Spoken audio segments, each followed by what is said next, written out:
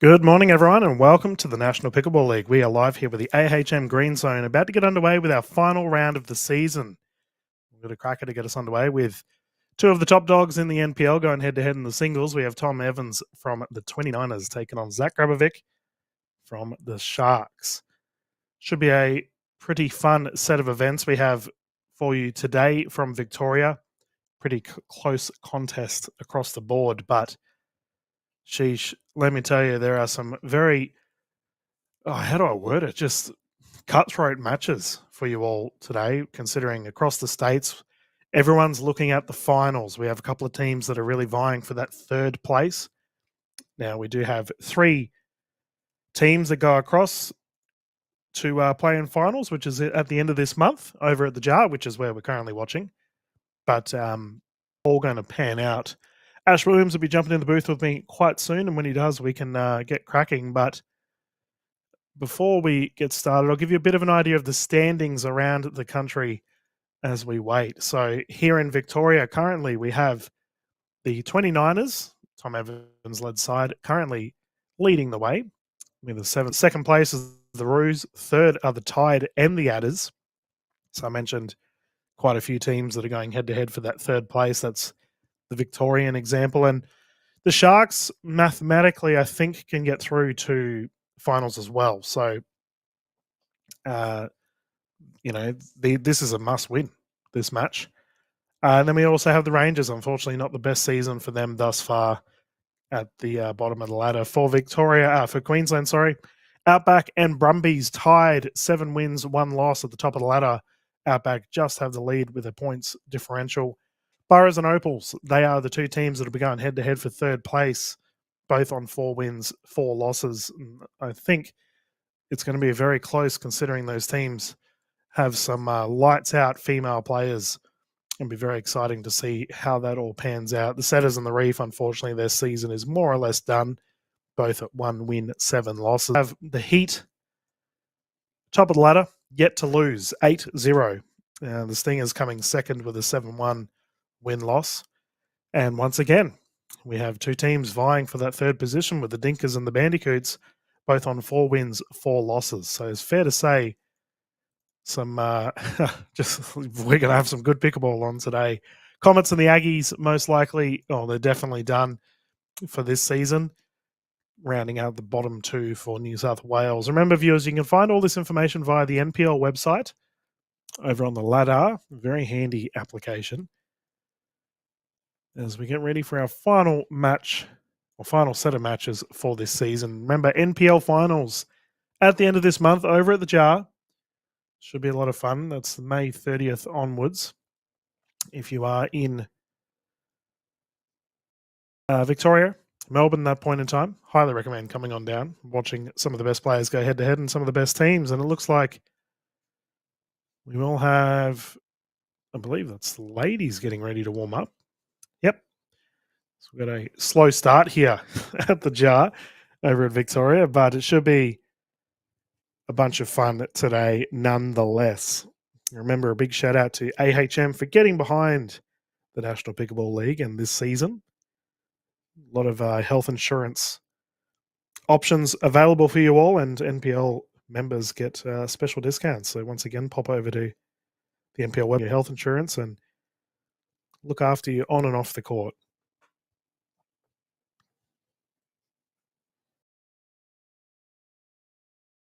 We had some fairly spicy matches last weekend for our 4th round. And I imagine that train of thought will continue throughout today.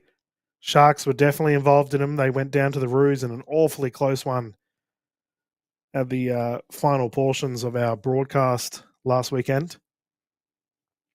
And it looks like we got the super sub Amy Munro's back playing for the Sharks. I spoke to Aisha Dang. She unfortunately is still injured this week with that lower limb injury that she suffered at the PWR 700 Brisbane Champs.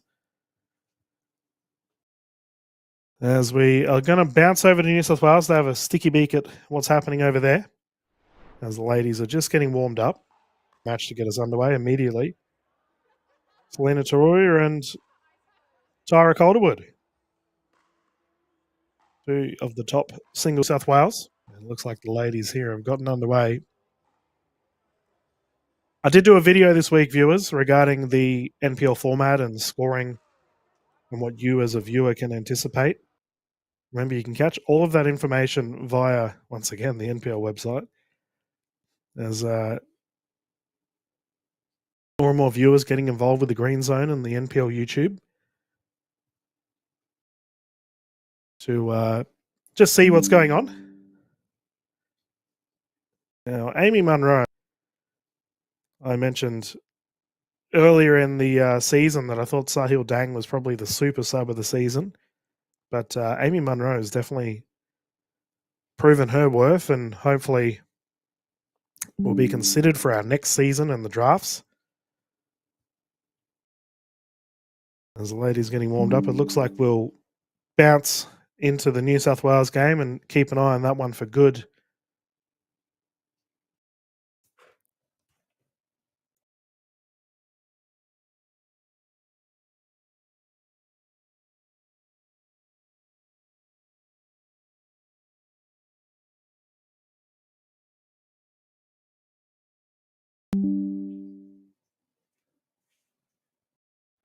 Now for Ange Green, it's been great to see her on the courts as well.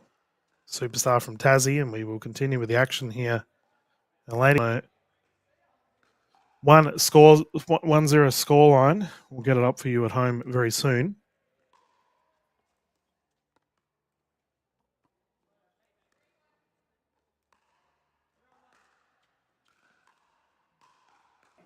(3-1) currently to Selena Toroya. Once again, available via ladder.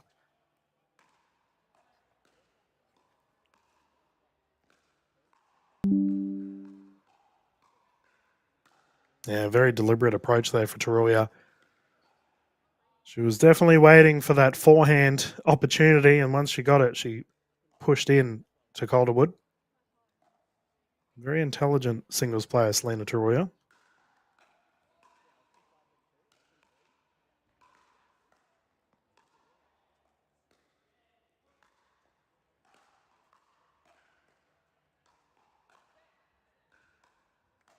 And we can see majority of her shots going towards Calderwood's backhand.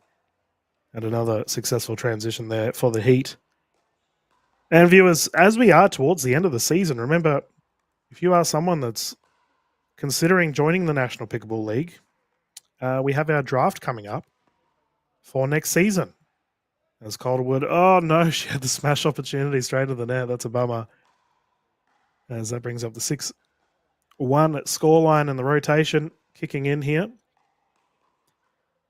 Draft information for you all will be available next week. No doubt the NPL team will be pushing it all out so you can have a look. Very interesting to see the captains announced and obviously which teams you could potentially be vouching for. But first of all, we got to get done with the current season and the finals coming up at the end of the month. I did see there'll be a bunch of fun had via the NPL finals, as we will have our finals party, I suppose you can call it. Nice shot there from Toroya. Once again, all information will be no doubt posted via the NPL social media pages. If you haven't followed them yet, please do. So much awesome information.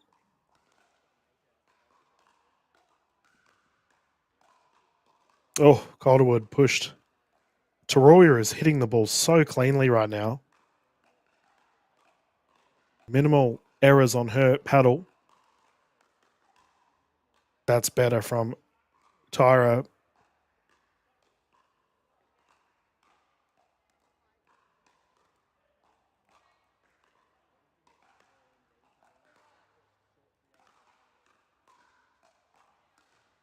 Passing shot, just long.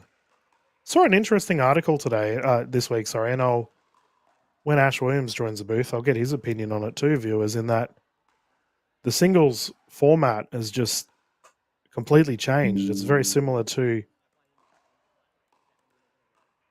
tennis currently, and these ladies are definitely proving that point. A lot of baseline drives waiting for the finishing shot, and not as much cat and mouse being played as there used to be, which I don't know. We've seen some pretty outrageous rallies this season with the NPL.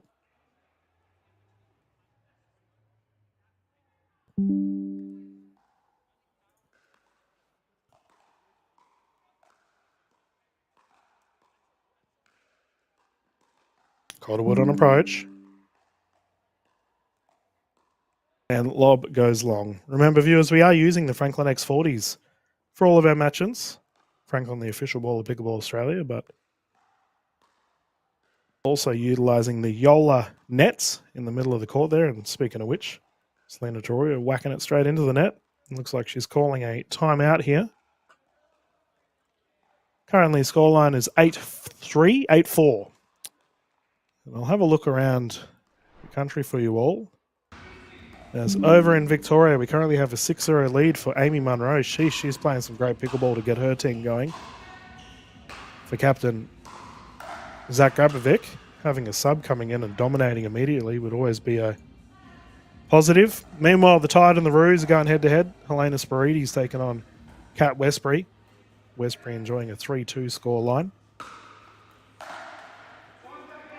And the Bandies and Aggies are currently going head-to-head. 0-6. Jovic currently has a 6-0 lead against Oxnard. Dinkers and Stingers in New South Wales have also begun, with Hyatt currently enjoying a 3-point lead against Smythe. So it's good to see all the ladies getting us underway here for our final round of the NPL.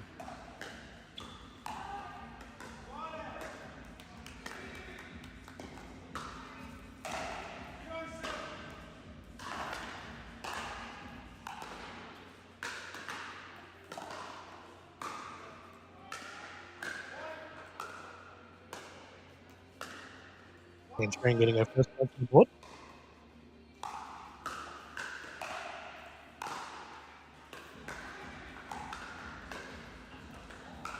Oh, and again, beautiful shot. Green playing some nice pickle.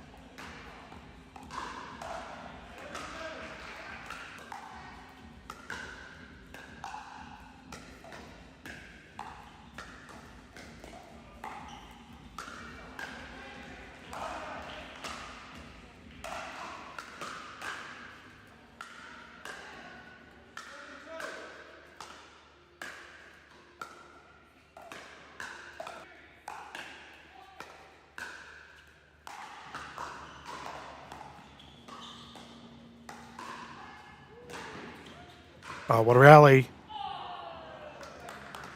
And Ange Green winning it with the net roll. There we go. I was just talking about cat and mouse play style. We saw a little bit of it there. Munro's got terrific driving prowess. Unfortunately, the net got in her way in that instance.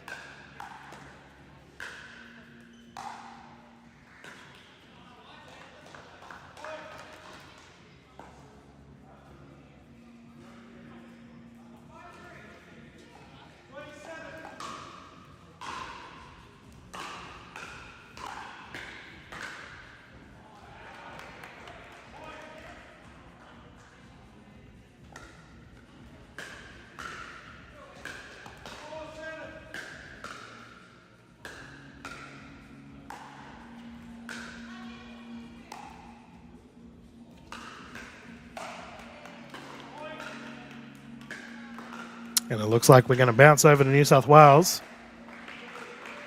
once again to have a look at what's happening with Calderwood and Taruya.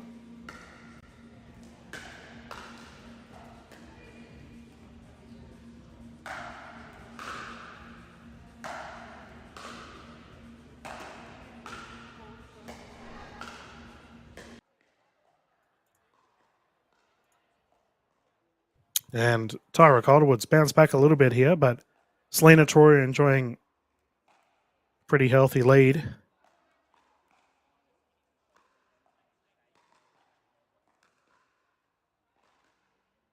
And that's a returning error that she'd like to get back.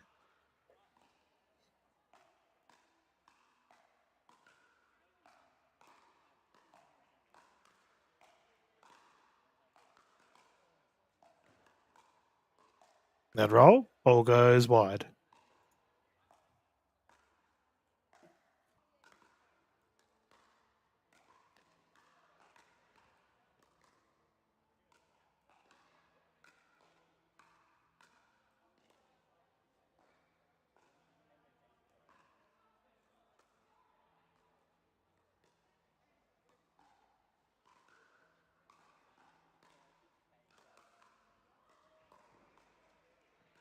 That's a great return there from Calderwood. So we need to do a bit more of that to try and tie this match up. And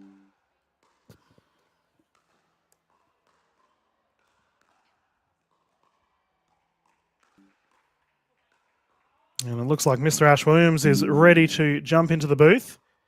Ash, are you there, mate? DK, great to be here, mate. Good afternoon, sir. How did your Div 2 matches go today? Well, no, I thought I'd just save the energy, DK, because we have a huge round 5 here in Div 1, and I wanted to be cherry ripe to commentate with you, mate. So I got a sub. Oh, fair enough. Well, I was just talking about substitutes as Amy Munro is up against Ange Green over in Victoria. We have a nice rally breaking out. Taruya putting that one away. But no, fair call. And for all of our viewers at home, the Div 2 finals will be streamed over in the jar. Calderwood hits that wide, and Selena Taruya takes the victory here between these two ladies. The Heat continue their fine form. Yeah, I heard a little bit of your commentary before, DK. You were pumping up Amy Munro. Now, you can't steal my glory. You know, I think I had a big call last week and said Amy Munro is the best female doubles player in Victoria. Yep. So Amy Munro's mine, mate. You got to back off. No. Very, very good call from yourself, Ash, considering how well she's currently playing. She's got the lead against Ange Green over at the jar, and we currently have Hoath and Mickey Massoy battling it out. What are you most excited about this afternoon, DK? Because this is a big afternoon at Pickle. Well, this here is a good result, Ash. Actually, as I mentioned to the viewers earlier, that Oxnard was down 0-6. So she's obviously come back here against Jovic, which is great to see. What I mentioned in the, I guess, a bit of a preamble while we were just getting the ladies warmed up earlier is that we have 3 matches that are all vying, or 3 sets of teams that are all vying for 3rd place in their state. To me, that's amazing. Obviously, in Queensland, we have the Burrows and Opals. Victoria, we have the Tide Adders and potentially the Sharks. I don't know if they can get it done. And then the Bandies and Dinkers here in New South Wales. So for me, that's exciting. Oh, yeah. There's storylines wherever you look, DK. And look, if Jovic gets that over Oxnard, that is a bit of a matzo ball there for the Bandicoots, because you would have thought that would have been a layup against the Aggies in terms of winning the overall tie. They really need to win that to give themselves a chance of getting 3rd spot there in New South Wales. Yep. Yeah, and here we go. We got the court on here, and Jovic, subtle lead. Oxnard needs to pull this one through, though, Ash, because you're probably right on the draw card. They may have just ticked this one off as a potential 0-4, or 4-0 rather, as that ball's been called wide.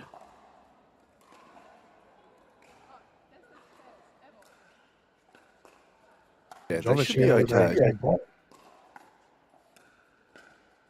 Just having a look at the male matchups. The Bandicoots really should get through. The Aggies are winless for the whole season.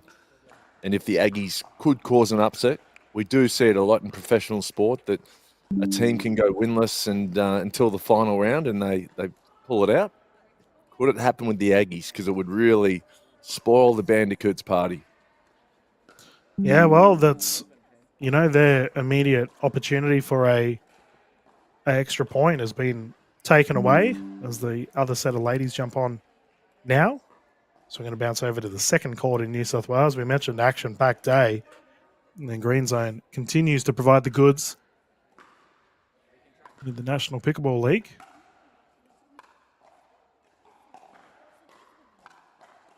Not to mention, Ash, today we'll probably find out who got the MVPs for the States as well. Mary Massey, nice shot there up against Nancy from the Heat. Who do you think, DK? For me, it's pretty cut and dry. For each state? Yeah. New South Wales is probably a bit of a closer one. I think Taruya, considering she's got an 8-0 start, is pretty positive. Joey Wild, Queensland. Once again, Brumbies having a great season. And Victoria, Evans, maybe Westbury. Westbury did get a couple of or an MVP earlier on the season, but I think Evans probably for Victoria. I think they announced it. I'm not sure if they let everyone know today, but last season, season 2, they did the award ceremony pre-finals. So on the day of, I think it was Saturday, the Saturday morning of the finals. Yeah, and I imagine they'll probably continue the train of thought approach here from Ferguson, and that one goes wide. So DK, who's going to win the MVPs? And if it's not this, I will be very, very shocked. You pretty much named them. Queensland, it's Joey. New South Wales, Selena. In Victoria, it's Tom Evans. Yep. That's it.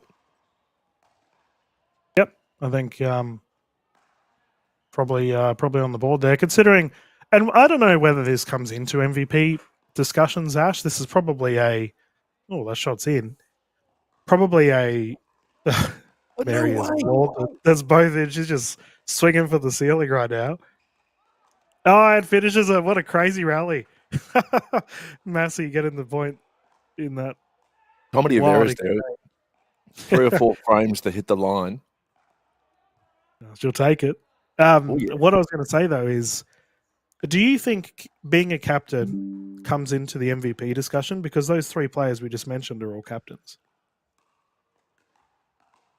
Well, I think for the overall MVP of the whole season, it should. Mm-hmm. It's if your team has done well and you're a captain, then it holds water. So I think it's just coincidental that those 3 MVPs are captains. Okay. Yeah, it's an interesting thing to consider, considering like here in New South Wales, obviously, Mickey Hyatt isn't a captain. Over in Queensland, Summer Dalabona isn't a captain. Crystal Mildwaters isn't a captain. These are players like I don't think they're on the same level as like a Joey Wild in regards to this season. But yeah, just an interesting train of thought. And this here will be a solid match with DK. Teams once again going head to head. Now, this is massive. Now, I have a bit of a theory. I think the Roos are low-key choking leading into the finals. I think the pressure is starting to get to them. And in fact, I know it is.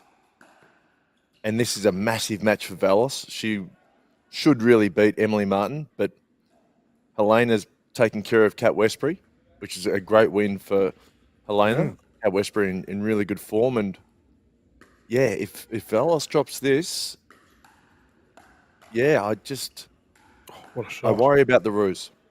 Jeez, Emily Martin, okay. Terrific shots. And I think I agree with you, Ash, in that this is such a pivotal match for both teams. Not only for Roos and their, I guess, confidence leading into finals, but the Tide, they're battling it out with the Adders to secure that 3rd position. Oh, for sure. The Tide are there for sure, but I think we go back to last week in round 4, and I think we're watching the Sharks, was it? Yep. And James Cornish and Kat Westbury took care of Selena Yang and Pierre Onrolis very easily. I think it was 11-1. Yep. And then they passed the baton.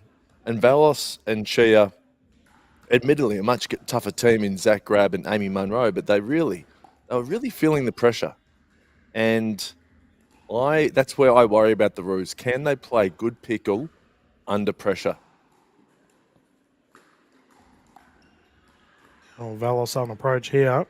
Yep. Smart shot. Yeah, Tide and Adders. Let's have a look at these two sides. So Adders have got the Rangers. Tide have got the Roos in the first set of matches. And then Tide have got the Sharks and Adders have got the Roos. So taking on the Rangers. So the Tide must win this. Yeah.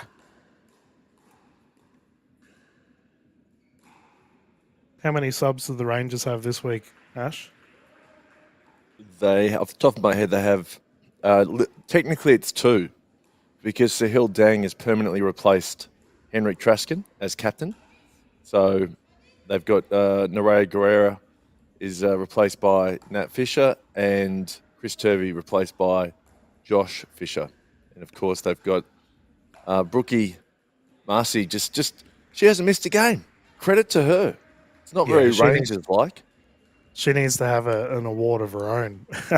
And I think how crazy that Sahil Dang was a sub and now is he replaced as captain? Yep. That is mental. Started as a sub and ends up as a captain. Sheesh. Yeah, started from the bottom, now we're here. Yeah, exactly right. And Valos. A 3-point lead. Worth mentioning too that Emily Martin feels the pressure too. She gets super tight in a pressure situation. I mean, admittedly, everyone does, but some players do more than others. And I think both of these players, I love the theatre. Emily Martin doesn't like the line call. Pickleball, good example. Ooh. And Emily can get spicy. This could get juicy, this match. Oh, you can't do that. And what do they say, Ash? Ball don't lie.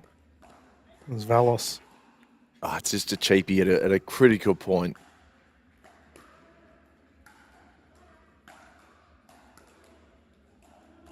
They're both tight. This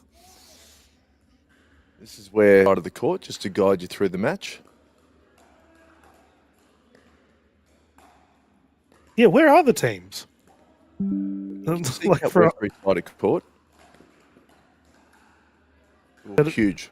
Or unless that's them at the back. The remainder of the teams.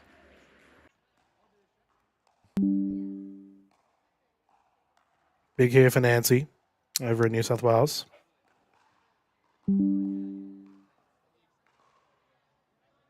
And over on court 1, thriller underway. Hoath and Masoi battling it out. Off. Mickey with an ATP. We'll see if that's in. Confirmed in. All right. There's our first ATP of the day, brought to you by Mickey Masoi.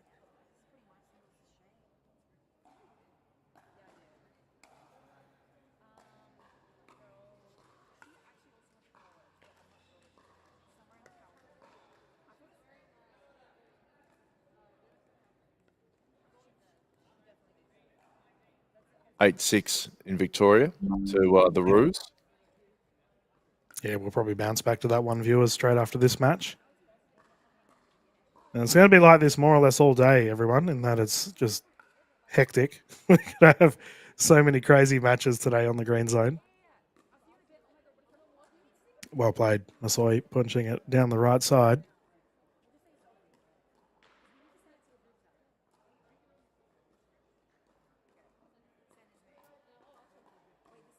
I was mentioning earlier, Ash, that the NPL draft, as that victory is there locked in by Masoi, the NPL draft will go public next week. So if you are a player that wants to get involved with next season, you can sign up.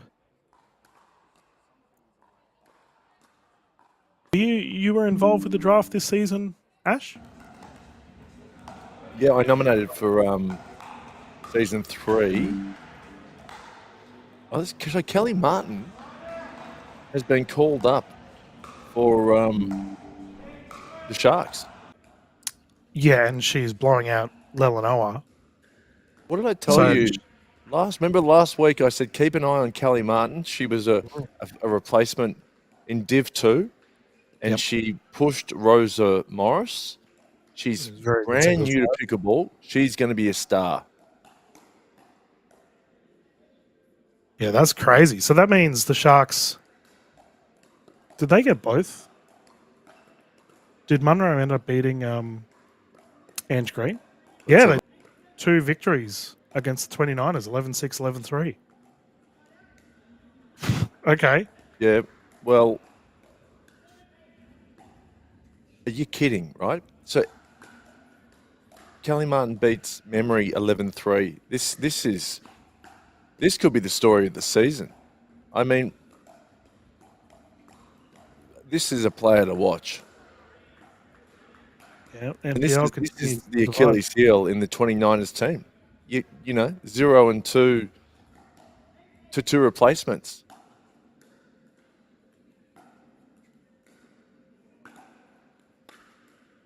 Yeah, that's crazy. And the Sharks, I think, mathematically are still a chance to make finals. I mean, they're getting a... There's the rest of the team. I was wondering whether everyone was. They're tense, mate.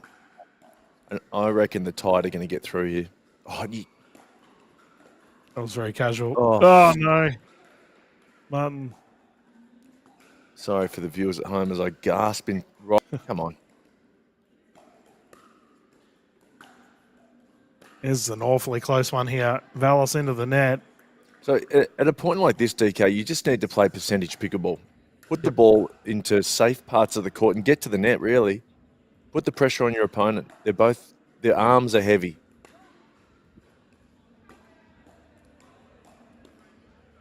Out ball.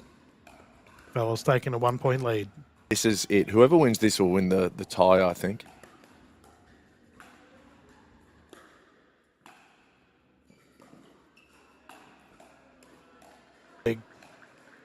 Oh, they're going to use the ball on court. No, we're too late.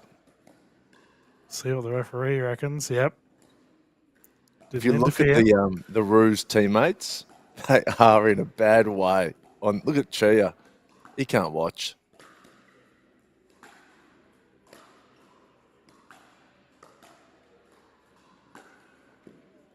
Oh, Martin had the opportunity.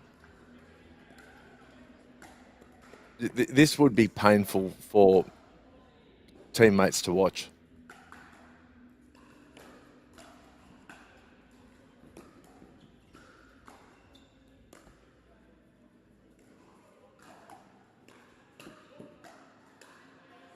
Oh, so close. Making it hard for herself, Emily.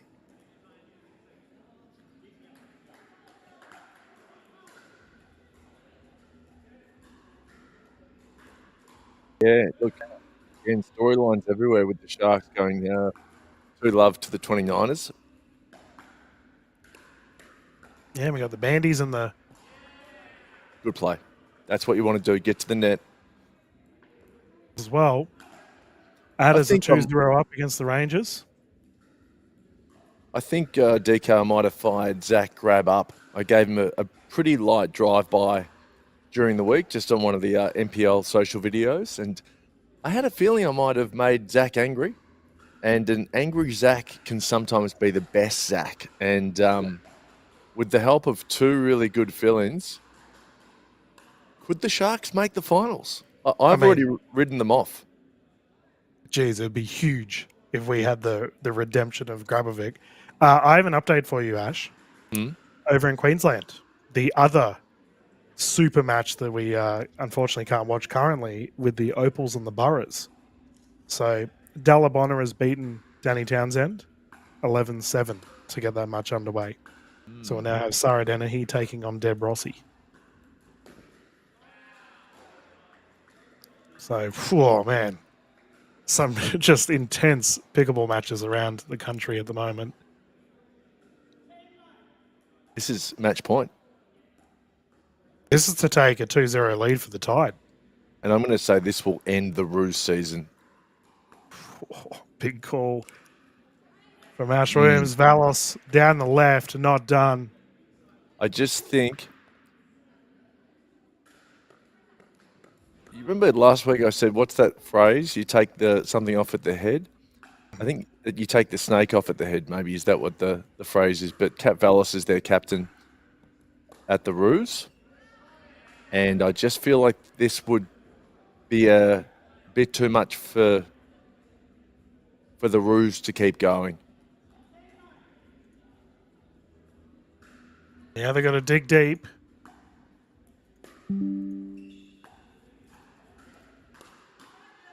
Oh. Uh-oh. Yep. Emily Martin has done it. So the Tide have gone up 2-0 against the Roos. I'm calling it. The Roos are done. We have a aghast Ash Williams here in the booth with me. What did I say to you at the start of the game, DK? I said they're low-key choking. And guess what? It's now not even low-key. They're choking at the pointy end of the season. That's huge for Emily Martin. Take down the captain like that. Well done. And I've got another, I guess, probably unexpected result for you, Ash. Reef v Outback. B Horsley in the first women's singles match over there in Queensland. So I can't predict today, mate. This is just what is going on. This could go either way. We're seeing, the 29ers are getting smashed. The Roos have got off to a terrible start. The Brumbies off to a bad start. This could be the day of the underdog. It's time for the Aggies. Their moment to shine. Let's have a look at my beloved Aggies, how they're doing. Yeah, they're 1-1. But they're currently 6-0 down in the gender doubles. Come on, Aggies, get it done. Hopping on the court now. Now, there was a typo I can see here in the Sharks versus 29ers. They're only down 1-0. They lost the women's singles, and that's it. So, it's not panic stations yet for the 29ers. Yeah, that's correct. Yeah, they lost both women's singles, however. So maybe that's where it's sort of bugging out. But can confirm, viewers, it is 1-0.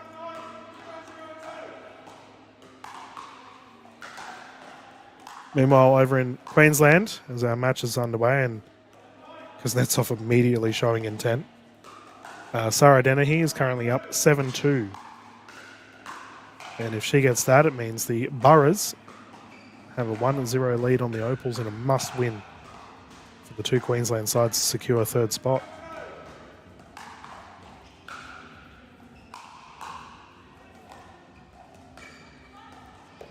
Yeah, it's down the middle is good. Matchup. Sorry, DK. It's a fascinating matchup, the Boroughs and the Opals. You've got the Boroughs who are better at singles, and I think the Opals are better at doubles. So, yep.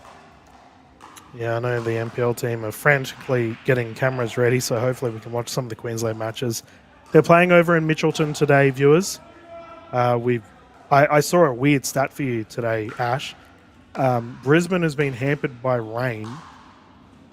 Like, it was an overwhelming percentage. It was like 60% of the weekends that we've had thus far in the year, Brisbane's had rain. So poor old Redcliffe is copping it at the moment, and so the players have moved to an indoor court. But as a result, the broadcast will be a little bit delayed as we try and get cameras set up over in Queensland. Because we haven't seen much of the Queensland matches this season, Ash. No. Bummer. Certainly not the Sunshine State, DK. Definitely not. Does this camera seem a little bit further back than it usually is on centre court at the Jar? Yep. Yeah, assuming it's so the big NPL sign is showing at the bottom, but it does seem a little bit further zoomed out as we got a nice rally breaking out. Oh, big whack from Evans. Tom will not let this tie slide. Not on his watch. Yeah, it's probably a sad day for NPL too, viewers, considering this is the last regular season day that we'll see Evans and Spirides playing, as they are moving over to the States permanently after this season. Ernie, good. Double Ernie. Didn't jump in the kitchen. Yeah, well, emotional for you, DK. I know that you fell in love with pickleball singles through Tom Evans. Yeah, one of the players. I mean, I've seen battles with him and Grabovic over the years that have been legendary. Oh, that was too casual. Pierre has just done a drive-by Ernie. That was outrageous. Potential timestamp there for you, Mr. Jimmett. Big shout out to the Sportsvot team as always. Big rally and roll as Cops one to the shoulder for his casual approach to the net earlier.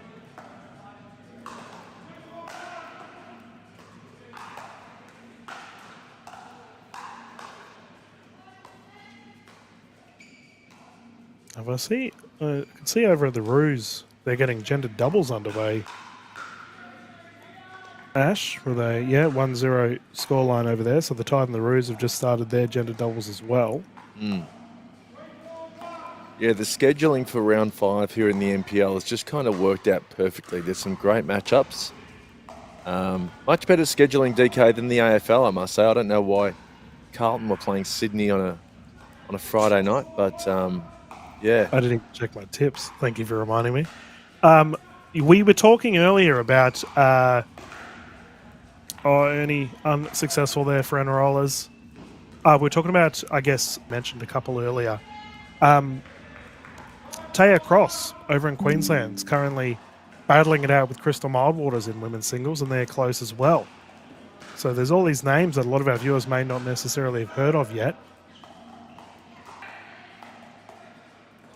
Yeah, it's exciting, and we need it. We need, the next batch coming through.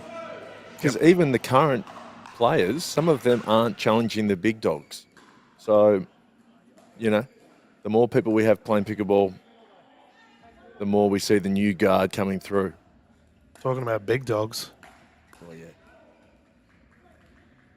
Absolute unit of a man here, Ethan Butson, playing with Vuk Filicevic. Yeah. Nice misdirect there, DK. Yeah, gotcha.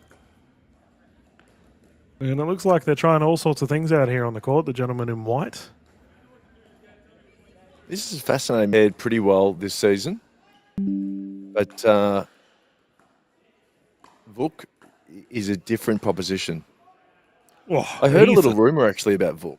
And whether it's true or not, that he actually got concussed on a boat a couple of weeks ago. And hasn't, maybe been feeling himself or as best as he usually does. So he's talking about concussion. Ben Porphyry just tried taking someone's head off.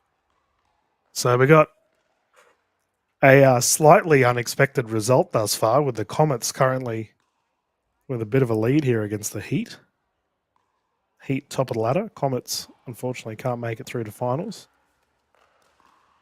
Wonky kitchen cam, that's okay. Well, this is what the Comets do, isn't it? They like to, pretend they're going to win and then lose. Jeez, you got no remorse. The Comets this season. This is what they do. I used to have it in for the Reef, but I've grown to love the Reef, and I think, the Comets have maybe overtaken the Reef. Yeah, I've got a soft spot for the Aggies and the Reef. And let's have a look at the Reef, actually, while we're talking. Up against the Outback at the moment. They took the first women's singles match, and Taya Cross and Crystal Mildwater is currently at a 4-5 scoreline over there in Queensland. Ben Porphyry nutmegged. The gentlemen for the Roos are up 6-1 against the Tide in Victoria. Setters and Brumbies, Leona Quinn currently up 10-4 against Jess Christie.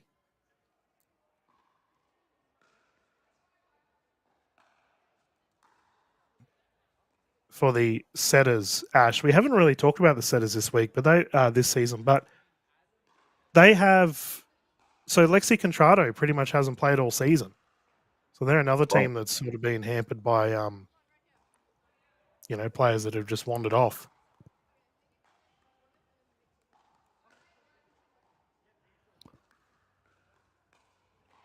Can confirm that Sarah Dennehy beat Deb Rossi 11-5. So the Boroughs are up 1-0 against the Opals and a must win. Has Lexi Contrado played at all? Ooh. I know Brendan did. I'm going to say she has at least once. I think once. Yeah. It's not great, but it's better than a lot of players. Some players have played none. Yeah, shout out to the Reef. By the way, in Victoria, the Roos lead the Tide 7-1 in gender doubles. They've come out bouncing. Yeah, the fellas are cranky after that start of their series. Bandicoots and Aggies also close here in New Zealand.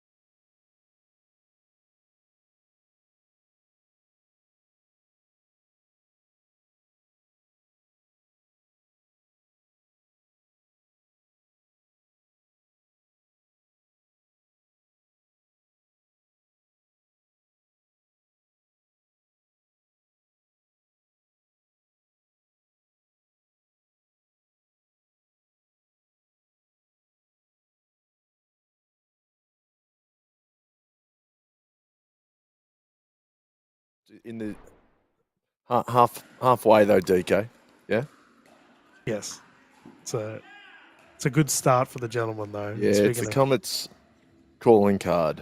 Let's see how they finish off. Tide and Ruse. James Cornish signalling that he wants some money there from Josh Chia. Cornish has had a pretty good season as well. Yeah, very solid. I played with James during the week and he was having some paddle issues. He thought his paddle might be a bit delaminated, but it looks like he's continuing on. Talking about paddles, Josh Chia messaged me. He bought a new paddle. Yeah. Consistent one. So this is interesting because he messaged me the same thing. What did he message you? Is he just sending group messages? I don't know. Mine was in regards to the video that I made this week, but he did mention that he has a new paddle and hopefully he'll have some success with it.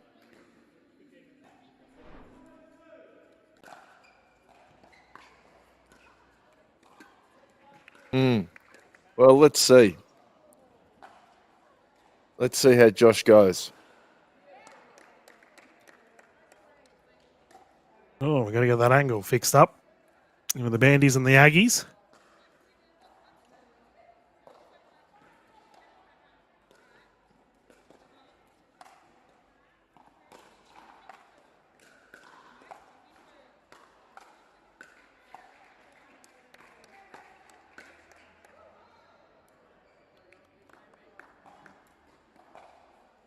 Yeah, Josh is. We touched on it last week. He's playing number 2 in the Roos team there in men's singles, and he's got to make sure he wins that. If he loses, it all comes tumbling down for the Roos. Yeah, I agree. And they're already in a bit of a strife, considering Shannon Spencer putting that one away. Titan Ruse. Geez, Ash, this is a... Oh, man. So they were 7-1 up, DK. Yeah.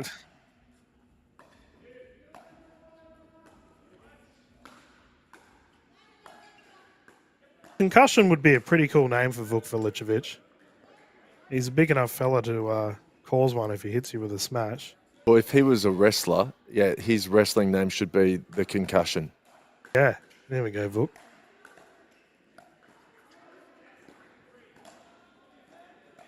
Ethan Butson and Josh Chia played together a lot against each other, and also they've played doubles together a lot, so they know each other's game really well.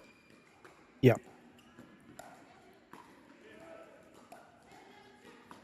Interesting, Ash. Oh, is that in? Got it. He got it. Jeez, that is a tough shot there from Vilicevic. It's awesome. Interesting that they were targeting Vilicevic there. Ash, we'll see if this trend continues. Well, I think they want to keep him back on the baseline. So keep hitting the ball to him so he can't get in.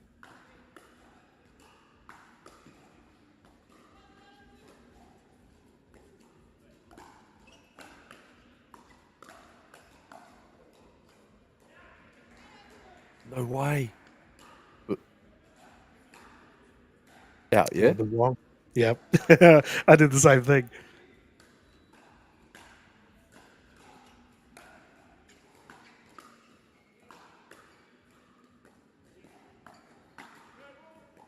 Oh, oof. Poach, long. Got to make that.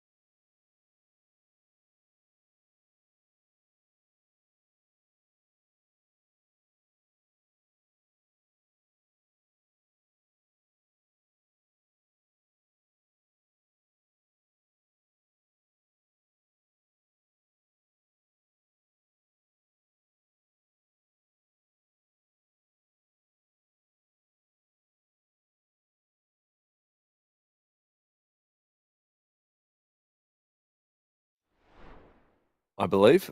And so that's why I think if the Tide can somehow beat the Roos in the overall tie, they're going to finish third. Even though they still have to play the Sharks later on, but I just feel like it's a good start. Yeah, they'll be looking really good. Yeah, no, very fair call. And over in New South Wales, so the Dinkers are another team that we haven't really talked about yet, but they are also vying for that third place up against the Bandicoots. They're not having the best start against the Stingers, down 0-2. Meanwhile, the Bandicoots are currently playing very well against the Aggies. Well, I mean, they lost the women's singles. Well, they tied the women's singles, but the gender doubles are currently up 16-9.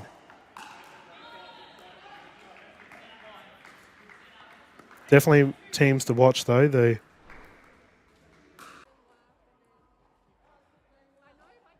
Bandicoots and the Dinkers, the Tide and Adders, and the Burrows and Opals. It's going to be so close. And I mean, let's be real. Okay, so let's say with all the teams that are coming third, Ash, who do you pick out of, the Burrows Opals, whoever wins out of that, the Adders and the Tide, potentially the Sharks, and the Bandicoots and Dinkers, because they've all got to play off against each other to go through. Tough. No, it's really tough. That roll ball popped up.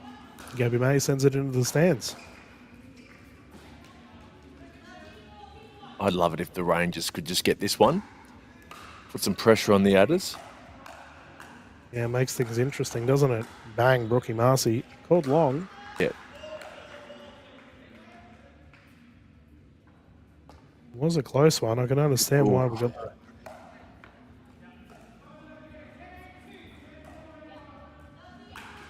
Now, I heard a whisper too yesterday, DK, and this might interest you, that Izzy Papazian is moving to Armenia semi-permanently. Oh, okay. There you go. I didn't know that. I've only heard it from one source, so it's not from Izzy. Only heard it yesterday, so that would surprise me. I know she's obviously, Armenian background and has a strong tie there, but to move there permanently would be a huge call. I think she's got a lot of momentum here in Australia with her pickle. Yeah, well, time will tell. That'll be a question to ask come finals if the Adders go through. The Rangers doing everything they can to prevent it. Yeah, also, apparently Nat Fish has been very unwell during the week. She's playing for the Rangers. You can see her at the top of screen. Yep. And she's been on, all of the pharmaceuticals, DK, just to get herself ready for today. Yeah, and the Rangers appreciate it. They're one of the teams that have heavily relied on subs this season, which is really unfortunate.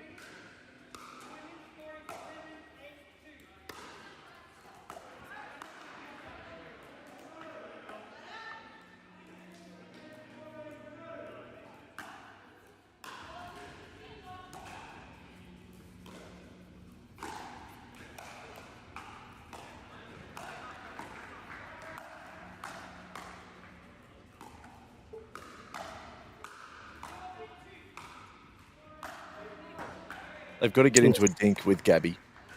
I've told you the Gabby pattern, I think, numerous times. It's one dink and then a speed up. And that is every time. So you just get ready for that speed up and you're going to be eating dinner all afternoon. And viewers, the Bandies got their first win against the Aggies, so they're up 1-0 overall in their must-win. The Heat have fought back in the gender doubles, considering the Comets had the lead on them. 17-13 over in New South Wales. The Tide are currently up by 4 points against the Roos. The ladies are on. We can see them on the right side. And that's a very important match. After this Adders v Rangers matchup, it'd be good to pop over to the ladies on the right side there and just finish that match off, considering how close it is. Sharks and 29ers. The Sharks currently have a 14-11 lead against the Sharks. Yep. In the gendered doubles.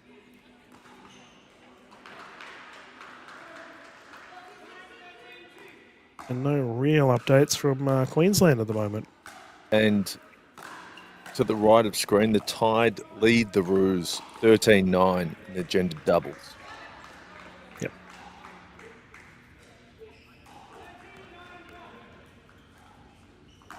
Rangers have done well here. Considering Fisher's not well, I think they should win because, again, there's pressure on the Adders. I think they're playing pretty tight. A lot of these teams down the bottom can play very free today. Yep. Just go out and have fun. Well, we're seeing that with the Comets and the Aggies and, you know, even the Reef. You can just swing. Yep.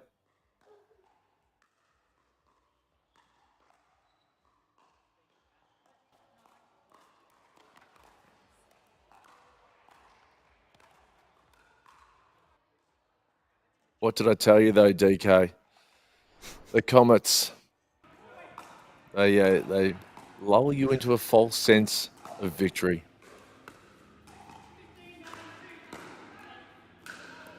Oh, no, long. Fisher, solid scramble.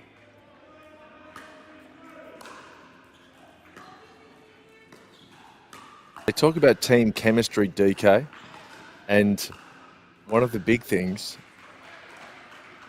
is to get your line calls in sync with your partner. If you're going to call it in, you need to both call it in. And especially if you're going to call it out, you need to both call it out.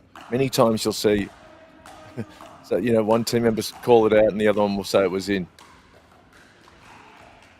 Here's that speed up, Ash. We'll see if it comes into play. So it's got to go to her dink. Is one. It's on the first one. Hang on. One more. Nah. There you go. She actually sped up on the first ball, DK.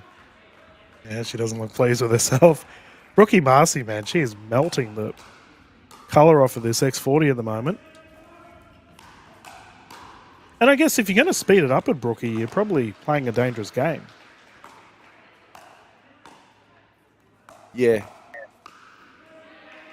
Oof, some players love a speed up, so you've just got to figure out what's working, see which patterns are, you're reaping the most benefit from. Yep.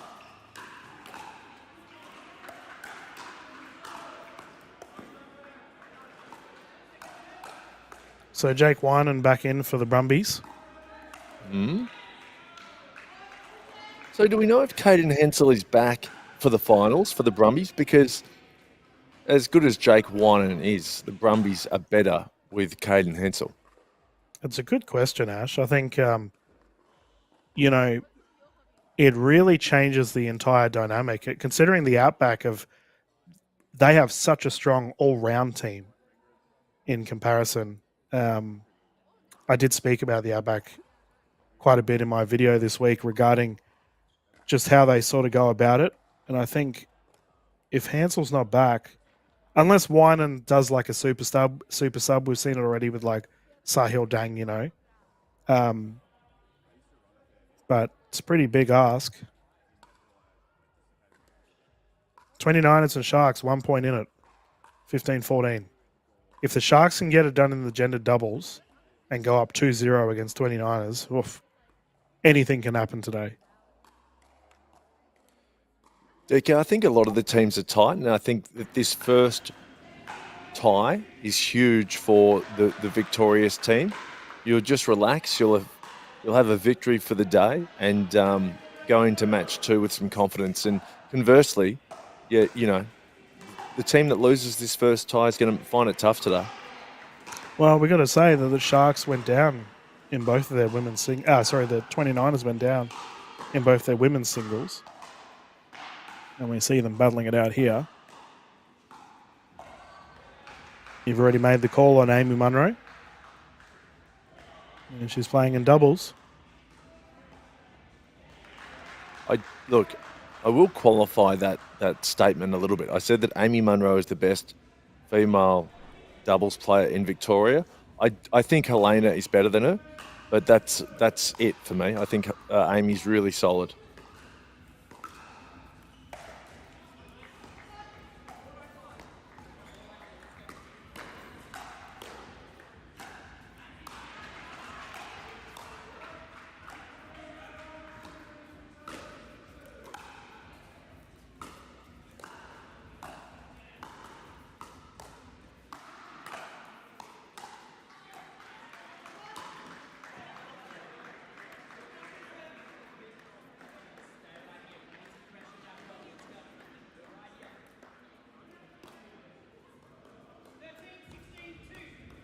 You just see Josh Fisher, Nat's husband, side of court there.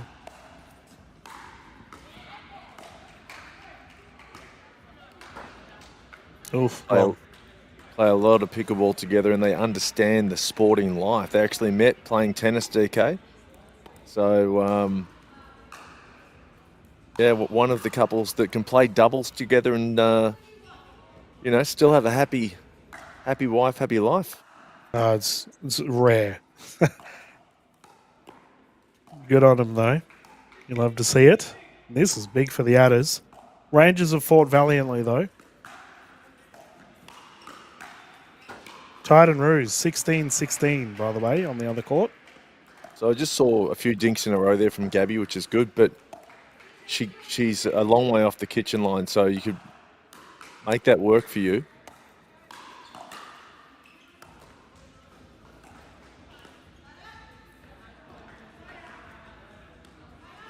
I love this from the subs, by the way.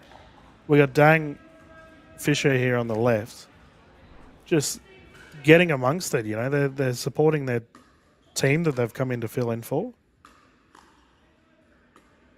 I'm just looking at the ladder, DK, and I'm just doing some sums. Oh my goodness. You do the math, I watch the craziness on the court. Yeah, it's not possible.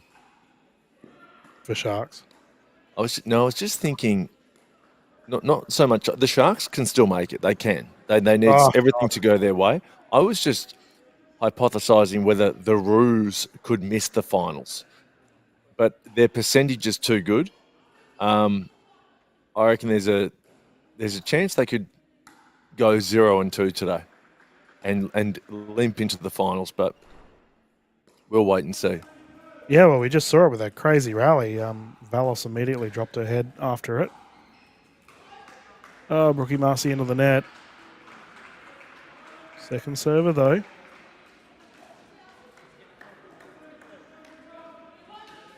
Yeah, look, for me, the Roos cannot win it.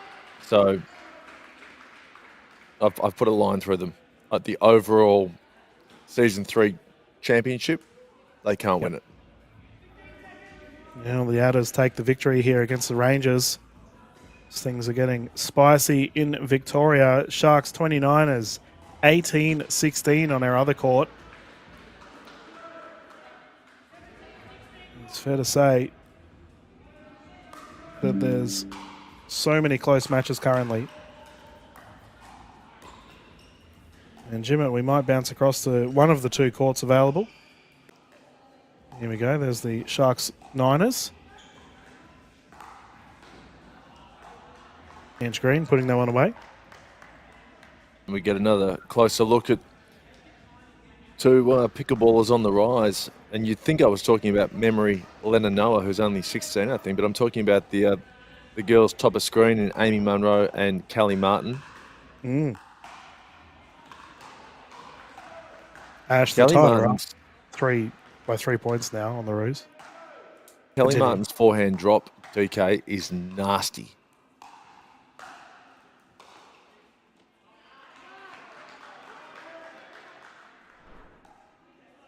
Jesus, 19-16 scorelines all amongst it. Pandemonium at the jar at the moment. Now, let me tell you, this. I called this early on. I told you they were low-key choking the Roos, and I don't want to keep going on about it, and this will be the last time I say it, but I just feel like they're bottling their season. Man, doesn't this make things spicy if the Tide and the Sharks get up? You know, the Adders have just had a win. So the second set of matches later on today for Victoria, as the Tide now move to a second server forced play for the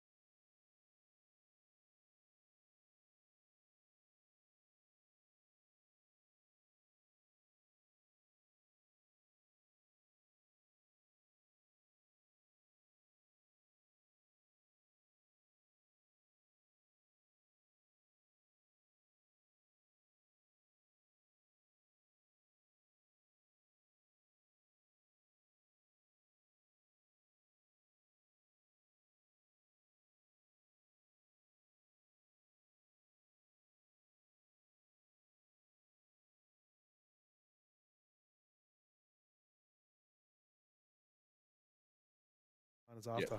They've called a timeout. So 21-20, I think, is it now? No, 2020 according to 20 ladder. Yep. That'll be right. They have a timeout Where's when I Vuk? full screen. I'd like to see Vuk there. There we go. You're a genius, Jimin. You knew exactly what I was going to ask, mate. This is massive. Again, 2 replacements in Amy Munro and Kelly Martin.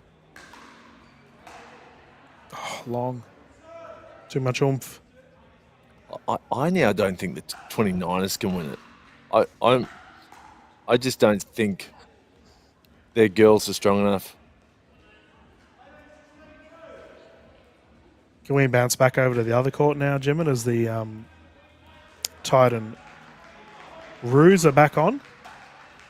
Thank you. Oh, yeah. Close matches all round here at the Jar currently. Oh, that counts. Second serve. They're going to cross here. Emily Martin always plays on the right there. She plays a bit pokey, doesn't she? She doesn't mind jabbing at the ball a bit. She's tight, mate. She's tight.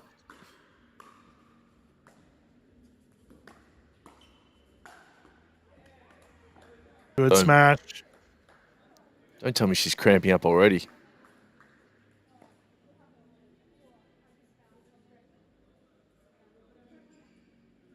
Time out. She might have done a hammy. There's no timeouts left. Oof. Oh, man. Surely she can have a medical.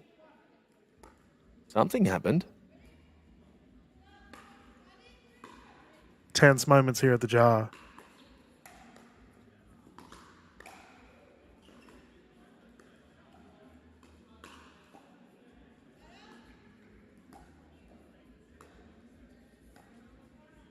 No. If you look at where Westbury and Vallis position their feet in relation to the kitchen, they're so far back. So again, you can kind of, they're not going to hurt you too much if you pop the ball up. 19-16, by the way, viewers on our other court.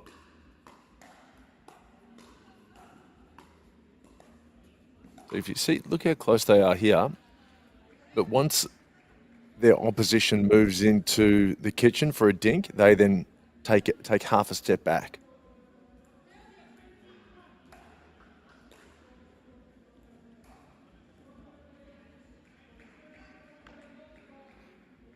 This is what we love, DK. This is key points in round 5. Oh, pressure pickleball, you know, finals on the line. All these teams vying for a position in the finals as Spirides There you go. takes out some aggression on that ball. I think Helena needs to just say, hey, listen, I'll take control of this match from here. Yep. Oh, no way. Oh, she's been She got caught. it. We got a match point. It just cramps her up, didn't it? Yeah, it was a lightning bolt. Must win here for the Roos. They can't go down 2-0. Oh, no. That's huge for the Roos. And look, Wow. their season stays alive in terms of the momentum leading into the finals. They're back. And we're over watching some singles, but I can say, viewers, Sharks 29 is currently 21-17 as well. Huge match for the Sharks to keep their season alive.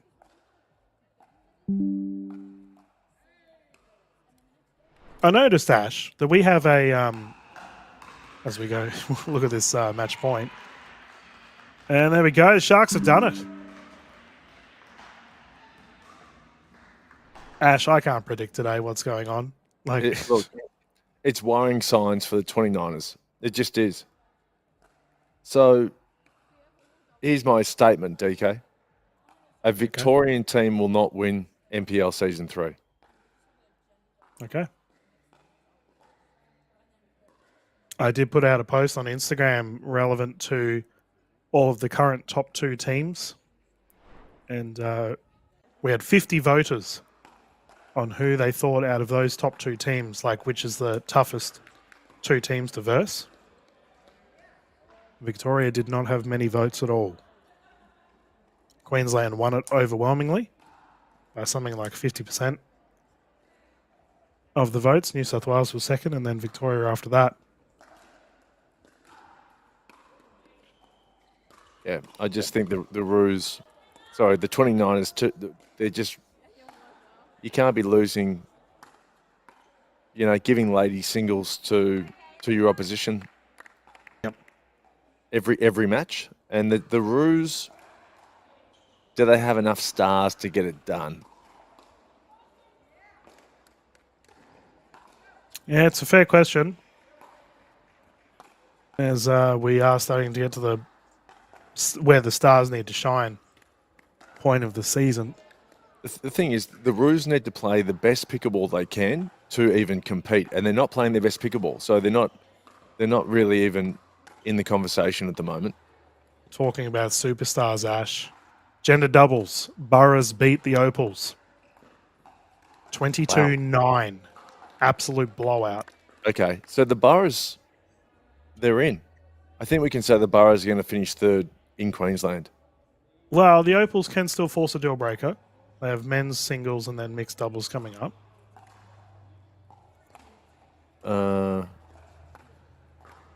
Yeah.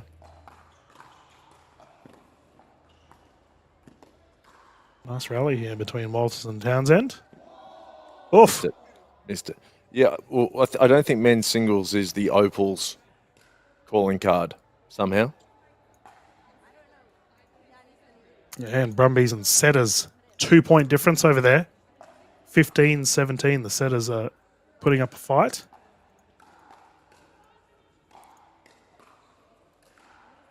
And Reef and Outback. Outback currently up 1-0 overall. Their men's singles has just started with Josh Nipris and Harry Brown going head-to-head. Geez, Cole Stoker, okay. Alex Strand's pretty handy on the singles court. Looking mighty casual out there. Speaking of, I noticed this was a bit of a quirky one for you, Ash, but for the finals party on Sunday, for the NPL finals, nice shot there from Alex Strand, the DJ is called Jimmy Tran. Don't know if it's any relation to Alex. I don't think it is. I'm pretty sure Jimmy Tran is a friend of the NPL. Cool. But I'm not sure. I'm keen. The finals is going to be a lot of fun. And here it is. I mean, I talked about earlier what got me into singles in Australian pickleball. It's these two gentlemen going head to head. Are we going to have an angry Zach on the court, Ash? Yeah, I think so. Zach will be fired up. And he's been confident on social media. Yeah, he did. I gave him a little drive by, and then we saw a post today from Big Swing No Ding. But still not sure who runs that account, by the way. Big Swing No Ding. I think, yeah, they've done a really good job of not releasing that. But Zach would have seen it, and he would have been furious. Yep. Yeah, if anyone's going to bring it to him on the court, though, it is none other than Tom. We don't even have his last name. He's just known as Tom, captain of the 29ers. The Evans name in Australian pickleball singles is a well-known force.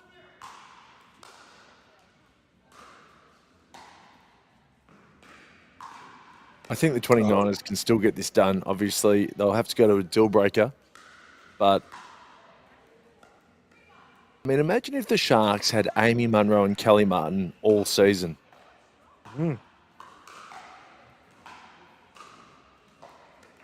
It's a fair point. You've got to draft well, DK. You know? Yep. And this is the thing I don't think a lot of NPL captains do well. I don't think they immerse themselves with the pickleball community in terms of up-and-comers holistically. You know, they kind of see a player they like and they think, okay, I know who I'm going to draft. When you can miss some real diamonds in the rough coming through. And you're spot on. I mean, there are so many players that shouldn't have been drafted this season, but captains think, I know their game, it's good enough. No, you're missing out on great players. And Ash, even as a commentator, I cover so many of the challenger teams and the teams coming up, the Masters divisions, the 3.0s, the 2.5s, the 3.5s. And it's handy because I see, like you mentioned with Kelly Martin and Amy Munro, you see these players, they're going to be good. They're going to be superstars as Grabovic gets underway here with Evans. Good serve from Zach. Yeah, good start. Nice and deep. The Sharks. And you're talking about drafting well, Ash. Can we bring up the fact that the Heat are on a potential to have a perfect season? Well, they've had no feelings either. So everyone's buying into the team, to the season. And it shows. Yeah. I don't know is that a first? Canucks. Mr. Shoal. I know the Jalapenos season 1 had a historical season as well, but did they have a perfect season? I can't remember. Mate, this could be, you said it, the redemption. I'm going to say the resurrection of Zach Grabovic. Yeah, Zach Grab is clearly fired up. But we can't discount Tom Evans. No, you can't. And once he gets his teeth into a set or a game, it's advantage Evans. Yep. I have to say also, just as a bit of an update, viewers, it's looking more likely that the Bandies will have a higher chance to go through in New South Wales, as the Dinkers are unfortunately getting blown out from the Stingers currently. Bandicoots, however, are enjoying a 2-0 lead against the Aggies. Approach is good. Grabovic punching it. Oh, called long. There was no need to roll the volley. He could have just hit a flat volley, a tennis volley, really. So viewers, last weekend in the Greenzone, Grabovic Fair to say, oh, nice shot from Evans. Fair to say that Grabovic had a little bit of a explosive exit to the court against the Roos in that deal breaker.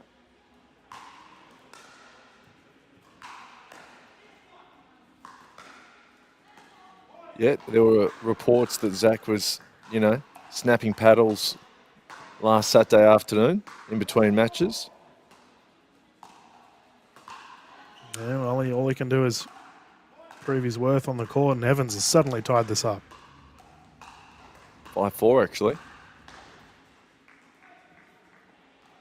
I heard you mention earlier that article that came out today about pickleball singles, how it's, we're losing of it. Yep. So that was from Federico Staksrud, the number one in the world, who Tom actually has a win against. Yeah, I think he has a point, but I think it's, in relation to these new potted up paddles that are just getting so much power, and we're seeing a lot of players stay back and not force the net like they used to. And I think it's really prevalent in men's singles just because of the power aspect. And you can generate enough speed with a groundie to finish the point. Yeah, passing shots are supreme at the moment. And these two fellas can wallop them. Smart there from Evans. Big run here for Tom. Has Tom got one of the biggest wind-ups in Australian pickleball? Like, what's happening. He definitely, when he gets that drive on, it's coming. Oh, my goodness. Called wide. Oh, really? No, in. Like called in. Called in. Sheesh, what a shot. Yeah, so I know that Tom does like to start top of screen and finish down this end. Oh, it's awesome from Tom. My goodness. Just wow. And viewers may now start to understand why I fell in love with singles. Thanks to these gentlemen. They can just pull off the impossible all the time.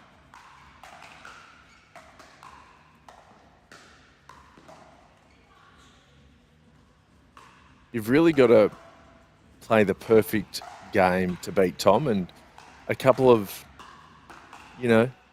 cheap errors from Zach, and, Tom runs away with it. Yep, yeah, exactly what he's doing right now.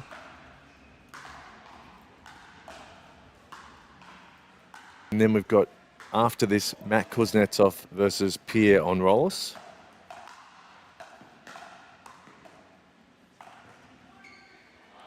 Oh, good movement from the big shark.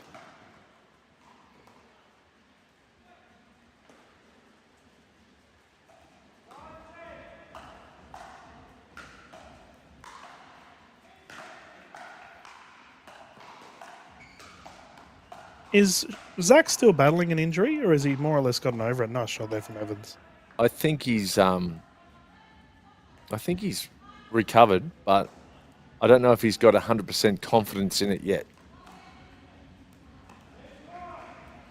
Of course, he pulled out of the men's singles at NPL Brisbane just because he didn't want to put too much stress on it. He played gendered doubles and mixed doubles. Yep. And we haven't really seen his singles for extended periods. So, yeah, it's TBC, DK. Fair call. And updates around the grounds, viewers. So Opals and Burrows in their awfully close matchup at the moment. The Fog got it done against Ben Dawson, who Ben is a very solid singles player, 11-1. So Ryan Simmons is currently up against Ben Costin, 8-1 as well. Tom Evans, nice shot. On the right side. That Tui backhand volley that Tom does, he gets incredible angle. You can't really get that with a one-e volley.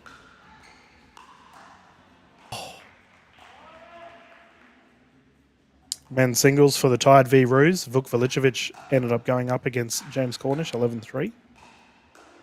Yep. It's also raining heavily here in Victoria at the moment, DK, so that would be You'd be hearing that at the jar. Yeah, okay. Hustle. Smart. Hatters v Rangers. Dan Kuznetsov ended up beating Sahil Dang 11-6. It's a good win there for Dan. Yeah, great win. And the Bandies got it done against the Aggies as they're now into their mixed doubles format with a 5-0 lead. It's a good win from Tom. Zach got off to a great start there at 4-love. Yep. Stingers on their way for a third win against the Dinkers. Let's not forget, DK, if the Stingers can beat the Heat today, they finish on top in New South Wales.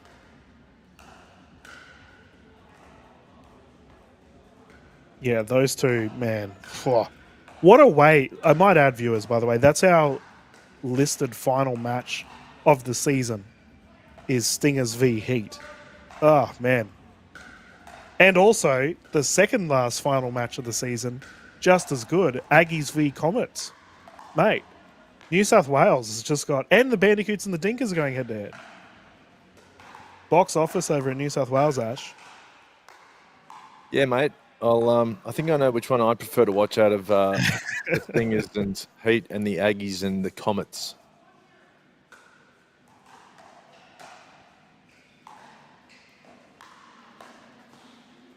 Yeah, it should be a lot of fun.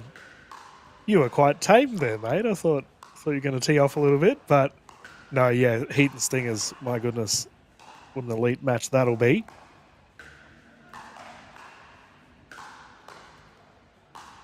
So Matt Kuz should get this done, and that'll take the tie tally to 2-1 in Sharks' favour. Yep. And then we've got mixed doubles, which I think lends itself to the 29ers.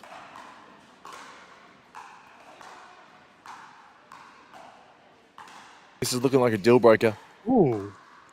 Yeah, potential deal breaker. And Jim, at the moment, we got Ethan Butson and Josh Chia going head-to-head at Tide v Roos. Can we potentially chuck that match on? I think Ethan, we mentioned last weekend, Ash, that there's some players that, they've been in the NPL for a couple of seasons now and they need to start proving their worth. Mm. And we mentioned those two names. So that'll be a good match to chuck on. And viewers can confirm that the Boroughs have just taken down the Opals. So big for them. But we will get that Butson v Chia match on for you all soon.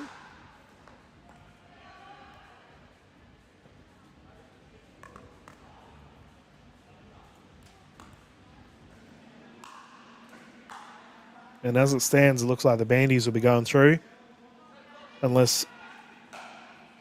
Oh, what happened? Well, then it'll come down to point differential if the Dinkers can somehow beat the Bandies in their second time slot later on. As they are well and truly putting the Aggies away at the moment. The Aggies.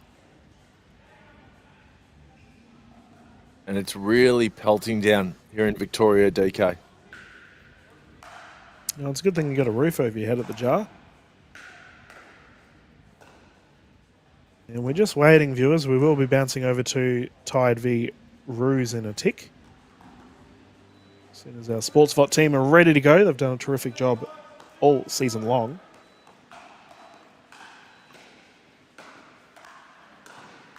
I haven't minded Anharolas' season. He's played a little bit of a different role, especially in the gendered doubles. Yeah, well, he's improved a lot.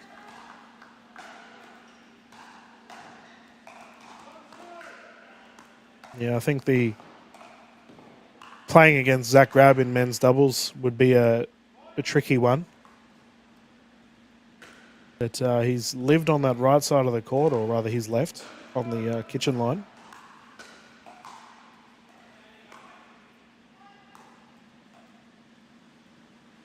I think last week he might have been a bit scared of Zach Pierre. Never good, DK, if you're scared of your teammate. Yeah, Zach's big, scary shark, so fair enough.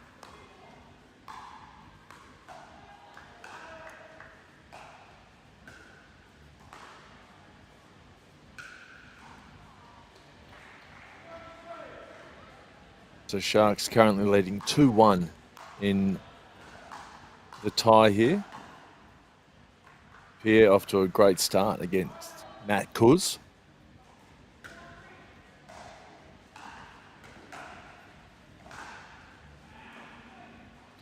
We are going to be jumping to court 2 at Victoria very soon. It's the Tide versus the Roos in Butson versus Chia.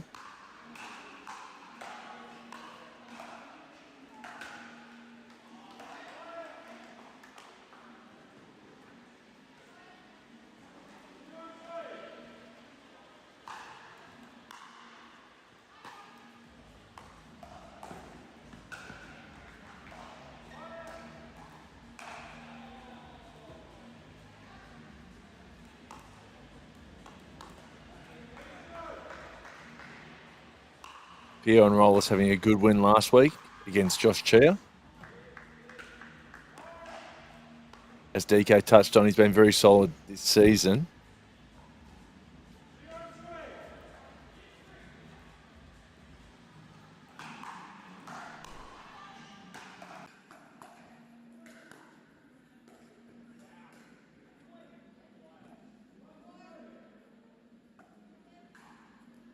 Men's number 2 singles here on court 2.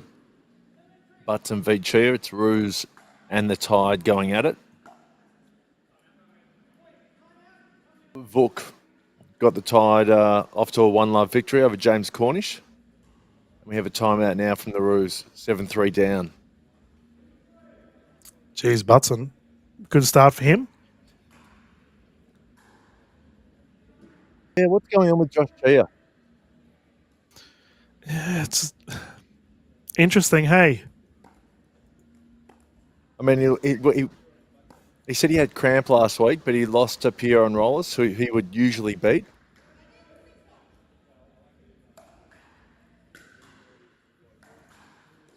I think he just hasn't been settled with the paddle. We touched on that he's now bought a Gen 4 Yola, but this is a great start from Ethan. Talking about great starts, Josh Fisher currently up 8-1 against Timmy K. No way. Yep. The Rangers just continue with the surprises. Hudson.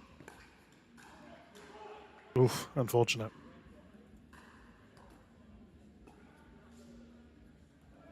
Timmy K hasn't really kicked on either, has he? Yeah, it's unfortunate, right? Like I compared him to someone like Isabel Papazian, you know, that younger up and coming superstar, and you know, obviously women's pickleball is different to men's, but I think Izzy's been up against some pretty tough opposition this season as well. I don't know. It's an interesting one.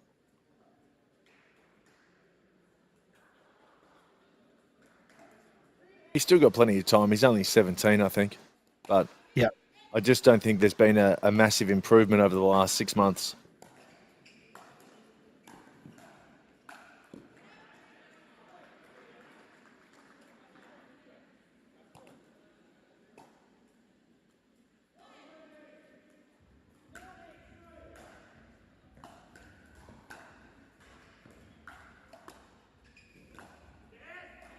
Good ball from Chia.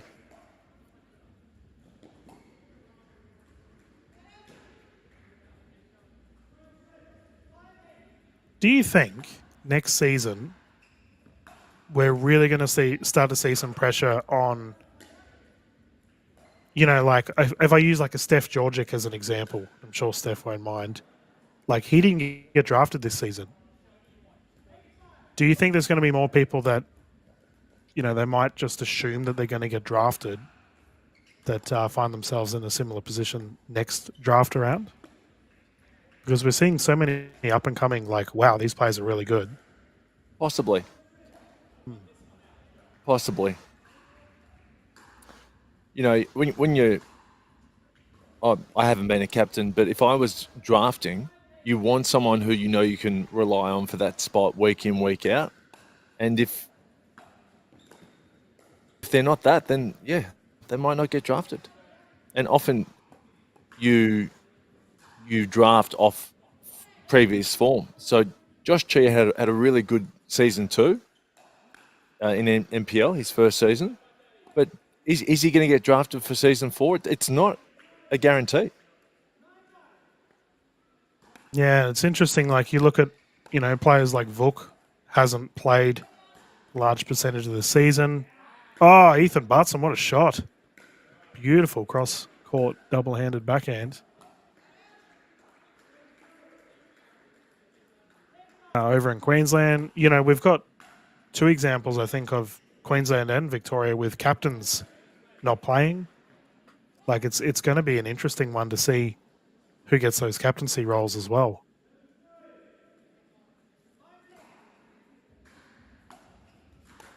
Yeah, I think you've got to have the best captains, and if that means you've got to have repeat captains, then so be it.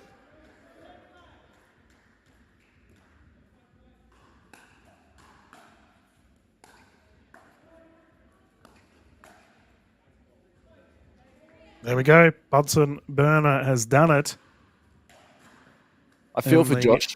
Something, his game has just kind of come off the level. Yeah, a bit of a mental blocker at the moment for Chia. So the Tide, DK, lead the Roos 2-1 going into mixed doubles. Huge. And I'm thinking the Tide, it's going to be close because Ethan and Emily Martin aren't the strongest, but Chia and Valos didn't play super great last week. Yeah, and I mean,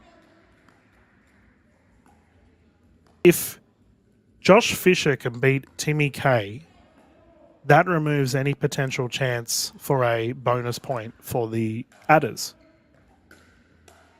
Yep. Actually, low-key, a massive match for the Adders, considering the grand scheme of things for that 3rd place. Yep. Now, I've also heard a rumour, DK, but it's not happening. Because I thought that... Oh, it is happening. So Vuk's playing with Emily Martin, is that correct? I thought that James and Kat Westbury might play the number 1 pairing, because they played number 2 pairing last week for the Roos. But yep, we'll wait and see. Another interesting update for you, Ash. In mixed doubles, the Boroughs currently enjoying a 6-1 lead over the Opals. So it just does not look good for the Opals at the moment. No. You know how they call seats and in the election, DK? Yeah. I'm calling it for the Boroughs. They're going to finish 3rd in Queensland. Well, who have the Boroughs got? Oh, they've got to verse the Reef, and the Opals have got the Setters. Oh, man. So, yeah, it's interesting. That second match time slot could go either way. Well, they both should win the next match. So this is it. The Boroughs will get it, and they'll secure 3rd. Yep.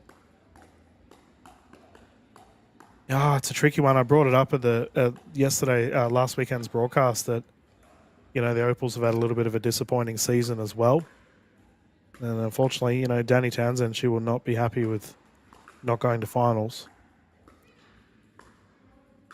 Same as Deb Rossi, actually, considering the Parrots made it last season, and so did the Fog. Well, the Fogle Coolidge won it last season with David Richardson. So, yep. Tricky. Well, the Opals too. Who was their second male they drafted? Because it wasn't Ben Costin. Matt Carter. So what happened to Matt Carter? Don't know what I can say on air. Righto. Let's just say it wasn't a positive ending. Righto. Unfortunately, and the Opals are in a bad spot because of it. But my understanding is that Carter wanted to continue playing. I'll leave it at that. So, meanwhile, around the country. So Reef and Outback are about to start their fourth set, with the Outback currently enjoying a 2-0 lead. Yeah. Well, look, if you think your team has had a tough season, then you just need to look at the Reef and you'll feel good about your team because there's no car crash like the Reef. They are. That's I'm going to say it's the worst team in NPL history. Okay. Well, you are statistically incorrect, Mr. Williams, because the Reef have had one win. Well, no. Let me finish my thought in terms of team unity. Okay. Yes. Well, if anything, I feel like Jesperson and Niparis have like bonded over this. They've like Yeah, but a team's not comprised of two people. correct. You are correct. Yeah. They'll be mates for life. You know, they've been in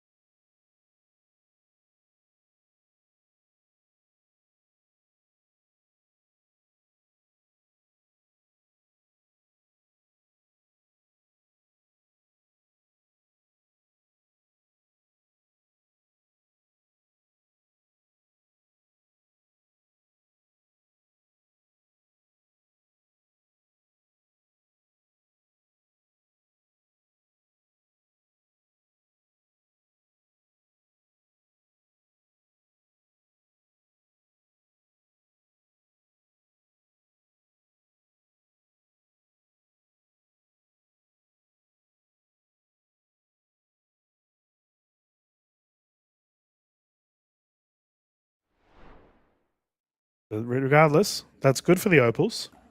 Keeps their season chances alive, and it looks like, yeah, the Opals have done it. So overall, the victory has gone the way of the Boroughs, though, but doesn't make it as devastating as what it could have been. No, well, the Opal season is still over because the Boroughs have got the Reef next, and the Reef are not beating the Boroughs. Yeah, but Opals have got the Setters, so the Opals could potentially... true, though. You're saying overall on the win-loss. Yep. Yep. They're now a match behind, and they won't be able to chase it down. Do you think the Boroughs will go anywhere in finals? Like, are there any other third team potentials? Do you think, they could potentially cause a bit of a ruckus?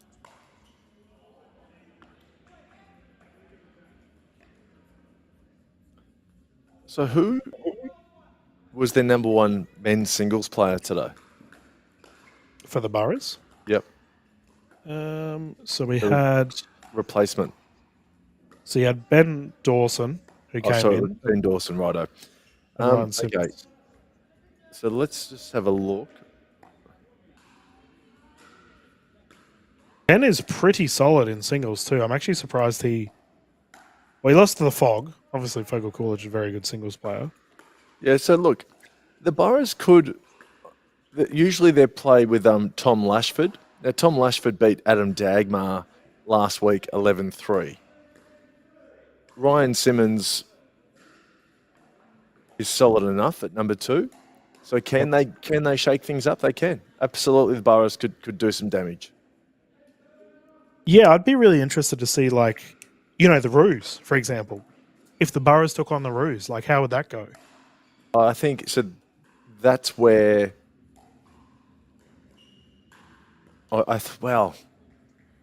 as they're playing right now, the Boroughs would win. But if Josh Chia can get firing, then all of a sudden, the Roos, I think, would beat the Boroughs. Josh Chia needs to fire for the Roos to go anywhere in Season 3. And he's starting to fire here, DK. 17-12 Roos. It's good. It's good. Keep in mind, viewers, this will go to a deal breaker if the Roos can get it done. This is looking good. The deal breaker will be juicy. Yeah, good pickle up ahead for us all.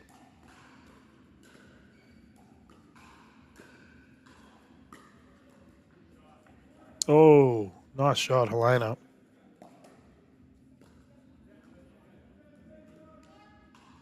'29ers currently have the lead on the Sharks, 15-10. So we're going to have a double deal breaker. Double deal breaker.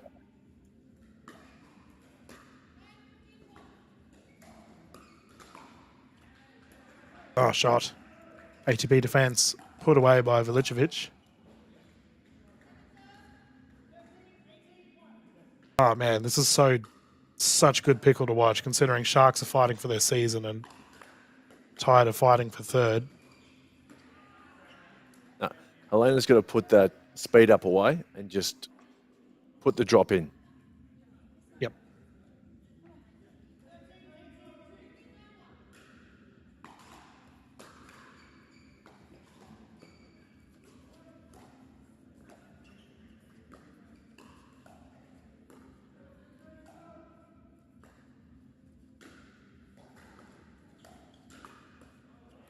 Good play.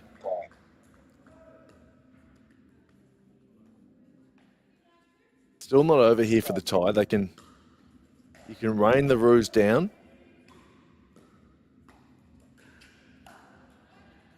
Pulled out. Oh no, ball.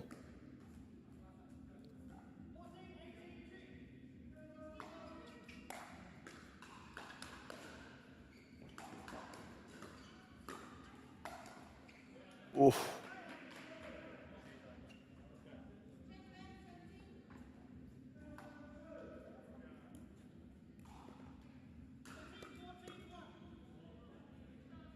Key point this. Oh boy. Yeah, it's a cheapie. And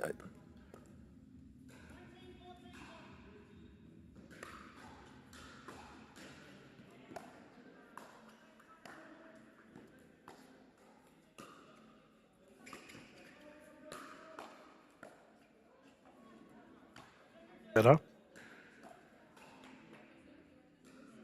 second serve here for Chia. Oh, Sharks have bounced back. 13-15 to prevent the deal breaker.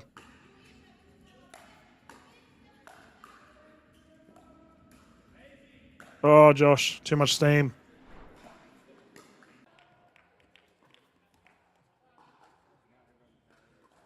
Just a quick look over at New South Wales. We haven't watched much of the New South Wales for a little bit. Yeah.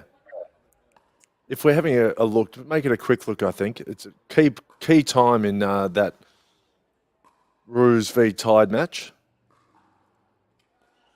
Yeah, that's Heat v Stingers, which we will come back to, viewers. Draw your high yet. Oh, wow, it is juicy. Didn't realise it was the Juggernauts.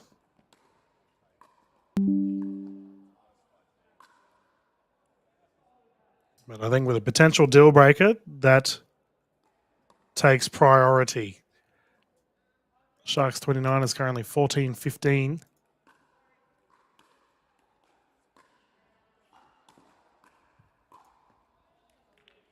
Roos have got a 2-point lead, 19-17. Oh, geez, the Sharks have tied it up here, Ash. They have done so well. They do not want to be playing a deal breaker, and they've taken the lead in the mixed doubles. The Whoa. Roos and the Tide are 19-17.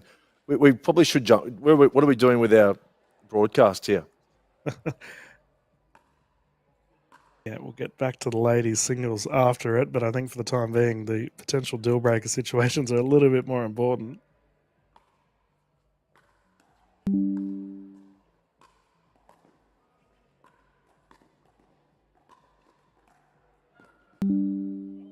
Oh, what a rally.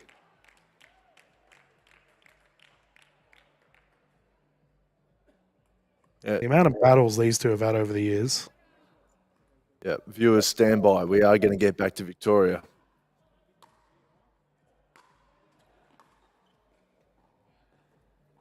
Now remember, viewers, this match currently on court, what we had with the Heat and Stingers, is to complete a perfect season for the Heat. And here we have the match that we were just referring to, Sharks 29, as the 29s had a huge lead, and there's a big Zach. Even if we could Swinging split the next. screen between Court 1 and Court 2 in Victoria, because they're both tense battles. I can't believe Sharks have taken the lead here, considering that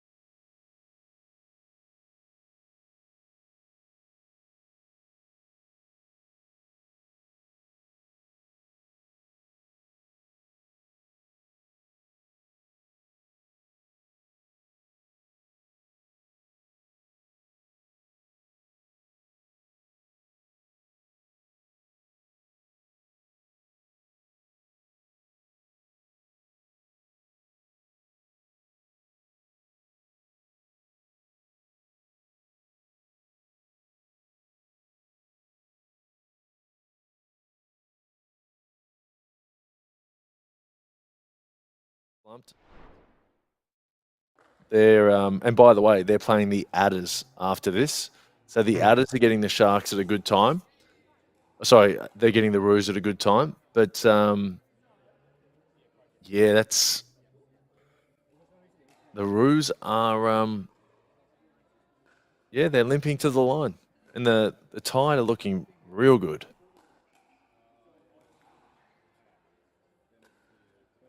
Yeah, we still have the Sharks 29ers battling it out, viewers. Hopefully we can bounce back to see the final points for that as well with the Sharks to defend the deal breaker. There we go. We can bounce back to the ladies singles afterwards. So the Sharks, you know, I don't want to be a Debbie Downer, DK, but they still can't make the finals, even if they win this. So they needed a perfect? Well, they probably need a bonus point. Yeah, like a double bonus round. Even one bonus point, and they're a chance.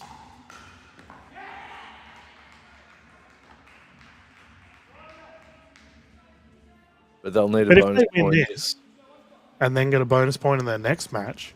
Yep. Well, yeah, they've got the Tide next. It's not going to happen. Yeah, well, the Tide get put into an interesting situation. Could they potentially be vying for second place? No. The Roos have got second, just on percentage. Okay. Actually, hang on, mate. Now you're being interesting, DK. What if... So if the Tide get a bonus point, they go to second. If they can beat the Sharks. Sheesh. But they have to get a bonus point. Yeah, they need a bonus point just because the percentage is so good for the Roos. Yeah. Oh, Zach Grab, big swing.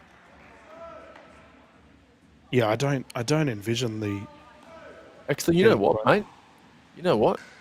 There are so many ladders I'm looking at here that it's just a little bit disconcerting.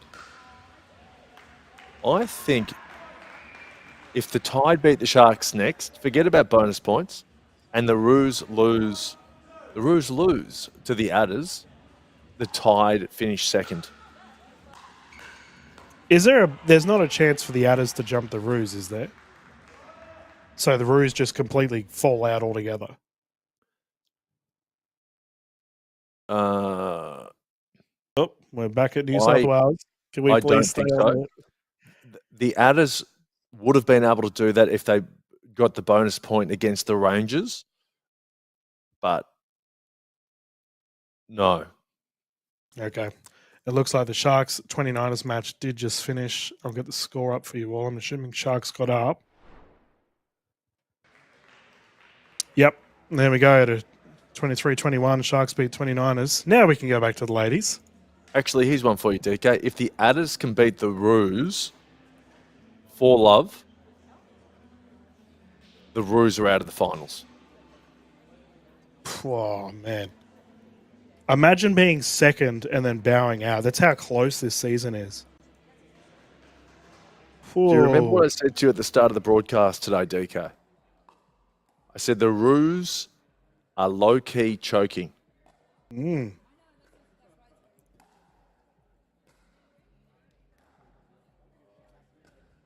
Oh, man.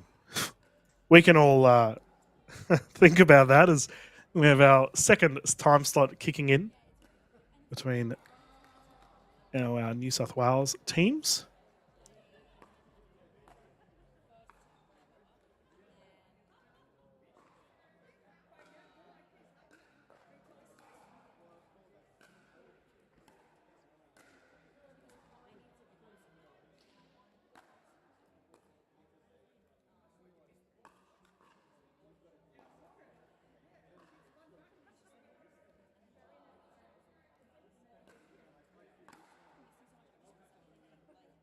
Yeah, so if the Tide beat the Sharks, they definitely overtake the Roos, presuming the Roos lose to the Adders.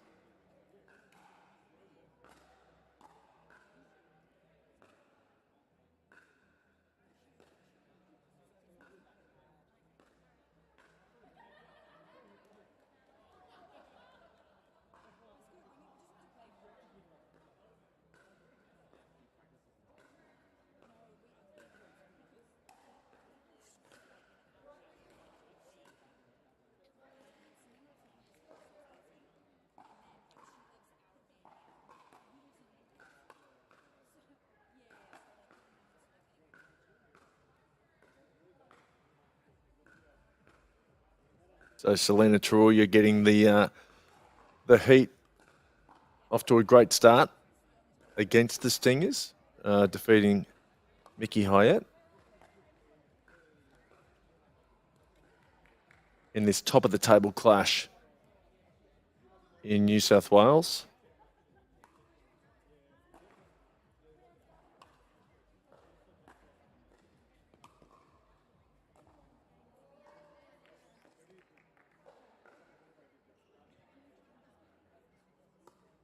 I might just have a quick look and see what happened last time these two ladies played in Nancy Ferguson and Mickey Masui.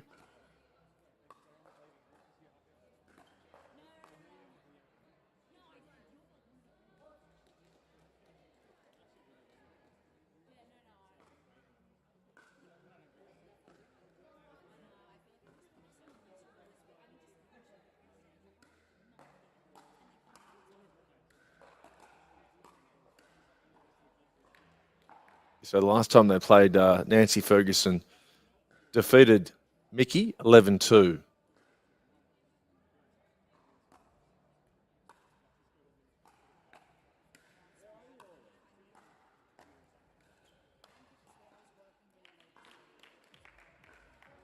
And we don't often see the Stingers on the back foot, but the Heat are super strong in their ladies division.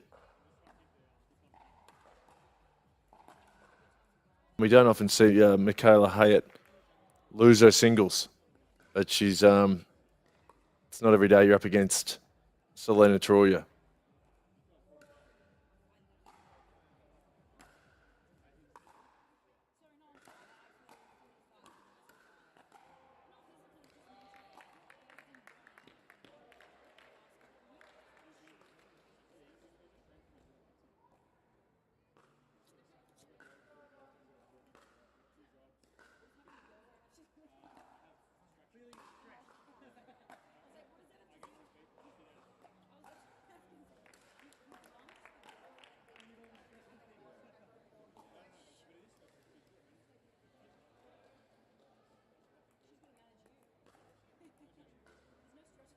And just having a look at what happened in Victoria on centre court there at the Jar. The Sharks defeated the 29ers 3-1. They got the mixed doubles 23-21. So a bit of an upset there for Zach Grab and his Sharks, taking out Tom Evans and his 29ers. They're taking a quick break there in Victoria before they commence match number 2. But ATP, tweener from Nancy.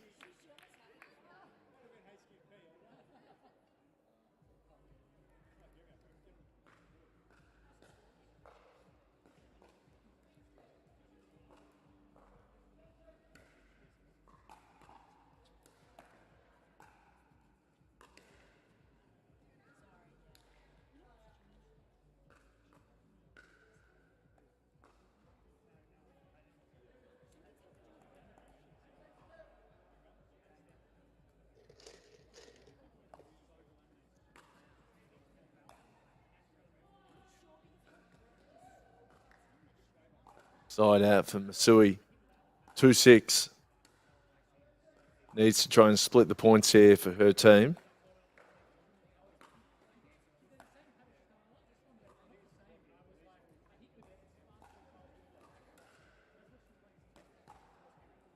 It's a very flat forehand there, Mickey Masui.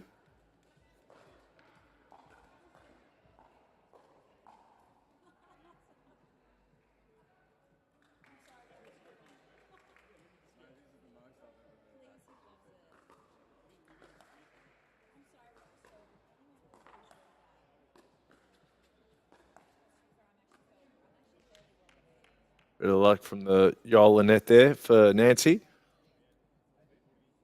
Looks like a nice day for pickleball in New South Wales. A little bit nicer than it is in Victoria and Queensland, where we've got rain.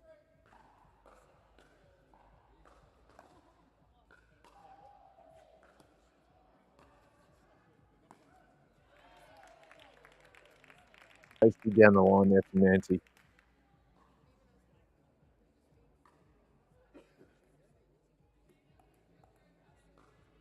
Yeah, it's a good matchup. This someone's been shouldered our camera there. Gee whiz.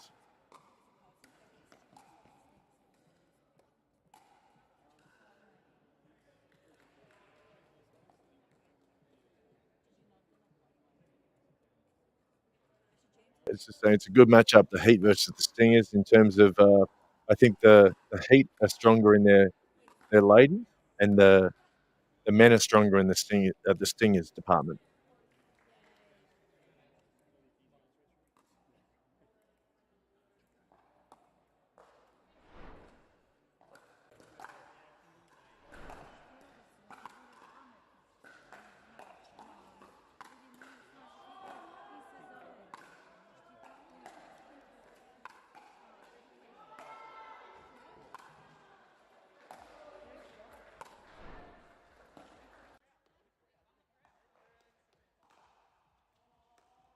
Got now the Bandicoots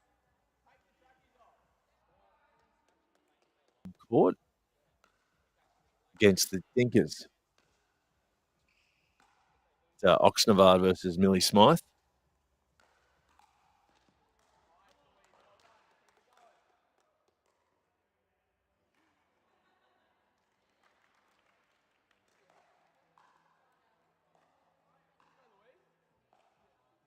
And the Bandicoots are looking pretty good in terms of playing finals. The Dinkers can theoretically knock them out of third spot, but they would need to do that emphatically to be any chance.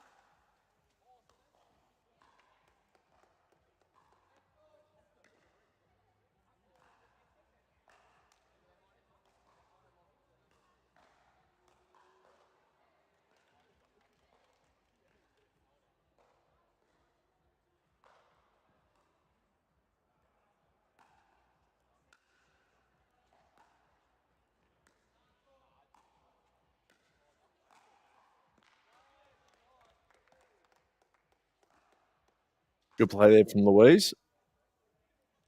She's so long, Oxnard. She's just got to try and get to the net as much as she can. Jumping back here to Stingers v Heat.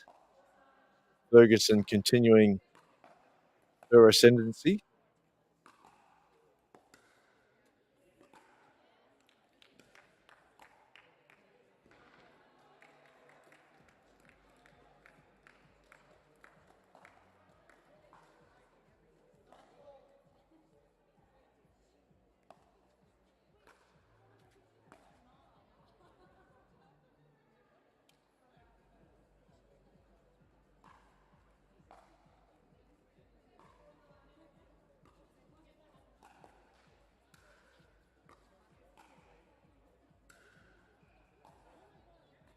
Deep one there from Mickey, giving Nancy an easy side out.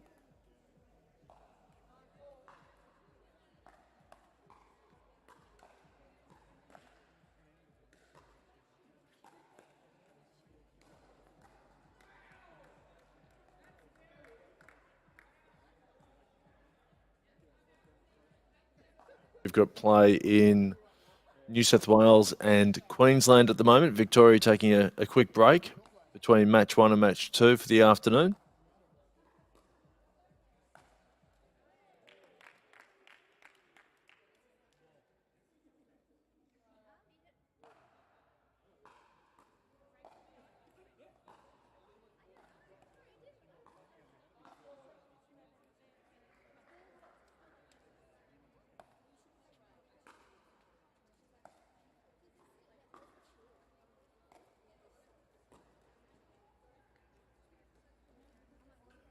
Ferguson doing this pretty easily. Then for match point.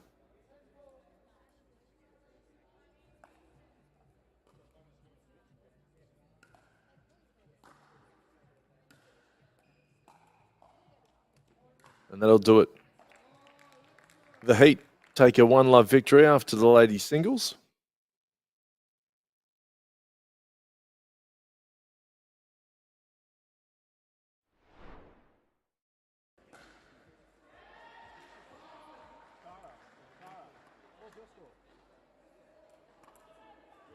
I think this is the Comets versus the Aggies.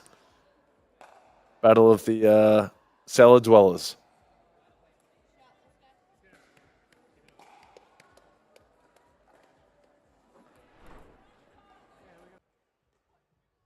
Or a spoon bowl. Battle for the wooden spoon.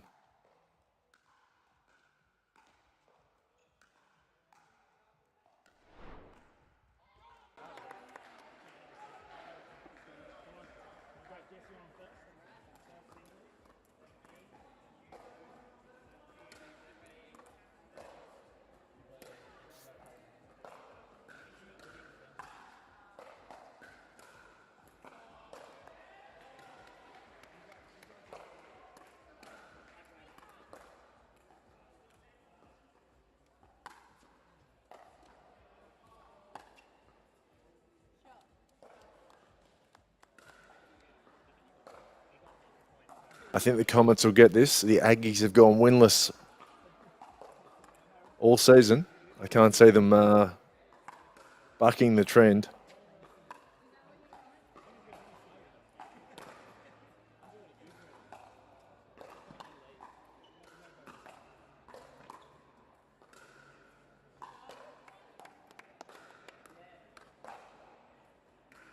Mary Massey doing this pretty easily. 6-4 or 7-4.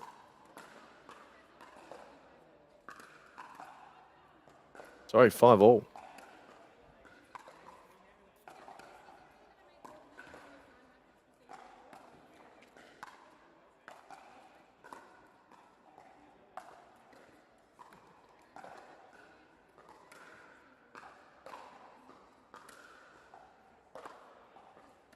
It's a pity DK is not here to witness this one. This is a real popcorn match in the Aggies versus the Comets.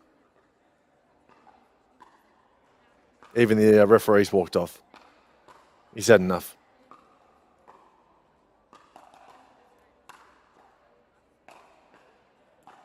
Then we just had a referee change mid-game.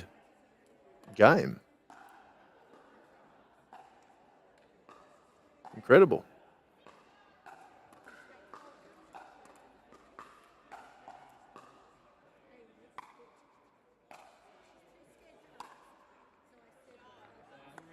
Nice off forehand there from Mary.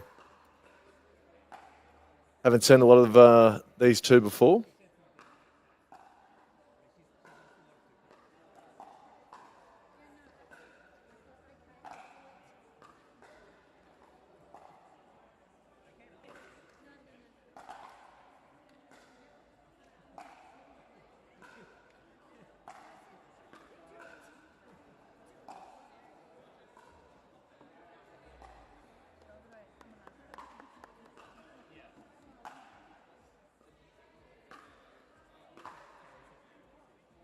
We might jump to another court if we've got anything. Maybe even the Stingers and the Heat.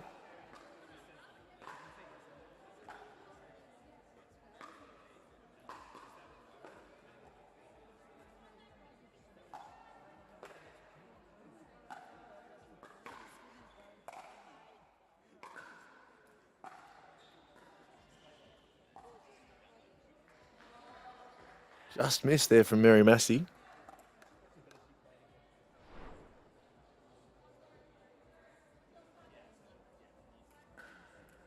All right, Ash, what have I missed? Oh, DK, where the hell have you been? I mean, mate, you've left me up creek without a paddle here. Just watching the Aggies take on the Comets. Even the referee walked off. The referee walked off mid-game. You would have had a great time. That sounds like some high-quality pickle. Mate, it wasn't. The Aggies haven't won a game for a reason.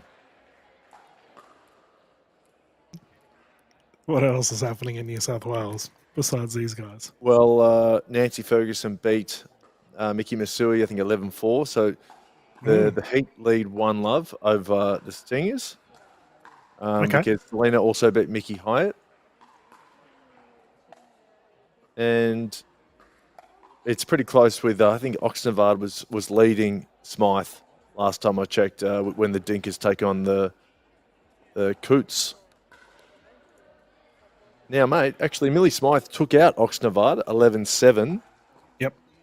So it's not all is lost for the Dinkers. They can still make the finals. But they're going to need to beat the Bandicoots convincingly. Yep. No, that's a fair call. And it looks like Burrows and Reef done, I'm assuming, didn't they? Great forehand, by the way, from Valeska Howarth. That was incredible.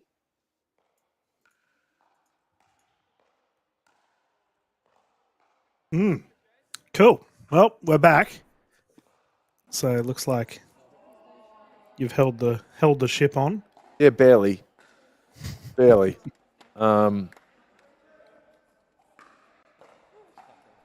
Yeah, it wasn't pretty commentary. Good old Aggies. It's good to see him on the courts with your beloved Comets. Spencer and Hoath. To be honest, I actually like the Comets more than the Aggies. I think the Aggies are just. What's the opposite? The opposite to love is not hate, DK. It's antipathy, isn't it? Oh, okay. We're getting big on the vocab. Well, it is. It's indifference, because this is not my, saying. This is a fact, and I am indifferent to the Aggies. I could not. I don't follow them, so that means I care more about the Comets.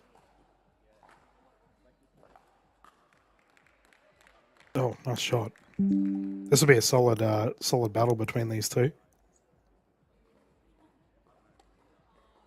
Yeah, it's going to be a great tussle.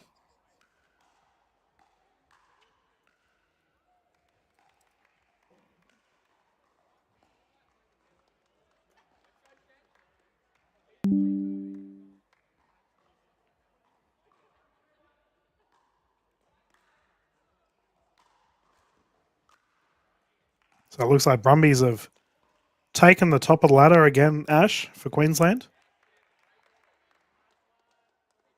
Who did they beat? Was it Setters? I want to say the Setters. Yep. And then they play the Outback in a real top of the table clash to determine who'll be the number one seed going into the finals. How has it been drawn up that we have the Stingers and Heat and the Brumbies and the Outback both 1v2 situations versing each other in the final matches of the season? Crazy. Yeah, it's awesome. It's awesome. Oh, what a recovery. Valeska Hoath with an absolute screamer. That was unreal.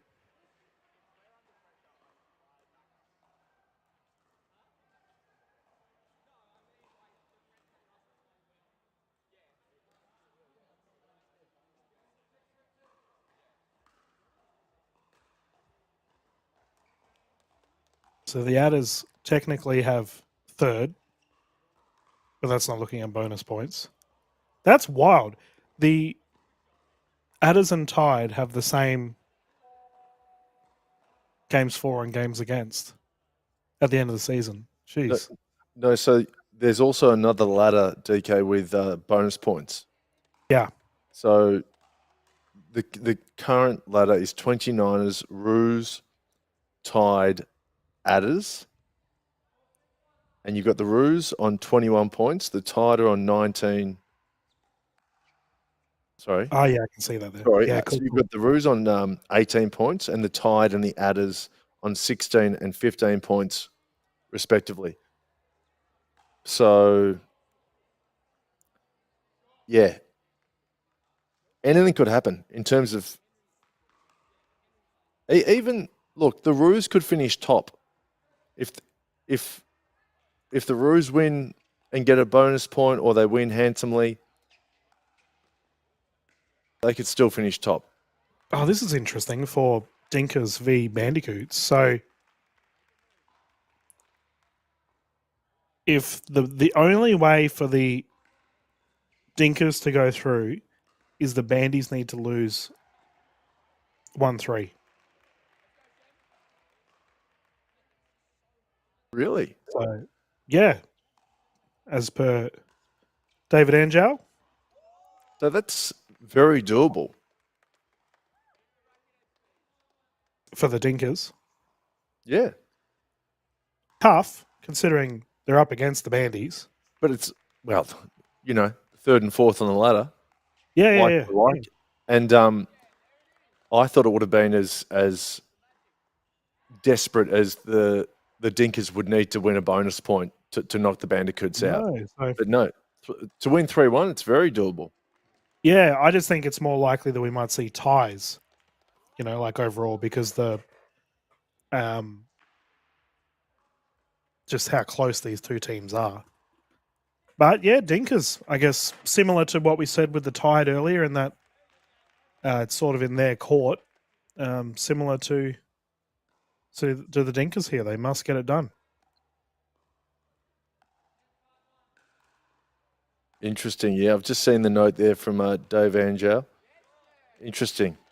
So if Valeska gets this match done and the Dinkers start 2-0 against the Bandies in singles, this suddenly just became a very spicy series. Yep. So Shannon Spencer is craving a draw right now for her team. Every tie is a win for the Bandies, and she recovers. Game point here.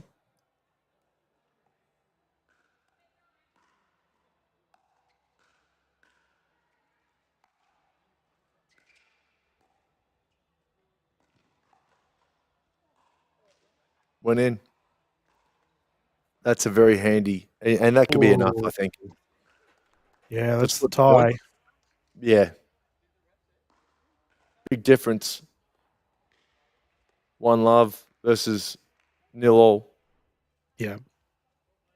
Yeah, massive for the Bandies. Spencer getting it done the hard way. Meanwhile, on the court next to us. Oh, this is going to be a good match. Good swap, Jimmet. Good call. I'll get the results of the Stingers v Heat. Currently 11-5. Went the way of the Heat, gentlemen.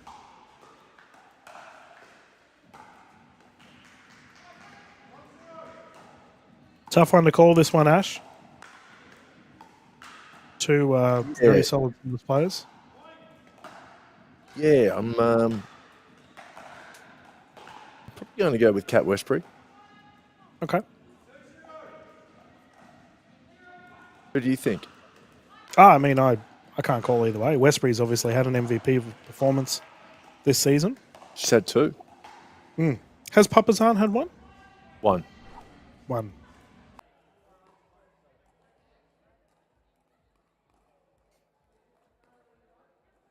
It's a big match here for the Stingers. I think for them it's more pride. Yeah. They don't want to give up the But if they can beat the Heat, it's like, yeah, we can take you guys out. Well, this is the thing. The Heat, these two are the best teams in New South Wales by so far. But are the Heat so much better than the Stingers? Possibly. I mean, this is... they're going to go 2-love after this. I'm so happy for Nancy. I said at the start of the season, last year, said Nancy's a very solid player. It's just time before she gets recognised, does it? Coming into the number 2 spot with the superstar Taruya. Oh, Mickey Masoi. Rock solid defence as always. Good Oh, what a rally. rally.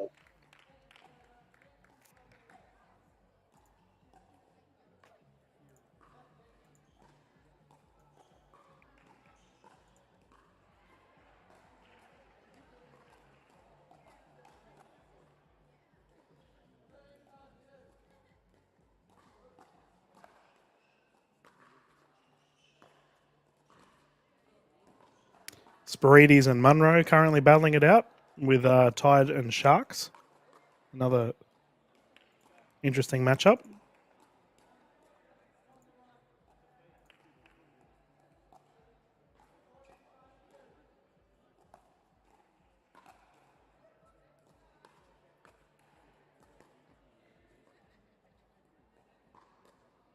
Yeah, so the Tide should. Well, I don't know if Emily Martin can take care of memory, but they definitely won't lose a point because Helena will beat Ange Green.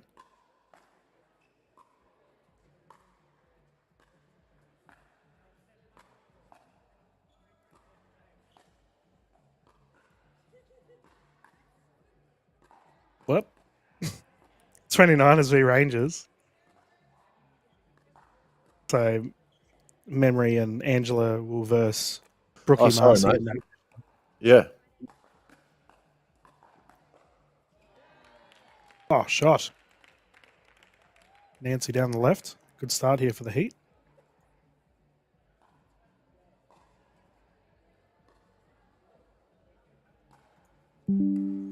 So yeah, there's lots of storylines here in the latter part here of round 5. I love it. This has been such an exciting season, actually, Ash, if we think about it as a whole. They've had good pickle across the board. What was that from Isabel Papazada? Somehow hit it behind her back. So the 29ers, yeah, if they're playing the Rangers, they will definitely finish first. Cat Westbury 2-love down, now 4-2 up. Good comeback. Yep.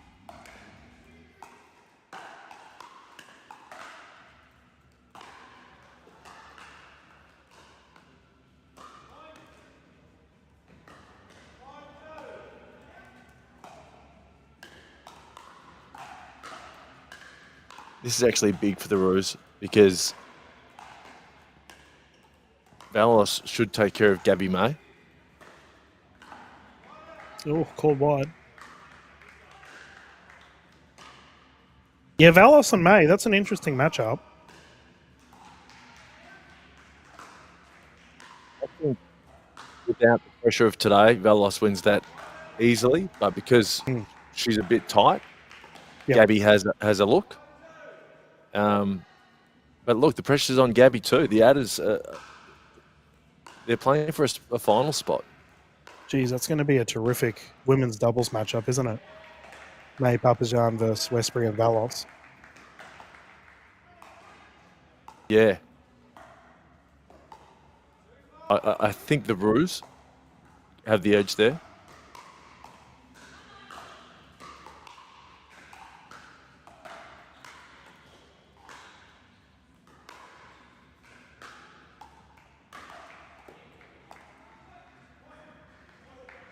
She didn't like it, Cat Westbury. Did not like it. Not a fan. There's the challenge.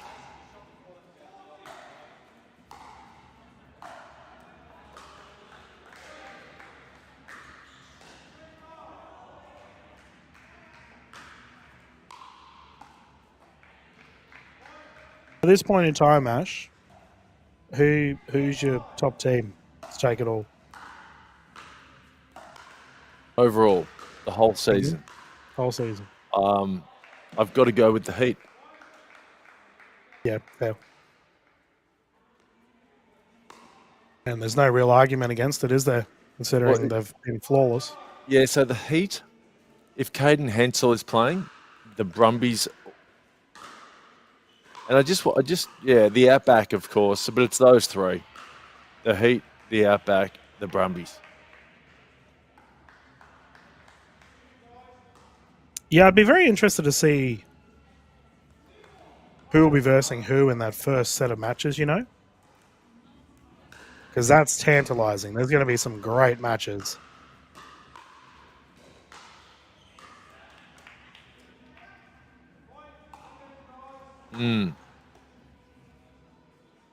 Got a timeout there, 6-5. Westbrook for the Roos.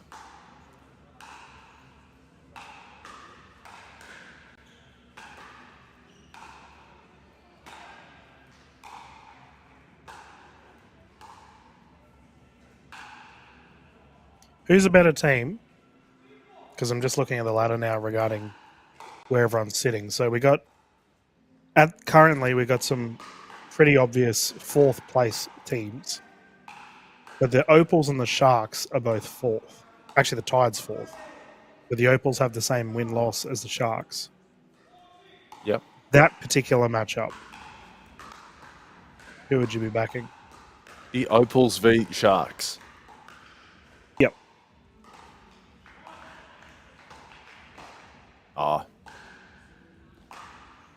Can I give you my honest answer? I don't actually care, because they're not even in the finals. I just don't. That's fair. I don't even have the brain space to discuss hypothetical. You've removed them from your. Yeah, mind. I don't. Save the brain, save the RAM. If you're not good enough to play finals, I'm not going to think about you. Fair enough. Sorry, Opals and Sharks. I tried. Oh, ball's in. Nice recovery. Who do you think, DK? Well, I mean, it really comes down to, because I mean, Amy Munro has been such a great pickup for the Sharks, but you know, whether Aisha Dang would be playing or Munro, I'd probably go the Sharks. Yeah, I think so too. Well, they're just better across the board. It'd be interesting to watch, though. A lot of fiery characters in both teams. It'd be good popcorn pickle. I'll tell you something. If the Sharks had Amy Munro and Aisha Dang as their core team, they'd be playing finals. Okay, very cool.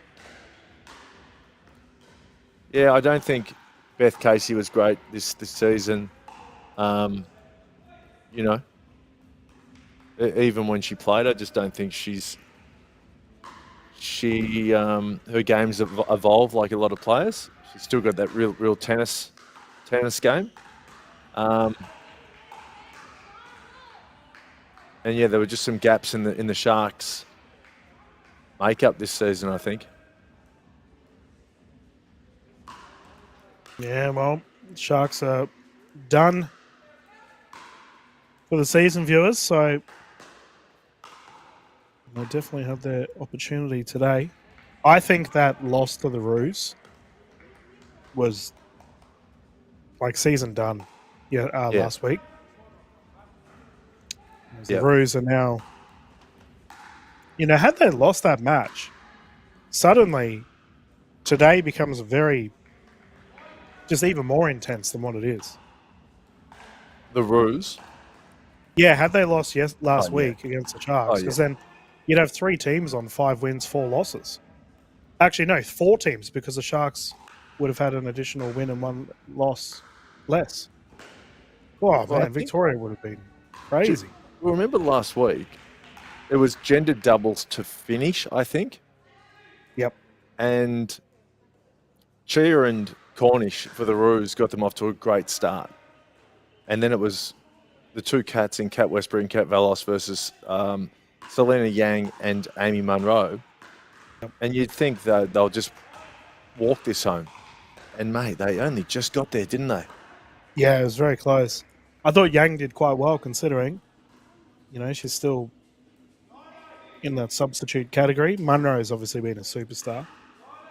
So I think, I don't know. Selena has still got to mould her game a lot more. She didn't get, get the call up today in Div 1. I think Amy's just a lot more solid.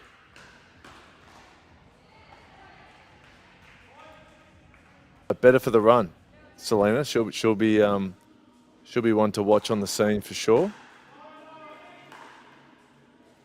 Yeah, well, you've got me intrigued about Martin, considering her results recently.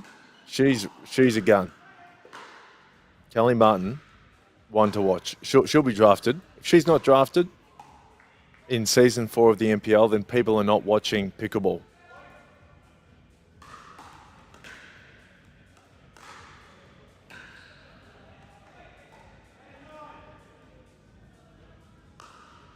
The 9 here is the Papazan with a game point. Speaking about watching pickleball, Cat Westbury goes for the Hail Mary. Mate, this is big. And it's a bad loss for Cat Westbury. She's not happy. She's furious. Oh, wow. The paddle goes. Yeah, paddle's gone. Yeah, I like it. And she's a rather stoic player for the Roos, and you can see that the pressure's even getting to her. And viewers, remember you can catch all the footage on the NPL YouTube channel as well as the NPL website. And that is big for the Adders. Young Izzy Papazan getting it done for her side. I'm fascinated to see which Gabby May we get in this next match and which Kat Valos we get. And we got our other battle for third place at the moment between the Bandies and the Dinkers over in New South Wales. Bandicoots have a very subtle lead overall. So Dinkers need to ball out, otherwise their season is done. Looks like good weather in New South Wales. Oh, yeah. Stunning. Sun's shining.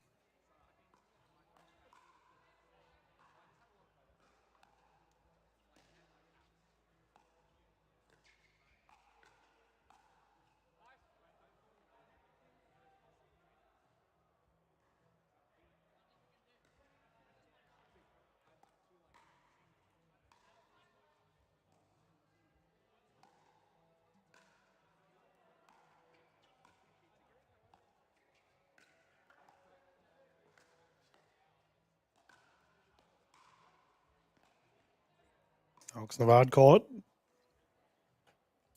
But yeah, I agree, Ash. That singles matchup between May and Valos will be very interesting.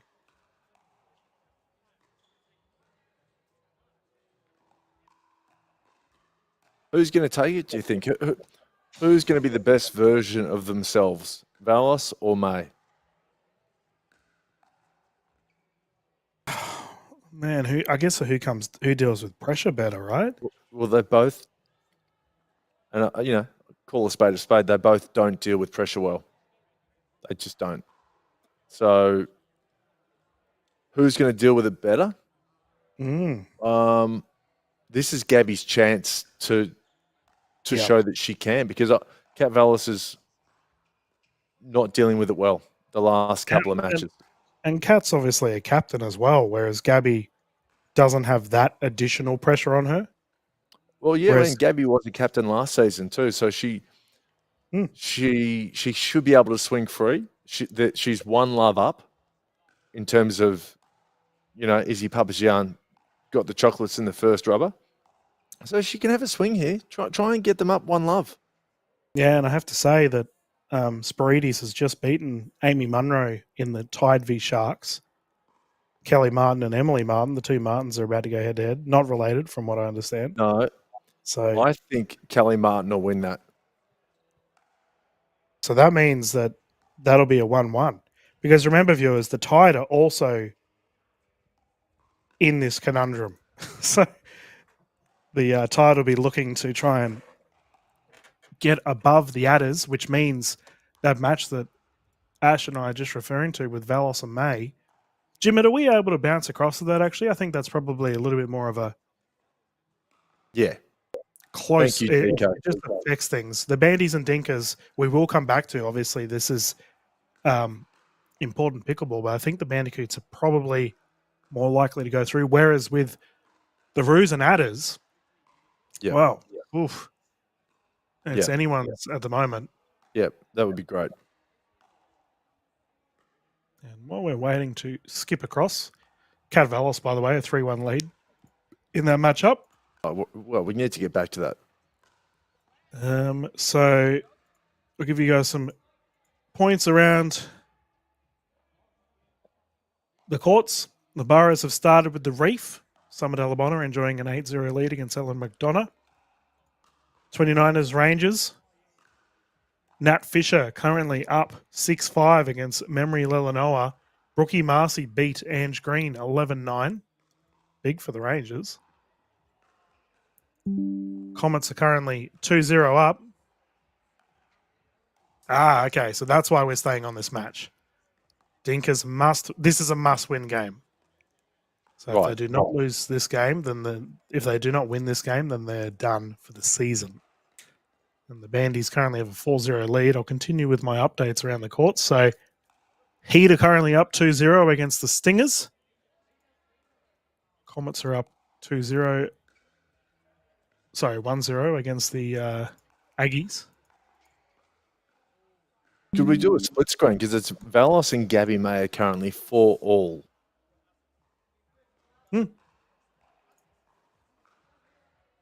B. Horsley and Lindsay Baker currently going head-to-head. Brumbies v Outback. Oof. That would be some good pickle to watch.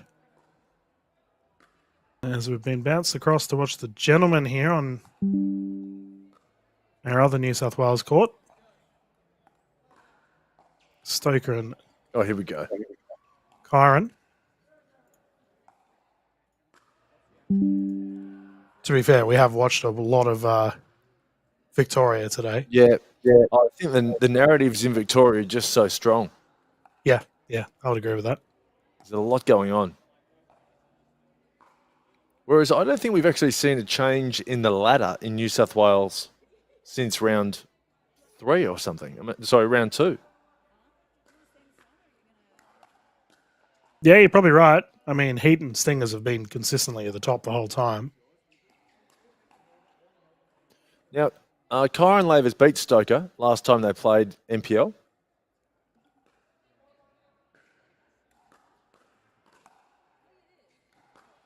I think it was 11-6 or something. I wonder if that sun is a concern for Kyle Stoker. Yeah, I don't know if this matchup is great for Stoker.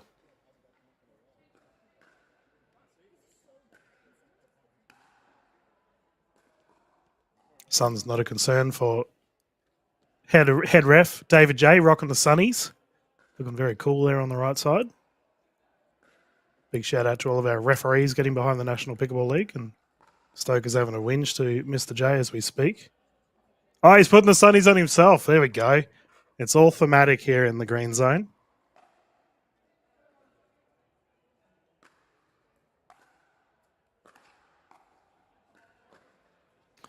So, last time they played, Kyron Lavers beat Stoker 11-5. Wow. Was that in round 1? Yep. No, it was round... I think it was round 2. Right.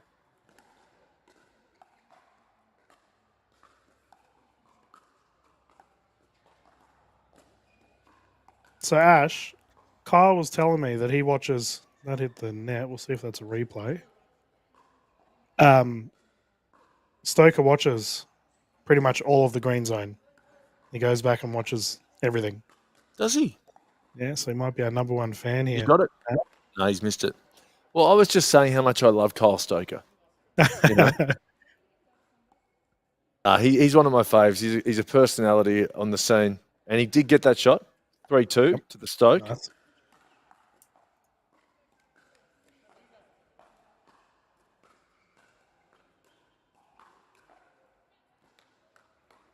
It's a long broadcast, though, for Kyle to watch, isn't it? We go for about 7 hours. Yeah. No, he reckons he, when I was last talking to him, he said he stays at home and rather than, it keeps him in check rather than going and running amok on the town. And he watches the green zone. So here we are. We're promoting healthy lifestyles, Ash, because we have a nice rally breaker now. Lavers with the net roll.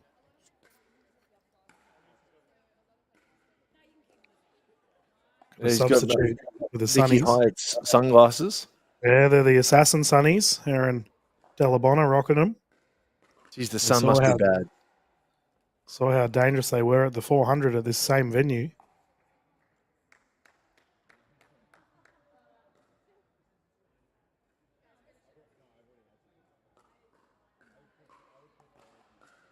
And it's just over the lip of that building too. We're playing at Oxford Falls Grammar, by the way, viewers, if you haven't been to where our New South Wales players are currently battling it out. Nice shot there from Lavers. Yeah, Cat Valos beat Gabby May 11-5. That's a big win. Confidence booster for the Roos as well. Here's one for you, DK. Mm-hmm. Do you think season 4, Gabby May will get drafted? I'd think so. I'll also, just on a side note, Emily Martin currently up 7-2 to Kelly Martin. Ooh. Yeah, the Tide are on their way to a 2-0 against the Sharks. Sorry, a 1-0. I would predict, so like, I guess, how we talked about, we had Butson, Chia, those sort of gentlemen in that category of players that have played for a while, need to start, proving their worth. Sure. So would you say that like May is in the same boat for the ladies for the Victorian space? I wonder if Cole got in trouble. I think no. I would say a rung below that. So I would say Izzy Papazian and Valos, Kat Westbury are in that level where they're like, okay, we're waiting for you to take on the big dogs in Summer Delabonna and Okay. Danny Townsend. I would have Gabby May a rung below Valos, Izzy, and Westbury. So they're the top echelon and then the player 2 option. So Gabby May, would you say is a worthy recruit for a second pick then for the ladies? No, what I'm saying, you've got top echelon, then you've got, the level behind that, which is Izzy Papazian, and then there's a level behind that. And then below that. Okay. So she's got, before she starts worrying about taking on the big dogs, she's got to try and take care of Izzy Papazian or Kat Valos or Kat Westbury. Yep. So, yeah. Okay. I'd just like to see improvement in players. That's all. Yep. That's reasonable. Lavers is currently enjoying a 1-point lead. Because Go ahead. in the same breath, DK, we've got a lot of great ladies coming through in Kelly Martin, Amy Munro, etc. What Gabby does have in her favour is this: she is still relatively pretty good at singles. She's still, that's probably her strength. Oh, Lavers down the left. Thank you. That's hot from the Heat superstar. Yeah, well, I do think regarding May, like she's former captain, as you mentioned earlier, so brings probably that to the table as well. A little bit of maturity. Oh, Lavers is really starting to pop off here. Kyle Stoker may have found his kryptonite. Yeah, this is a bad matchup. I don't know. It's almost that Kyron, he knows where Stoke is going to go. Which is interesting, right? Because Stoker does play a rather unorthodox brand of pickleball. Emily Martin won 11-2, by the way, against Kelly Martin. Yep. Big win. Yep. So she should. She's got the experience.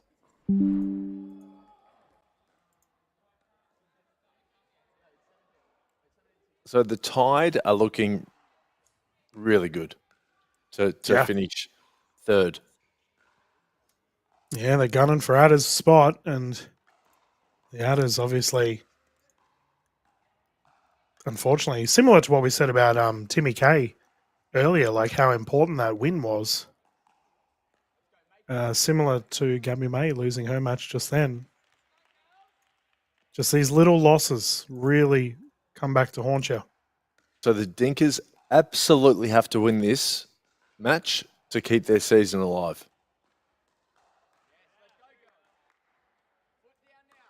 They've done well considering they were down earlier. Bounce back.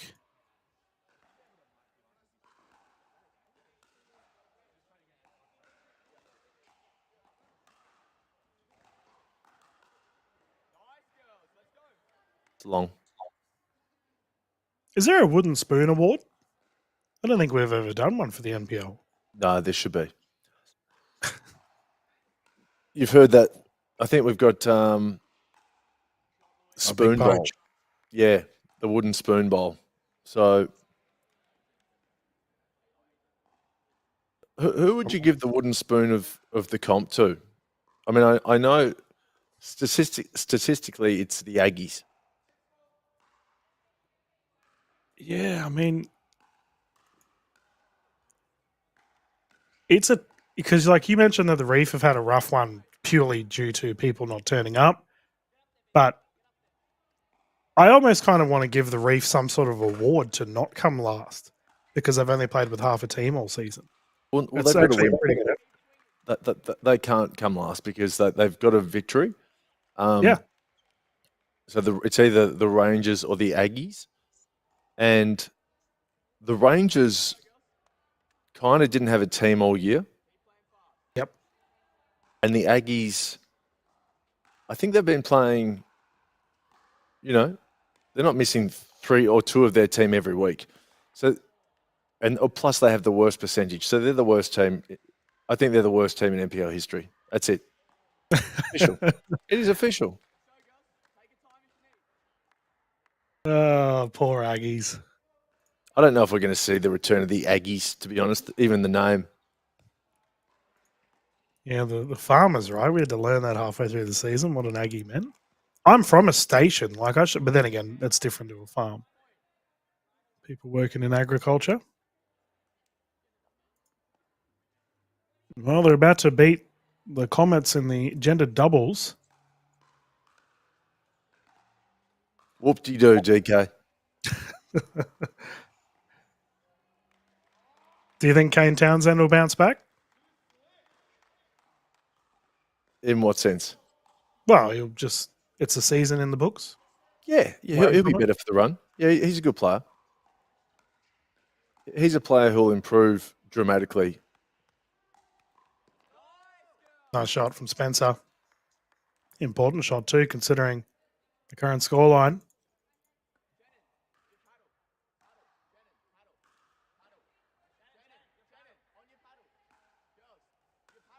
Oh, wow. Illinois ended up beating Nat Fisher. So the Rangers would have went up in the women's singles, but Illinois winning has tied it up. Yep.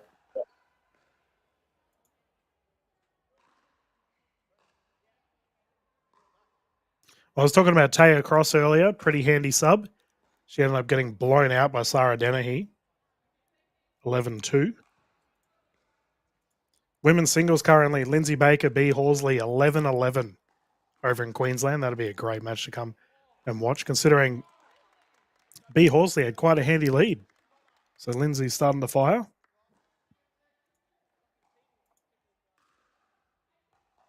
And Jess Christie currently up against Deb Rossi, 9-3, the sub, in the Setters v Opals.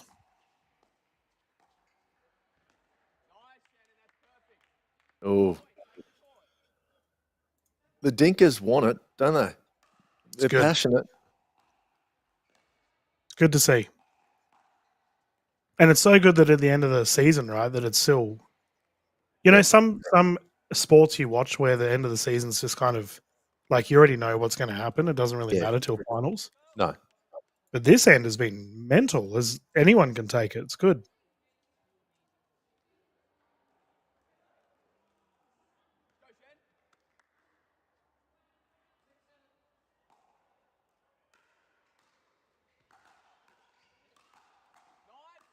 I'm really looking forward to seeing Crystal Mildwaters in the finals.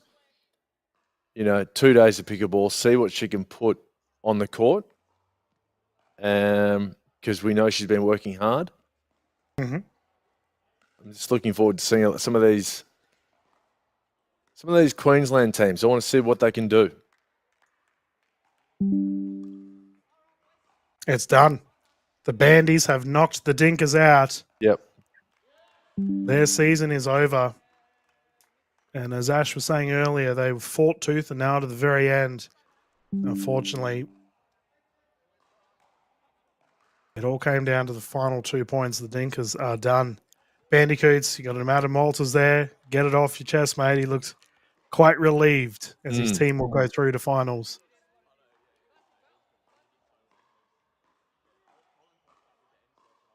Look, the Dinkers just weren't quite good enough all season, were they? Yeah, they were just out of it, just out of reach. And that means, viewers, that the top 3 for New South Wales, the Heat, will most likely take that top spot. Stingers will come in second, and then the Bandicoots taking the third.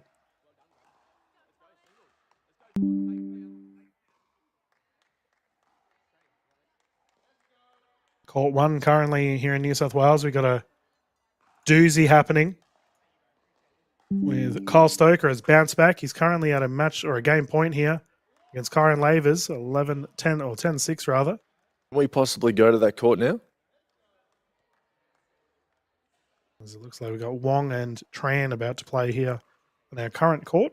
Yeah, this is now a dead match to me, DK. Yep. This is not. We've got live matches. There we go. Kyle Stoker has locked it up. We can see them shaking hands there on the right side. Well done to Kyle. I actually think the rotation of sides may have done it, Ash, because obviously the sun was concerned. Yep. Yeah, good call. And Ryan Morris will now take on Ben Paul Fury with the Heat v Stingers. Whew. It's another good one. Aggies ended up getting up against the Comets. Yeah. I think we're going to go to Melbourne very shortly. Cool. Here we go. Roos v Adders. This is probably the yeah, this is it. The deciding match for the remainder of the day as I look around. Oh, Sharks v Tide could be, if the Sharks bounce back, could be spicy, but Tide are just running riot at the moment. Yeah, so they're the 2 matches. So I guess I got a question for Ron, who I know is listening. If the Tide were to get a bonus point, like, how does that affect things? Because obviously these 2 teams are both battling it out for that second, third spot. I can tell you, DK, it's not going to affect. They've already got a bonus point in their pocket. So if they get a win and the Roos lose, the Tide are into second. Okay. If the Roos win, the Roos stay in second. Okay. And nice shot. The Adders will need to win. Probably the Adders will need to win and the Tide will need to lose for the Adders to make it. Jeez. So close. Over in Victoria. It's great to see. This is what we want. It's probably the closest end of season that I've seen in the years that I've covered the NPL seasons. Was there a bonus point last season? Well, it was a different scoring format. Yeah, true. I love the inclusion of the bonus point because it just makes it even now. You know, if the Adders and the Tide both win and the Adders beat we actually know the Adders can't get a bonus point. Let's just say hypothetically they could. The Roos would be out of the finals. Yeah, I just it's mental, right? Yeah, it's the bonus point is just a really nice wrinkle. It makes our job interesting, that's for sure, and viewers at home will be enjoying this. For your Saturday afternoon of HQP. I want that to be a hat, by the way, for the NPL. I want a HQP hat. The merch store down at the Jarrah, been getting some awesome wares in, and it looks like we've got a timeout here for Cheer and Cornish. I think the Roos will get this done really easily. Well, it's a big one if they do.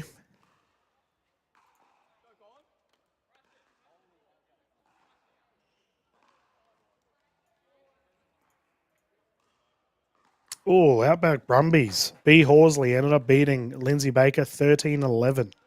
That would have been a good match to watch. Once again, viewers, we do apologise that we haven't been able to show too much of Queensland. They've been ruined by wild weather for pretty much a large percentage of the season.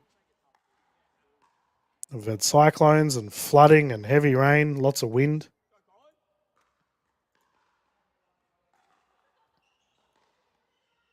This is a good genders doubles matchup. Ash, the 29ers Rangers, Evans, Kuznetsov, Dang and Fisher. Currently at a 5-4 scoreline.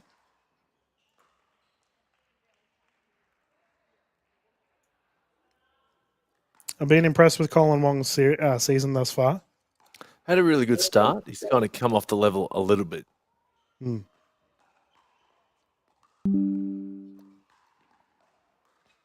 Do you think... Oh, that's fine. I'll think we'll watch this result and then we'll... You're right, mate. What do you got? No, I was just wondering whether Tran will retain captaincy. After now his team has bounced out, unfortunately. Look, it just depends on whether there are some other suitors. I mean, Colin Wong would be a great captain, I think. So, what a shot. But I wouldn't kick Tran out unless you had someone else, equal or better than Tran. Yep.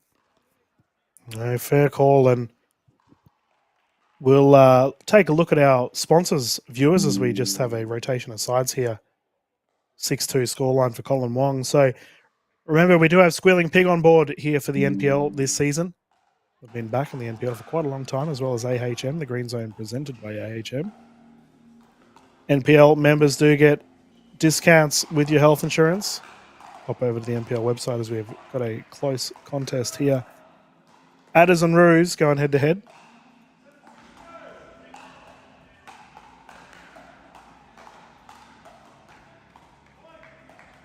Over in New South Wales, the Stingers are in a singles battle. If they want to keep the opportunity to take the number 1 seed alive, they must win this singles match. So a little bit of pressure here for Ryan Morris. He's currently enjoying a 1-point lead.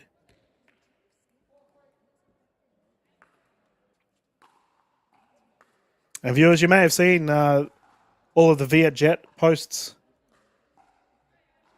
recently, considering the NPL have been getting lots of awesome flights out to Vietnam for our Australian players via Vietjet. Once again, all the information for that available via the NPL website. I know there's a big tournament over in Vietnam at the moment. Great shot there from Paul Fury.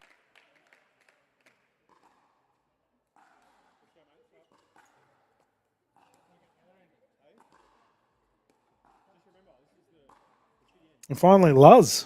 I know that we've seen quite a few of the players tackling the Luz paddles.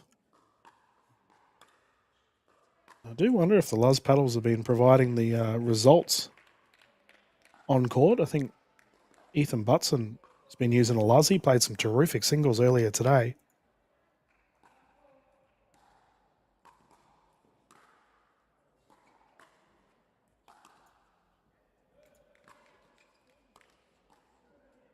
Speaking of Ethan Butson, he's currently teaming up with Vuk Velicevic as the Tide taking on the Sharks. And Arolas and Grabovic are down by 1 point in their gender doubles match over in Victoria. Reef are taking on the Boroughs. They're up 7-3 in the gender doubles. And the Setters are currently enjoying a 2-point lead in their gender doubles event up against the Opals. Overall, they are tied 1-1. So that would be the Opal season done, which means the Boroughs will be going through. We will see combination of Dalabona and Dennehy playing finals. Scary opposition.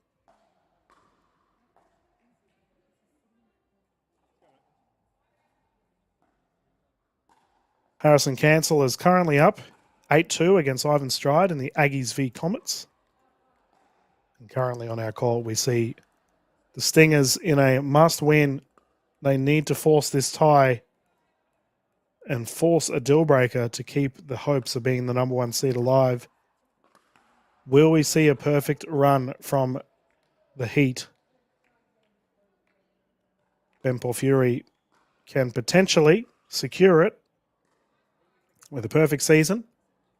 Not too sure if it's the first time in NPL history, but it's a terrific result nonetheless as we have a rotation of sides here. Both teams getting around their players, and see Hyatt speaking with Morris. We just saw the whole side get around Porphyry.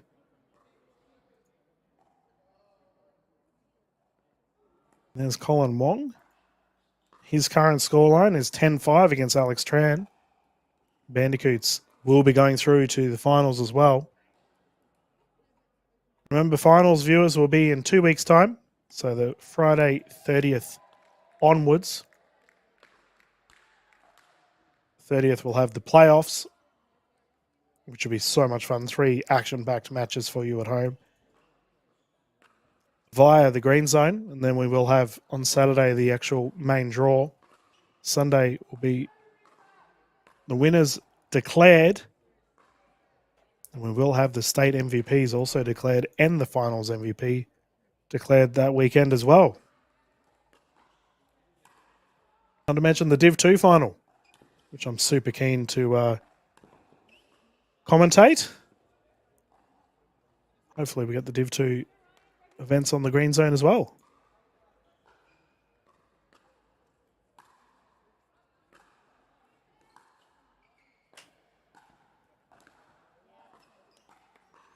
Nice shot there.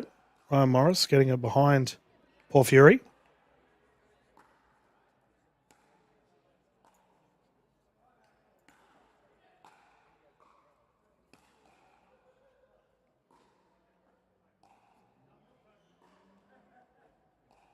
I can confirm Colin Wong has beaten Alex Tran 11-5. We've got another timeout here. Hyatt very vocal with her teammate Ryan Morris.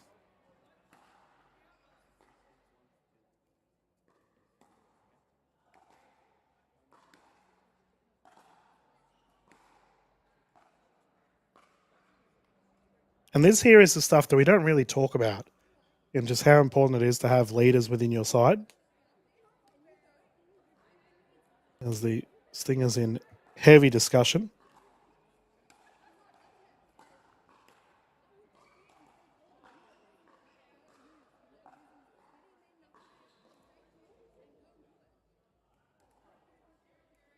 And there's official David J on the right side as well. No doubt be involved at the NPL finals in 2 weeks' time.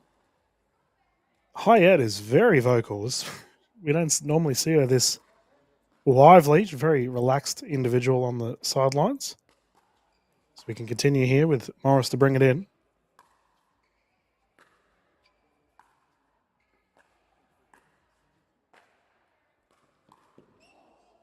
Oh, behind the back is good. Porphyry, look out. That is a highlight play. Oh, my goodness. Timestamp that. That is unreal pickleball from Ben Porphyry.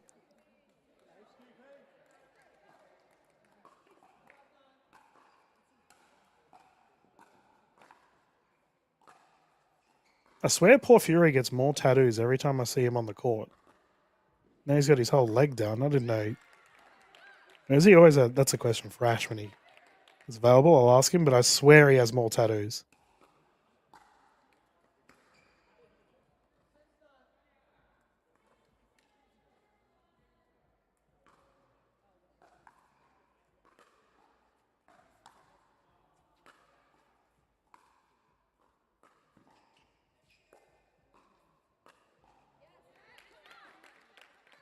Oof, nice shot.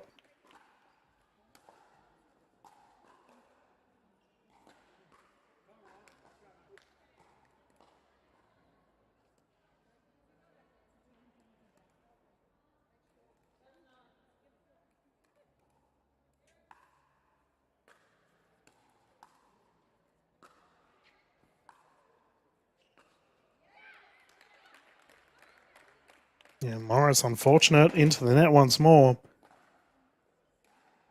Ben Porphyry slowly starting to come back here.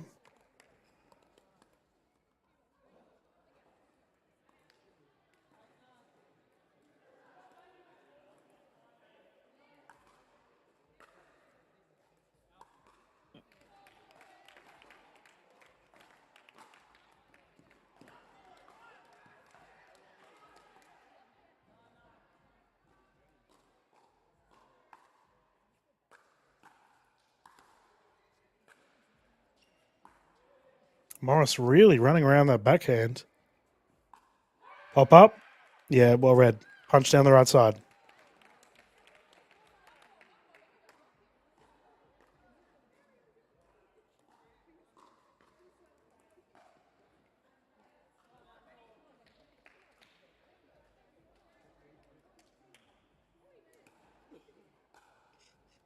Once again, another timeout.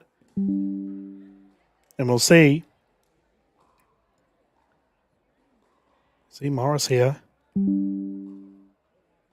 Once again, Mickey Hyatt has been very vocal throughout this matchup. This is an outrageous match right now with the Stingers and the Heat. Some nervous players around the court. You see Kyron Lavers looks mighty concerned. And let's look at this replay. Oh no, we got the Battle of the Mates. Oh dear, why have you put this on? These two, just for a bit of context, but behind the scenes for you all viewers, these two are good friends. Constantly give each other stick. As we got the New South Wales Court 1 back on, Ben Porphyry to bring it in. But the winner of Beard and Walters will no doubt get bragging rights over on that court. And Porphyry punches it down the left side. What a comeback. Ben Porphyry with an absolute screamer. They have taken the number one side with the number one performance from Ben Porphyry. Well done to the Heat. They have locked in New South Wales number one with a terrific cross short. And Morris definitely had the opportunity to try and get back on that, but no, not the case. The Stingers will take number 2 and the Bandicoots will take number 3 for New South Wales. Leading into finals, it's all getting juicy, viewers. And my goodness, we've seen some crazy matches today. Ben Beard, great start here for Adam Walters. This is a pretty solid singles player. Beard is. Adam Walters has probably not had the results he's been looking for in the last couple of weeks. ATP goes wide. Looks like Adam Walters has changed paddle too. Yeah, mate. You missed out on the play of the day from Ben Porphyry. Was he Somehow sculling a Canadian club? What was he doing?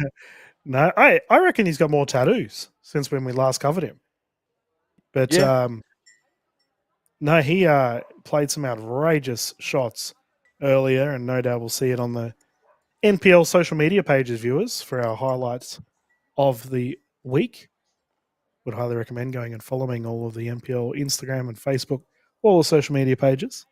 But you know what that means, Ash? It means that we got 15-15 over in Victoria. Oh, this is juicy. The Heat have secured the number one spot for New South Wales. Yep. And look, it's also, is it damning for the Stingers? Well, they wouldn't want to go up against the Heat in finals. No. It just, we have a clear number 1 in New South Wales and a clear number 2. That's it. And a clear number 3. Yep. Yeah, and the Bandicoots have taken number 3. So New South Wales is locked in, viewers. Victoria, meanwhile, is an absolute basket case at the moment. Anyone can take all the different spots.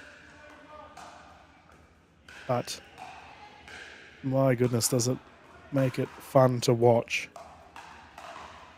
This here is a good matchup. Roos v. Adders.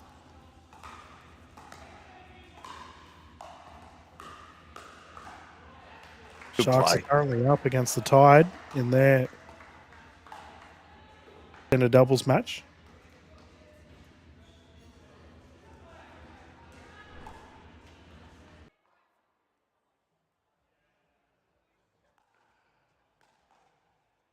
And yeah, it looks like Beard will be taking the chockies in this instance, unless we see a crazy comeback.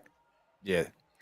From Walters. Probably better to watch the Roos v Adders, considering how important I would have that thought match is. so. Yeah. And views around the courts at the moment, viewers. So the Boroughs are currently up 1-0 against the Reef. They're in a close gender doubles battle, though. 13-12. The Outback are currently up 1-0 against the Brumbies as they won their women's singles matches. And the Opals are currently just ahead in the gender doubles, 11-10 against the Setters over in Queensland.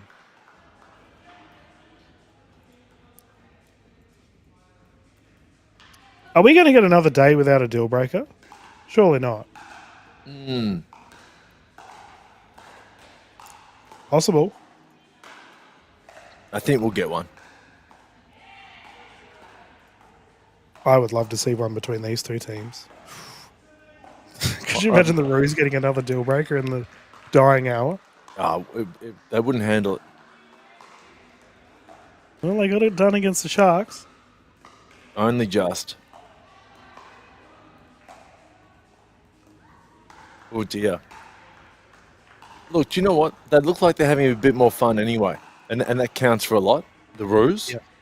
But the Adders have just put some points on the board here. 18-16. Still a long way to go. Who do you reckon is the funnest team? Like to play good alongside. question. Just have a great time. Yeah, it's good, really good question. I haven't been on the ground in Queensland or New South Wales to really answer that accurately. Mm-hmm. So I'm just going to stay in Victoria. Yep.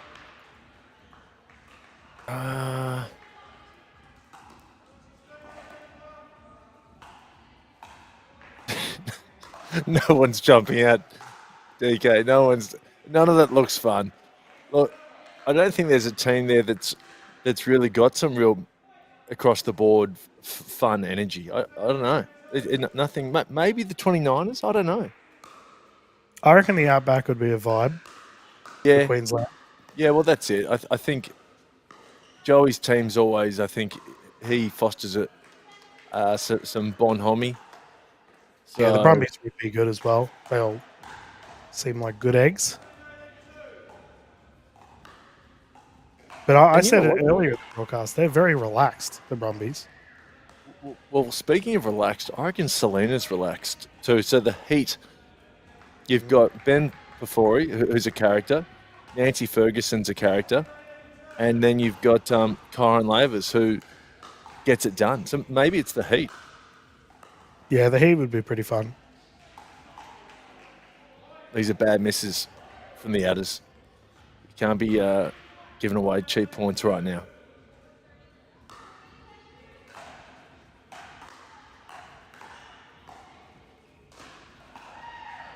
Oof, wide.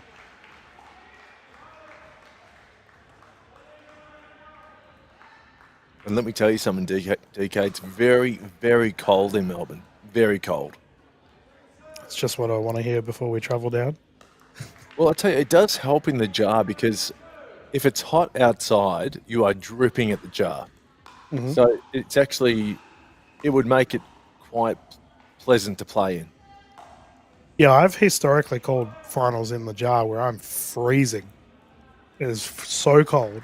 So I've experienced both from the commentary booth. Cat Valos to bring it in.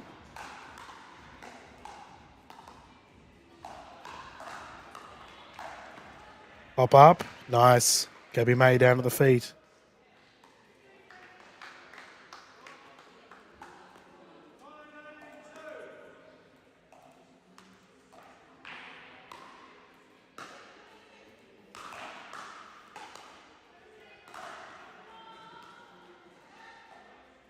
That's a nice recovery from Valos. Speed up. No. Yeah. There you go. It worked for her, but it's very predictable. Yeah, I do wonder, like, what will, as we have a timeout here on the side of the Adders. Yeah, I guess teams need to be aware of that. Hey, you can't be predictable. No.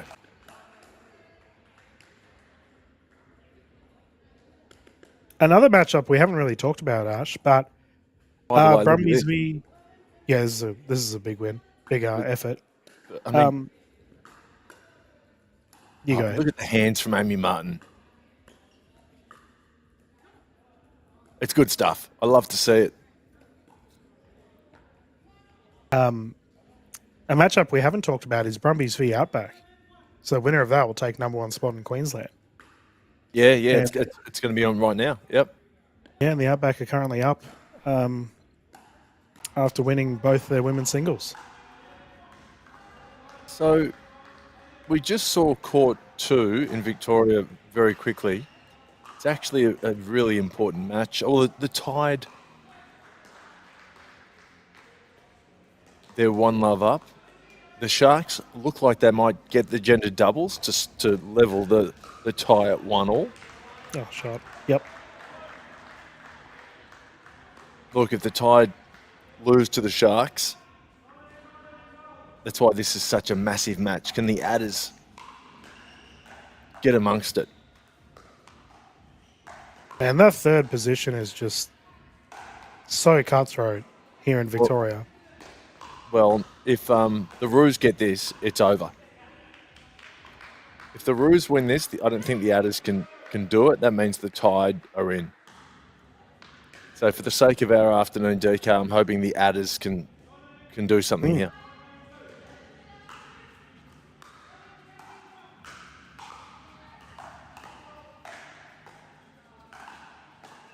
What happened? Oh, it's a foot. Got called for a foot. Kitchen fault for Gabby May. Ooh, tense. It's a let off. Unlucky, but yeah.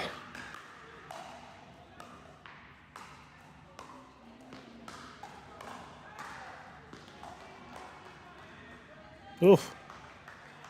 That is not the middle of the paddle.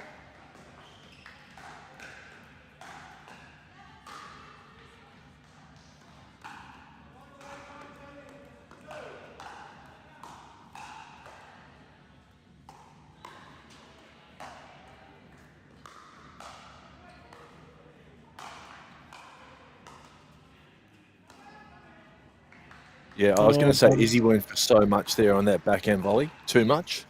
But scraped in by the skin of her teeth.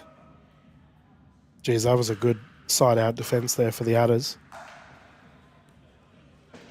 Oh, Gabby May has sent that to the stands. 6 and out. This is where you've just got to play percentage pickleball.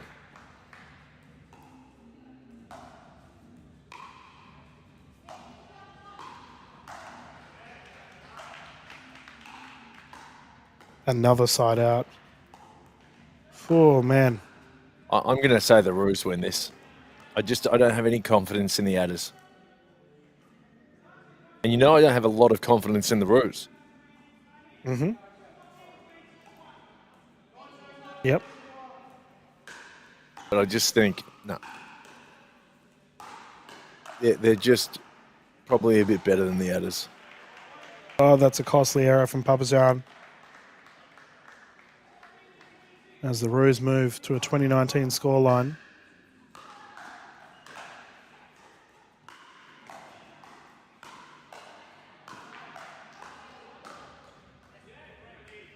Match point? This is almost season point for the Adders. Yeah, it is. And it's season defining for the whole Victorian comp.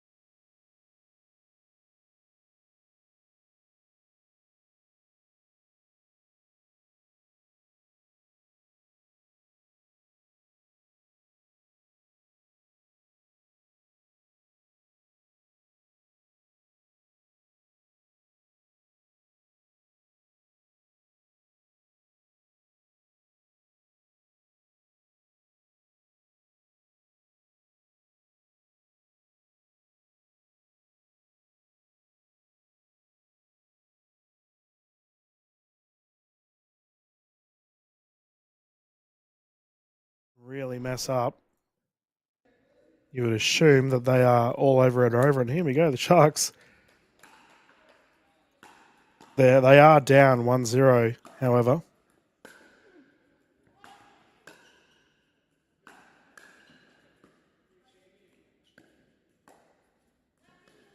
Okay, I guess it's not all over and over. Like they're only down 1-0 to the Roos, the Adders.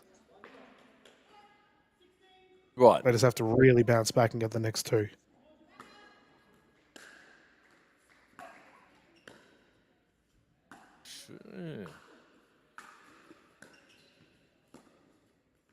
Yeah, you're right. Or at least get, one of the next two and split one and go to a deal breaker. But Yeah. I can't see them winning both men's singles. I could see them winning. I can see that as split. I think Chia should beat Tim Kuznetsov and Dan Kuz should beat James Cornish. But James could beat Dan. So maybe the Roos. So potential, like Adders will be going for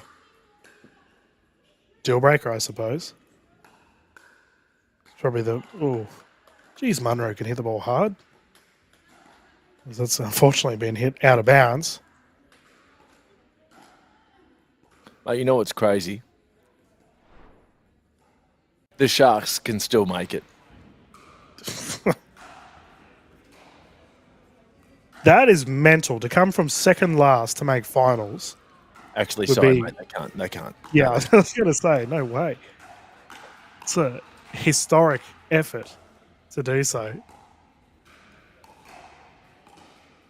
The Tide are looking really good just to stay in third now. Yeah, they're up. Then again, they did lose the women's. They lost the gendered doubles. So it's 1-1 to the Sharks and Tide. Oh. Very close. New South Wales locked in, and I think Queensland boroughs have definitely taken third. Now it's just out of whoever takes first and second. But the Outback are currently enjoying a 1-0 lead against the Brumbies.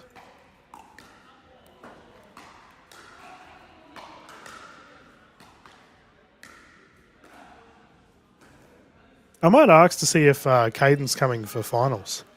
Yeah, please do. What I read that he was just missing for the remaining round matches. So it'd be good to get some clarification on that.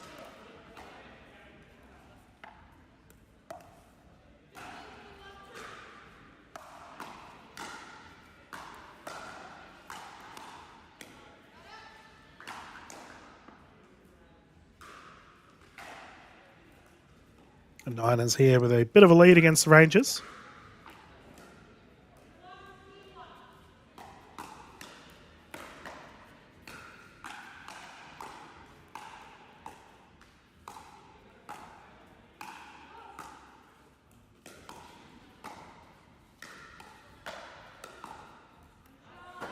Oh, nice shot. Awesome. Oh, double-header backhand. She got down so low. She's a big girl. Looked almost like a Zach Grab kind of shot. Yeah, but she's probably 6 foot, is she? I mean, yeah. She got down so low for that. Yeah, that's why I was so excited to see Memory play pickleball when she first got into it. Considering her age, she is built like an athlete already. As the Niners have locked things up here. Probably bounce over to Victoria Court 1 as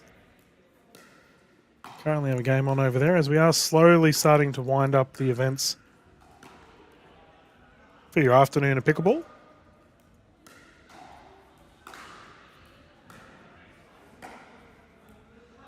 Currently for Adders v Roos, we have Dan Kuznetsov and James Cornish battling it out. Mixed doubles for the Bandies and Dinkers. We already know the result that the Bandies will be going through, but they're currently up 10-3. Currently 1-1 between Cornish and Dan Kuz. Oh, geez, the Heat are putting stingers to the sword. Yeah, good transition timing there, Jimmett. 15-1. This is a message and a half. Yeah. Crazy considering it's up against Hyatt and Stoker as well.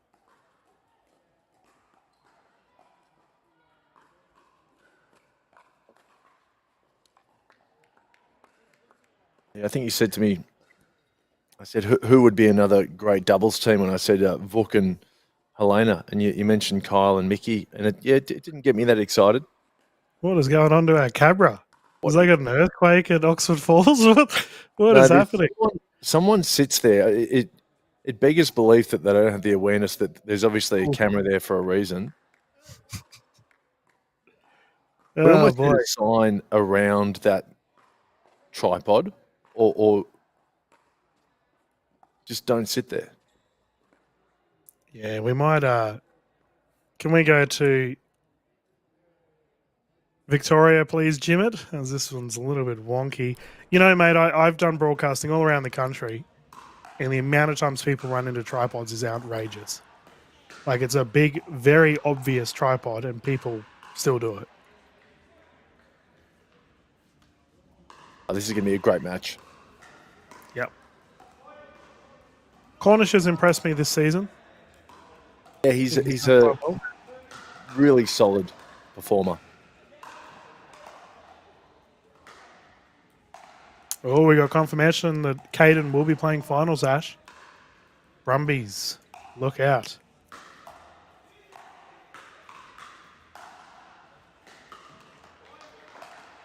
We'll put away there from Dan Cuz. Yeah, that's huge news for the Brumbies, and that puts them right there in the favourites to take it out. You reckon they'll beat the Heat? Nah, but it's so for me it's the Heat, Oh, what a shot. the Brumbies, the Outback. So sweet. Okay. I think what we've just seen happen to the Stingers. I think the Stingers are they're nowhere near as strong as the Heat. So they're the three musketeers going into the finals: Outback, Brumbies, Heat. Who wins out of the 29ers and the Stingers? That's a good question. Probably in Melbourne, because we are playing the finals in Melbourne. I'm going to go with the 29ers. Hometown advantage. Yeah, fair call.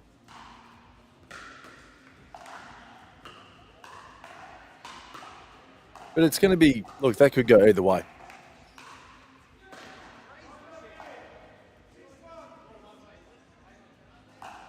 It would be a great match to watch. That's for sure. Yep. Punched away. Kuznetsov in cruise control at the moment.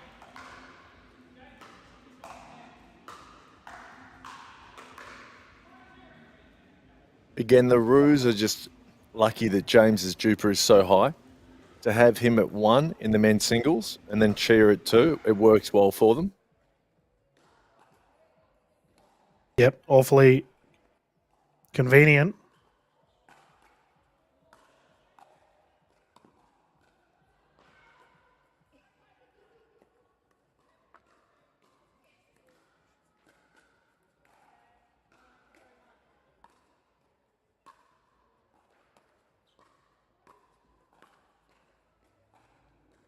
Cohen Lavers is now playing with a Proton. Jeez, they like to swap them around the paddles, don't they? Oof. Dan Kuz cut that too fine. There was plenty of room for an ATP.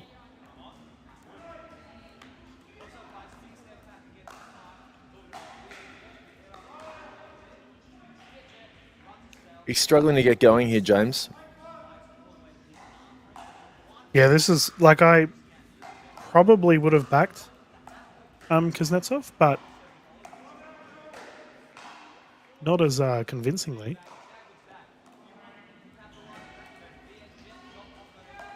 Oh, I would have thought James could beat him. He's just not playing well.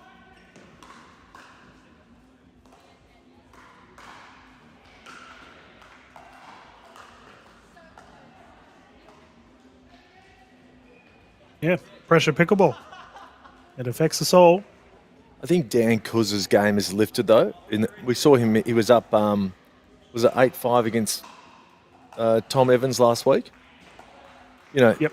he's playing pretty well.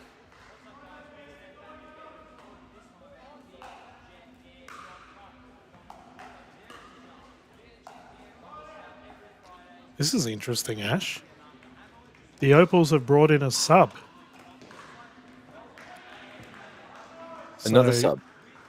Yeah, so currently Daniel Fokakulic is versing Adam Dagmar in the Opals v Setters, but Tan Huynh for the Setters will be taking on Talon Pereira, who will be coming in for Costin. So Talon, by the way, like a lot of upside there for the young man. So will Costin play doubles? No. Don't know. Well, you can't be. You can't just bring in a sub for singles and then. It looks like he's literally just brought in a sub for singles. And then mixed doubles, what I'm assuming Talon will play. Yeah. Disappointing. Good win there from Dan Kuz. That was not James's best match. I don't know. But yeah, bring in it. Like, I guess the season's done, but still, finish it out with your team. Brumbies outback. The Brumbies are currently up by 4 points. So we've spoken a lot about Josh Chia, DK, and that he, it should be a fait accompli that he wins a lot of these number 2 men's singles rubbers. Yep. A month ago, you would think that he just beats Timmy K easily. How do you think he would go here? Well, I mean, if we look at Timmy's last match, like he didn't get the result he was looking for. If anything, it was quite. We might see an angry Tim Kuznetsov come out due to his last result today. Well, look, we've got 2 players here that both desperately need a singles victory. Yep. That's fair to say.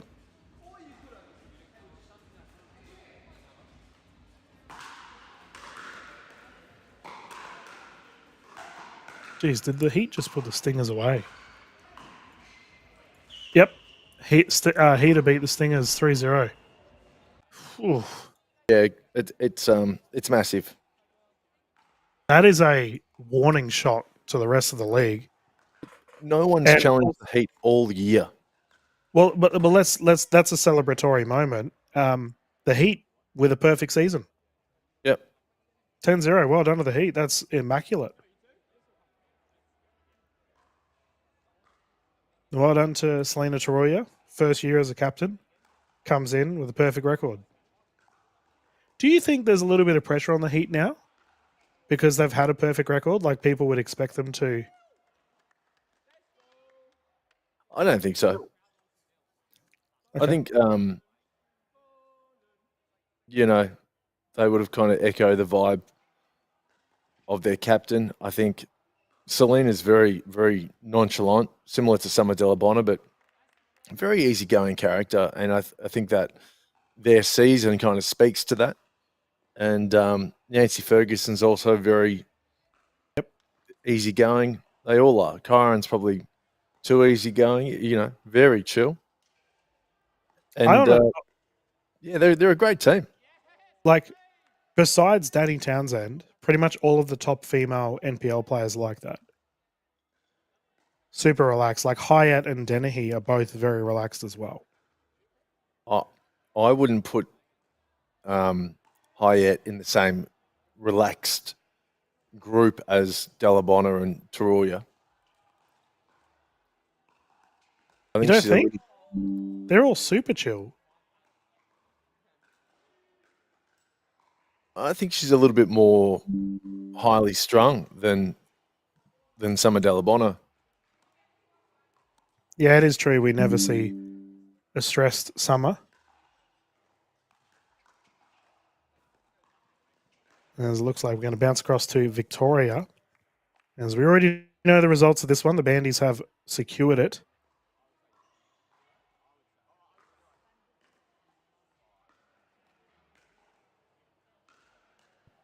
This is why I'm pumped for finals, DK. Everything, they've been playing for this season leads to this. What Yeah, happened it's to exciting. Chia and Timmy K? Don't tell me Let that's over. Nah, surely not.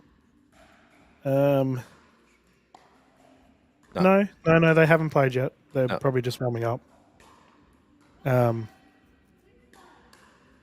the last time Vuk and Zach played, Vuk got the chocolates. It's a good match, actually, for a random game on the side here.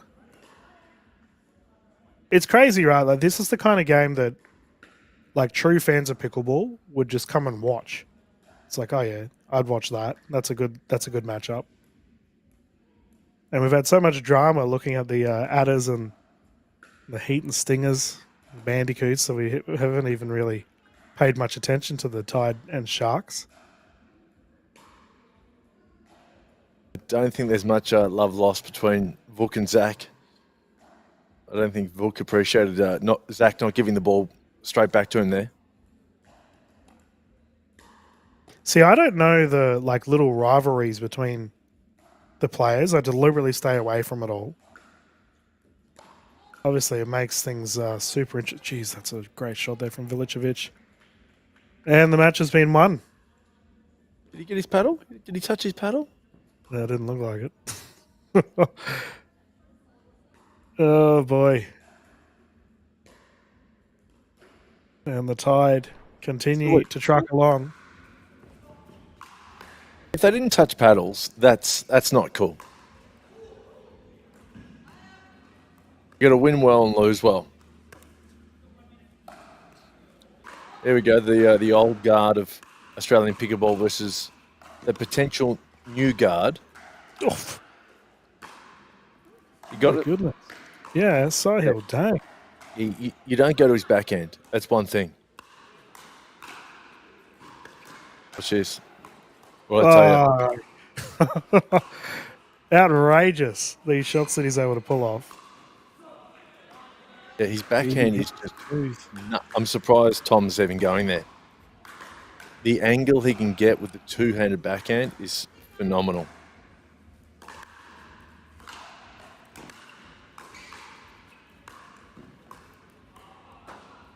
It actually reminds me of Summers. Yeah. Do we have a new, like a Dang Dalabona replica? Just what the Australian pickleball scene needs. The fellas have been lucky to avoid it all this time. I can see someone warming up on the spare court there in the orange shorts, letting people know that, hey, I'm still available for selection if you need me. And that's Stefan Jordik.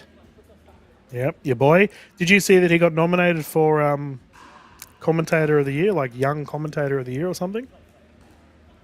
Steph? It's good to see. In what, though? I can't. It was a... I'll be honest, it was an awards group that I haven't heard of before. Maybe it's a Victorian specific thing. I didn't see it, but... Yeah, no, it's for his work with the soccer. So then NPL soccer, which is good to see. Yeah. Again, DK, I'd like to know who's giving the award, that's all. Yeah, how do we apply for that? Ron, we need to get on some broadcasting award. The Sports VOD guys have been elite. As we've got a game point and a game secured for Tom Evans. And that's probably one of the last singles matches we'll see from that man in the regular season for the NPL. Sad times. That's another 2 more captaincy spots, by the way, Ash, with Tom and Helena. So it's fire sale at the NPL if you want to be a captain. Got to be good enough, first of all. Yeah, again, I just think it's about who's the best current crop of captains available, and if that means that you're, going back to back in terms of season captains, then so be it. So we might see some some of the same captains next season.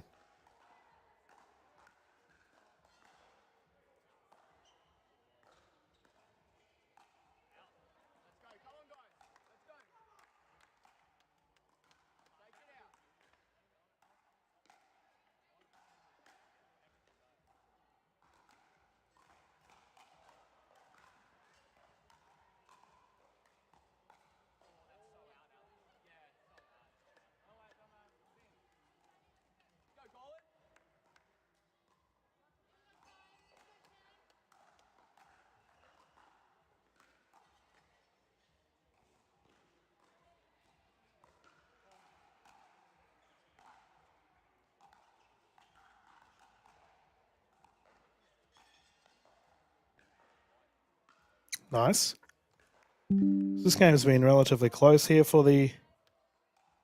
Yeah, I think we're going to be spending a majority of the afternoon back in Victoria. I mean, New South Wales is decided. We know what's happening.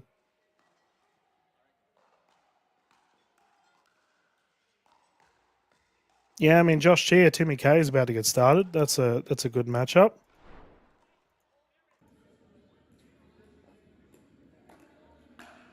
The Bunsen Burner currently up 5-0 against Anharolas. Gender Ethan's had a doubles good for... afternoon.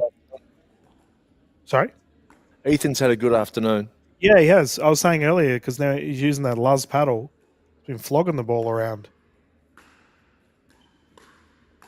Gender doubles for Brumbies Outback, currently 15-14. Brumbies still have the potential for a deal-breaker finish, but they need to win the next 2 sets. Burrows and Reef. Burrows are currently up 2-0.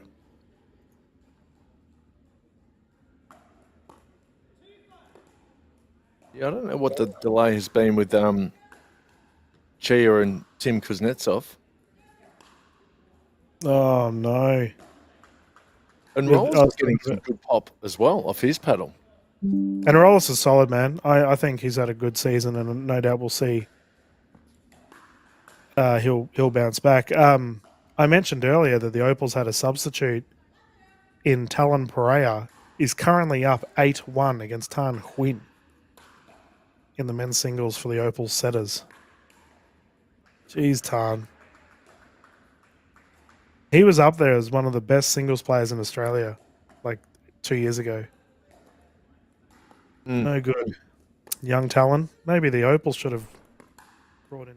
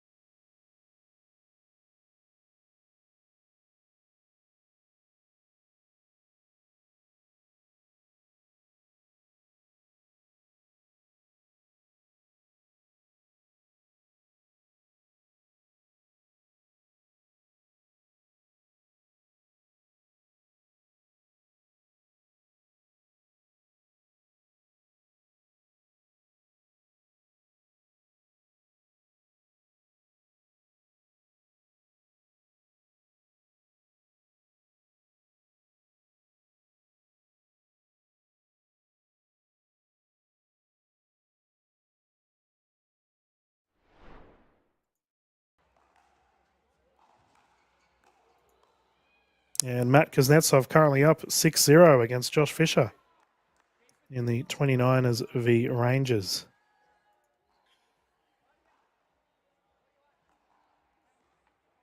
The Dinkers just won't die. Just when I think I don't have to watch the Dinkers anymore, they're just always in front of me. Oh no, I don't know if that's commentator's curse. Maybe poor old Alex Tran straight into the net. I will not miss watching the Dinkers. I'm sorry to say, DK. Well, your other favourite team, the Aggies, currently up against the Comets, 17-8 in the mixed doubles.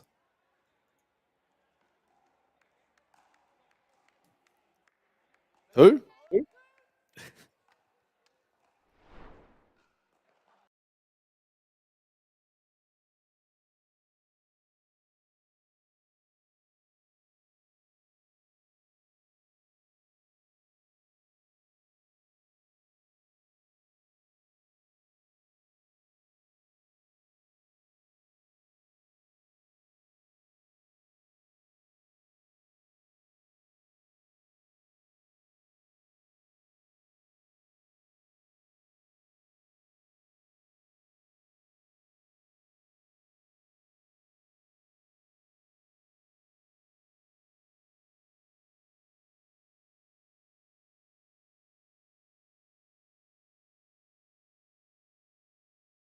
It allows for you to not miss a point. Oh, and speaking of not missing a point, the Dinkers are back, full screen.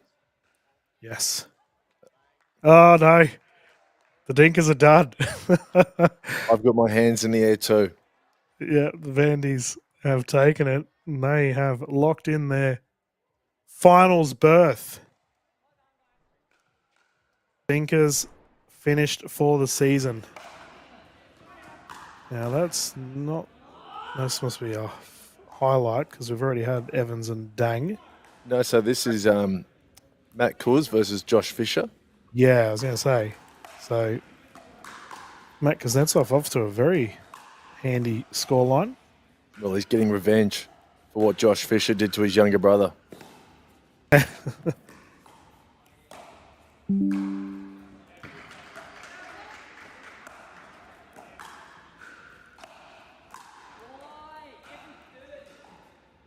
Who's been your favourite player to watch this season, Ash?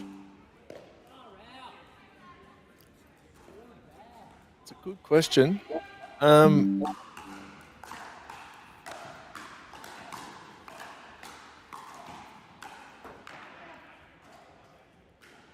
Too good. Matty Bay takes it.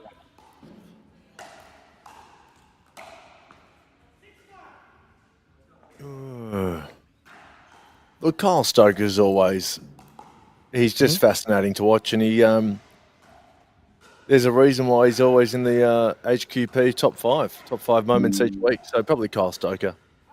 Yeah, You? that's fair. Paul. Yeah, I was going to say him or Tarulia. You know, they've just played some lights out pickleball. Just trying to think if there's anyone that's just chaotic. Anyone that does Kyle Stoker's pretty chaotic on the court. This is a good match here between Anarolis and Butson. We'll get a score as well. So Timmy, Kuz, and Chia still haven't started on centre court. So I don't know what's happening there. Yeah, it's a bit of a weird one. Hopefully, no injuries. I'll also say Sahil Tang. See them. They're warming up. Yeah, I really enjoyed watching Dang blossom this season, going from substitute to captain. It's just a good story, you know. Yeah, he's had a blossoming of sorts.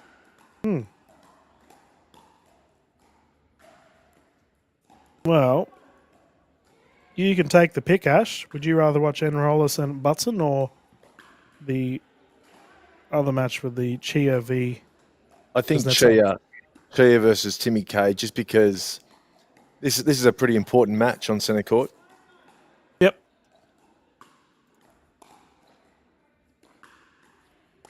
Well, we might request for Jimmet to swap us over, but we will keep you all updated on the Greenzone with what is happening. Yeah. Ethan Butson, he is playing some terrific pickleball today. Yeah, he's playing really well.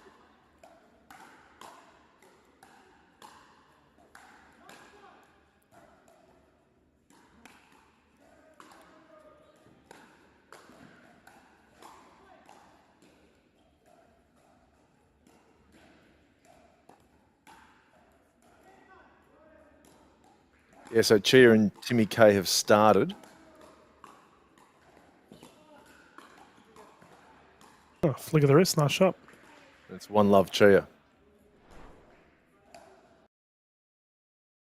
Nope. Not too sure what's happened, viewers. We'll be back very shortly. We're just waiting for the live feed to pick up.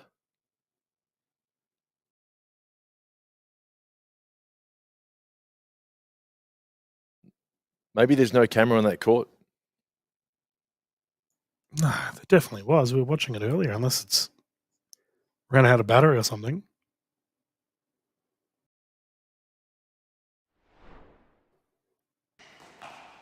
Here we go. So look, whoever loses this, DK, it's panic stations. Well, not panic stations, but their game is not in good order.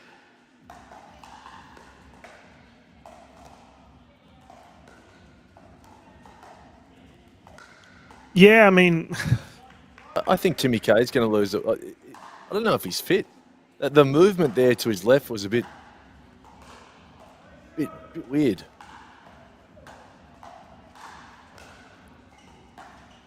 I would be really worried if Timmy K came back.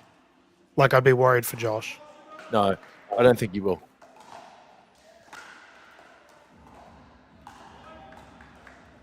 I wonder if he's unwell or if he's not. If he's I injured. think something's up. Well, then again, we did have a massive wait before this game began. No, there's some. If something isn't up, then something is up, because you know he doesn't look like himself.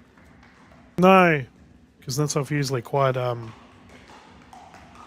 bubbly around the court. And he did lose to Josh Fisher. I don't know. Quite convincingly. So, oh man, we keep looking at how this will all turn out. So, looks like the Bunsen burner is finished over on his court. We'll get a score update for you all at home.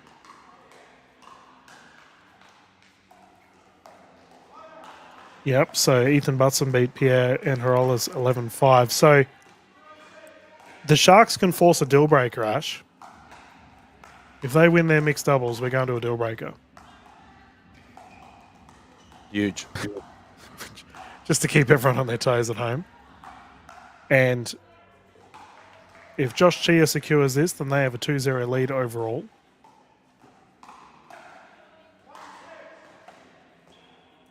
I think it's 1-0 because James lost. James Cornish lost. Yep, you are right.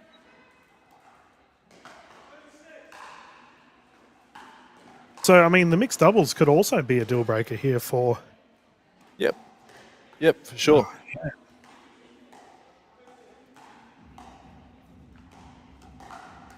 But not if Timmy Kuz is... I don't know. Is he okay?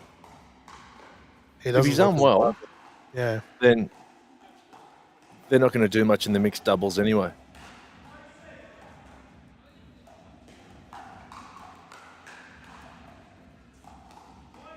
Chia's let him back into this, though. I can also say, and this will really interest you, Ash, the nice shot there from Chia.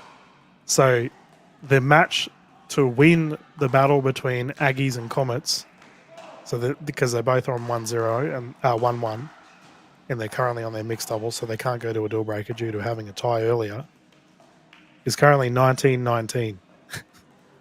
So the Aggies and Comets are doing it to the death. Mate, by the way, Zach Grabovich has just gone on social media on on his Instagram story. This is posted 2 hours ago. At Pickleball Australia, teach your expletive referees how to ref. It's an absolute joke. Whoa. Okay. Bit of spice for your Greenzone this afternoon. And he wasn't happy last week either with one of the referees.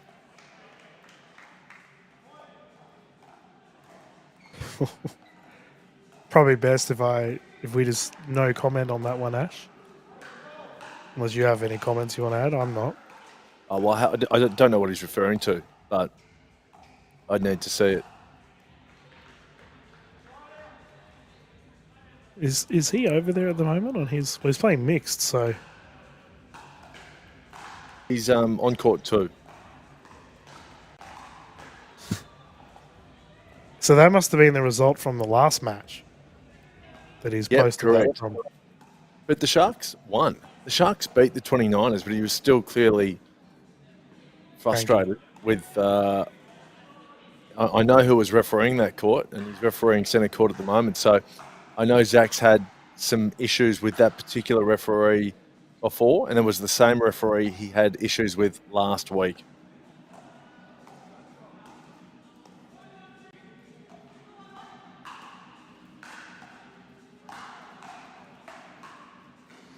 Oh boy, drama. It's good though. And this is the thing, I think characters like Zach are good for the sport, you know. Love him or loathe him, he's very passionate. Yeah. I don't mind it. I enjoy watching Zach play as well. What I would also like to watch is Brumbies Outback. Their gender doubles currently 20-20 over in Queensland. Once again, we can't show the Queensland matches for you, unfortunately. 4-8 here. Aggies Comets 21-21.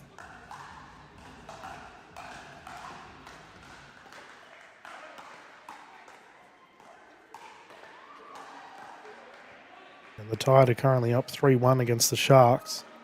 That is a must-win for the Sharks to force a deal breaker.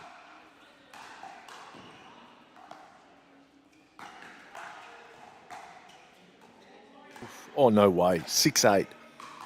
Timmy Kuz with a bit of momentum here. I did mention earlier, like, if Kuz got up, oh boy, danger signs. Josh Chia needs to bounce back. Yeah, I think if Chia lost this, he could quit the sport.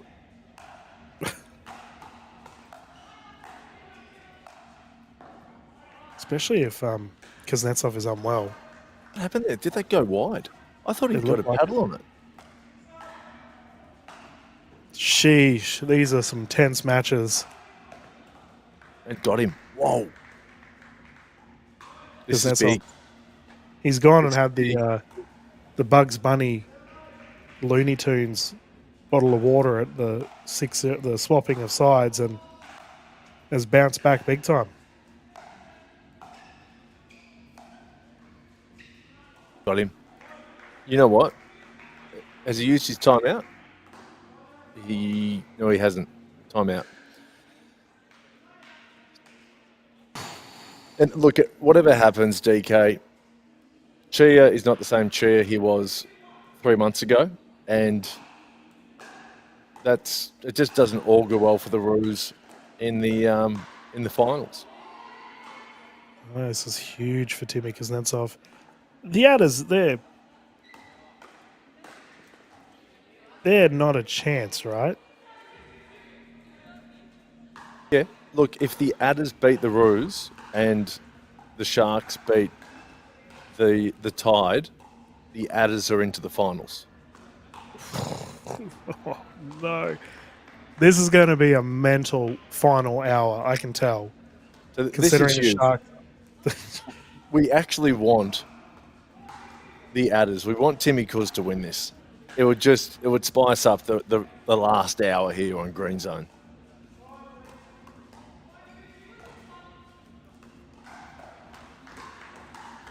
Well, the Tide are currently up 5-2 against the Sharks. So the Sharks are fighting for a deal breaker. Oh, that's a big miss from Tim Kuz. Oh, dear. Oh, dear.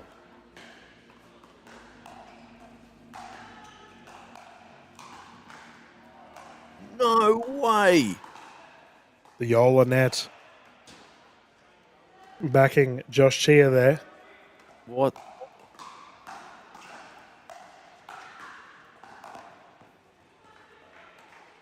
Good, Smart good spot hands there. from Tim Kuz.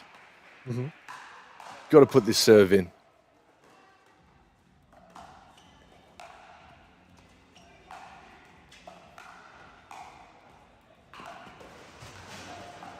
Oh, it's been thrown into the fence. Yep. Chia putting his body on the line. The momentum's with Timmy Kuz.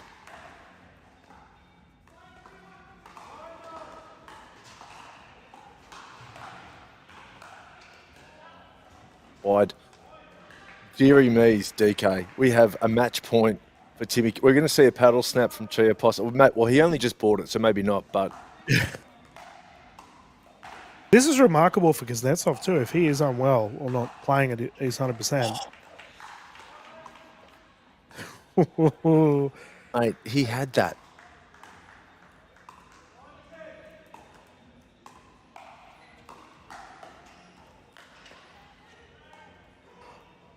Oh, the bounce.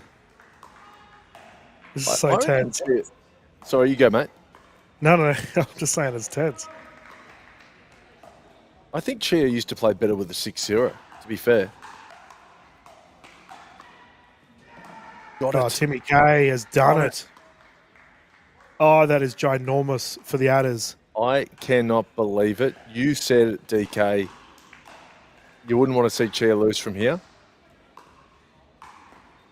Chia's in a form slump. That is an unreal comeback from Kuznetsov. The young man has done it after being down by a significant amount. We were questioning his health, and then he's come back in an absolute screamer to really make this interesting. And the Adders are alive.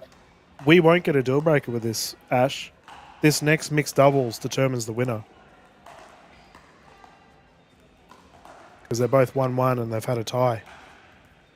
Oof, okay. So this is a very important mixed. Well, Sharks are tied. And we need the Sharks to beat the Tide in the mixed doubles. And they're currently down 8-3. Jimmett, can we pop over to the Sharks v Tide and watch that just for a little bit, and we'll come back to the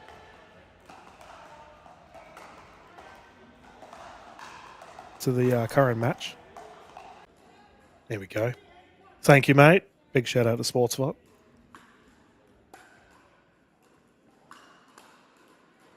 So we'll have the from what we saw via social media, grumpy Zach Grabovic. Yep. On to finish it off for the Sharks against Captain Helena in her final season as an NPL captain. Kelly would be super nervous playing, and this is where someone like Pierre needs to step up. And he's a very placid character, but you've got to lead the team here. Oh, shot!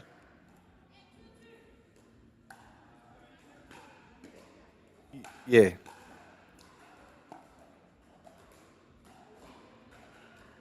To be down 8-3 is not great. I can't even see him.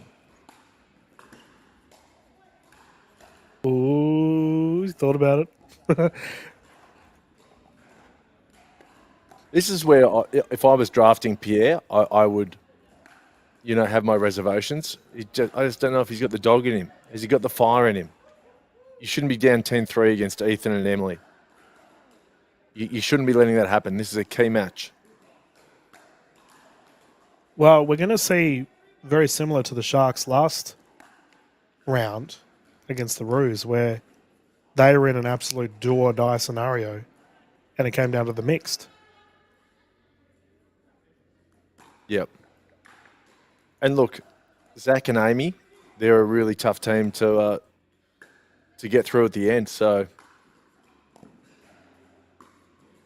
like you touched on, this is similar to what happened almost exactly a week ago. Emily Martin, unable to. Solid effort, however. If the Sharks can just get in a couple more points, then hopefully Zach and Amy can take it home. Flicked away. And I will keep everyone updated on our other tightly contested match. Currently 0-0 for the Roos and Adders. Big drive from Pierre. 29ers and Rangers. Sorry, Ash. Currently 9-4. Continue. I was just saying more of that from Pierre. Get involved.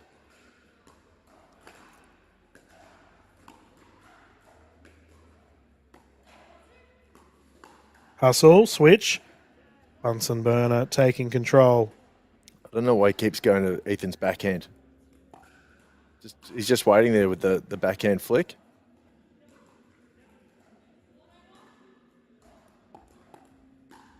Emily Martin's had a good day. She has. Yeah, she played some good pickle.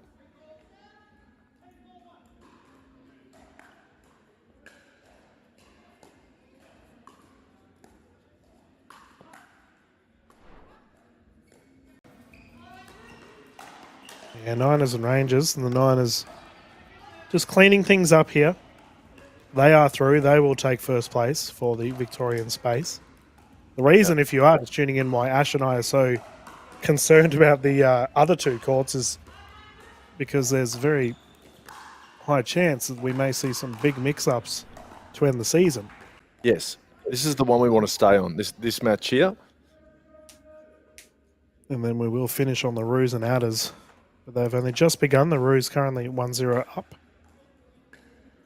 Sharks must win this. Sharks have to.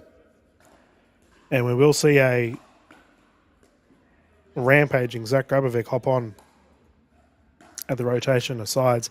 And the reason why we say the Sharks must win this, viewers, is their season's done. But it if they win, it opens up the opportunity for the Adders, who are currently versing the Roos. I'll just get you a score on that. The Roos are currently 3-love against the Adders in the mixed double, so it all could be for nothing. True. All right, here he is. We always need like WWE, like villain music hopping on Zach Grab getting on the court. This has potential to be a very explosive match, viewers. It's ironic too because he's up against Helena, who they used to be teammates. And the Jalapenos. We could even jump to centre court for a second if we're looking to bide some time. Yeah, over at court one, Jimmy, if we could. As the Niners have wrapped this one up. Nice cruisy day in the office for Tom Evans and his side. Yeah. Matt Kuznetsov showing some restraint.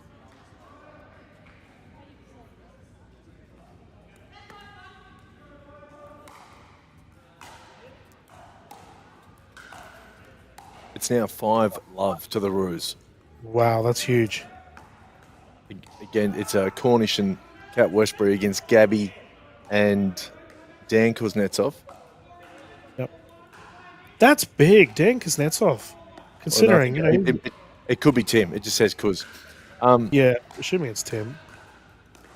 Actually, no, I think Dan and Gabby play together. But yeah, but Dan's the captain. Surely, like 5-0 to me is just a surprising scoreline. Well, James Cornish has a lot of experience playing with and against Gabby May, so he would know her patterns as well. Oh, recovery didn't work out. If we could probably, jump off this court and either go to court 1 or court 2. Here we go. Even a split screen, Jim, it actually. Maybe that's the way to go as Yeah. we battle it out. If we could show Oh, that'd be nice. Roos Adders and then the Sharks Tide match in the split screen, because this is crucial for both sides. Well, mainly for the Adders.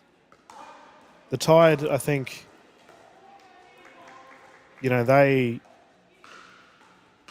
It's a bad start for the Adders. It's just, that's woeful.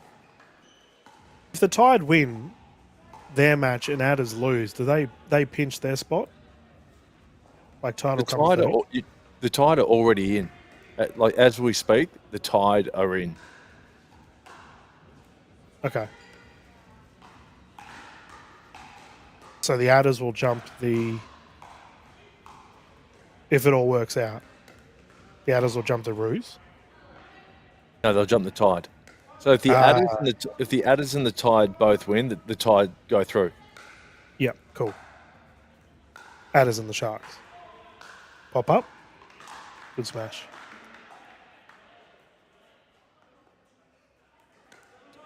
Sorry? The Adders and the... Because the Sharks have to win for the Adders to go through, right? Yeah, exactly right.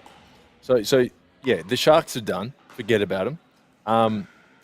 And if the Adders beat the Roos, then they overtake the Tide, assuming the Sharks beat the Tide. But as far as points go right now, the Tide are on 16 points and the Adders are on 15. So they're already ahead of them. Yeah, I'm just really curious to see what Zach Grab we're going to get on the court. Oh, we're going to see some spice, I'm sure. Oh, look, he's all over the court. We've got to either we get a split screen or we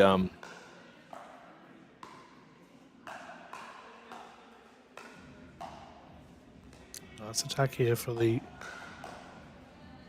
It's just very predictable. Whoa, that's not a healthy scoreline, and that's a body bag and a half. The Tide. Sharks. Yeah, the Sharks, their season is done. This man here is not a happy chap at the moment. Grabovic.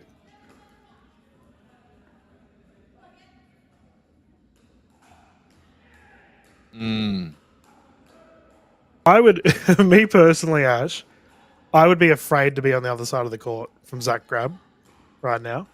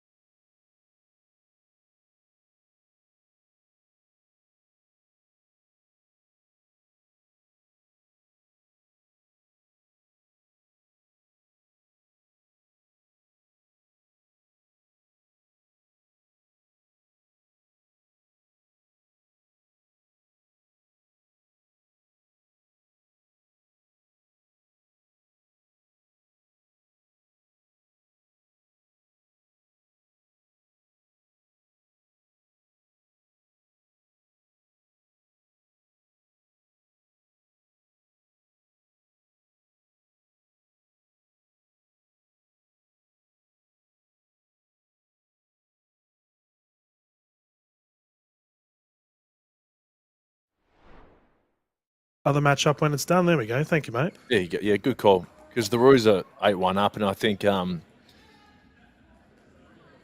Adders could still come home strong towards the end. So we might get the end of that match anyway.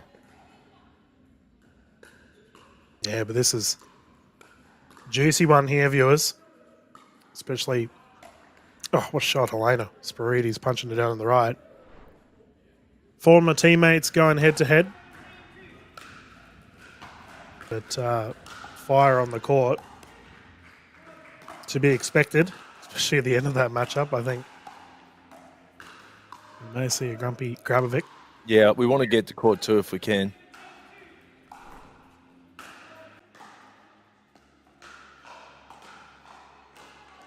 Yeah, the adders are bottling it at the moment. No good.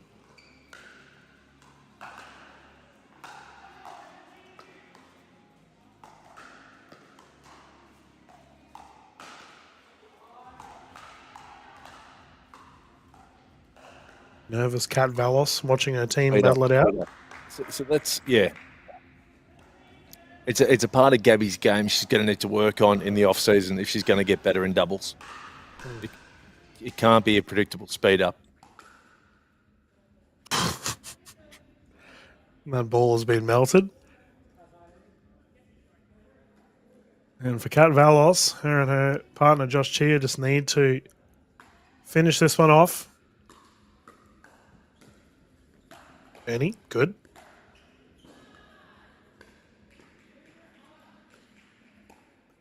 I mean, you were saying that Munro's the best women's doubles mixed player in the NPL. If there's anyone from that crowd, I said Helena's better today. Okay, but in general, like, Sahil Dang, no luck. If Zach Grab was to have anyone standing by his side, pretty handy partner of the super sub. Yeah. Can't be easy though playing with Zach when he's in this mood. You must feel like you're out there on your own sometimes, because I wonder whether Zach is fostering, team ethos. It's an interesting one, right? Like team culture, what your team identity is going to be like.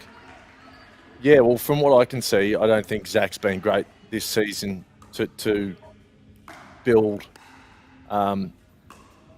team camaraderie. Yeah, I've mentioned it before in the Greenzone. We have many superstar quality players that just don't want captaincy. As you can see, Zach Grabovic on attack on the right side there as the Niners and Rangers are still battling it out here. Here we go. He could be amazing. I think he's got really good... He understands the game so well. So if he can impart that to his teammates, then you've got a real weapon in your ranks. Oh, interesting. Yeah, I was going to say, Zach's called to not switch there. So he's still trying things. Vuk Filicevic, however, dealing with that appropriately. Switches back on.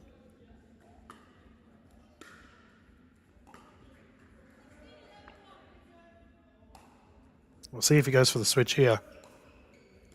Which is interesting, being a lefty. Yeah, look, he's staying on the left side.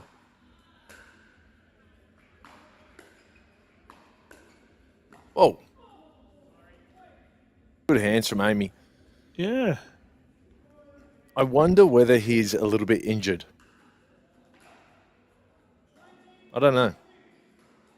Why? It's very curious that we see the lefty playing on the left, Here we go. Vuk again, another error. The problem is they're up against two experienced players in Vuk and Helena. So they're not going to, bottle this. Oh, nice shot. Ball still alive. Munro over the finish. Double Ernie. And that's a paddle into the wall. You got it, yeah. Referee. Even his celebrations, he smashes a paddle, does he? And that service well and truly out. Oh, words here. This is why we wanted to stay on this court, Jimmet. There's a bit of fire on the court at the moment.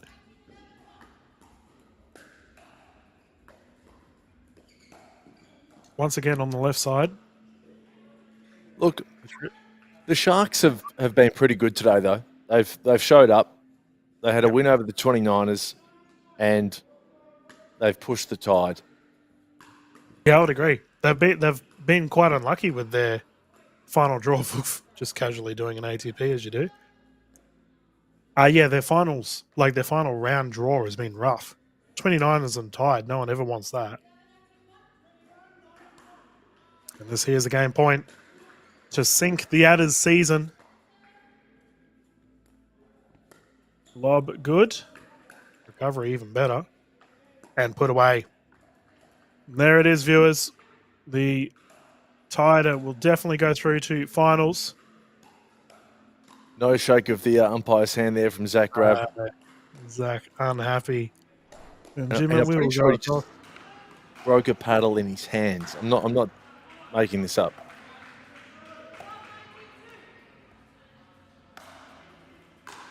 And for our final matchups here in Victoria, viewers, Niners and Rangers. And Jimmy, if we could possibly show court 1, even though that one's more or less done. And while we wait, I can give you a score update from around the country. So over in Queensland, Brumbies and Outback still battling it out. The Outback ended up winning the gender doubles at 22-20. Combination of Brown and Malaganaeus beating Wild and Winan. Men's singles currently battling it out. Harry Brown beat Joey Wild 11-5. Jake Winan is currently up on Nick Malaganaeus 6-2. Burrows and Reef currently fighting as well. 2-0 lead to the Burrows. They're currently up in their mixed doubles matchup, 19-8. And obviously the New South Wales games are done. Roos and Adders currently 13-5 on our court 1. And here we have a match point on the side of the 29ers.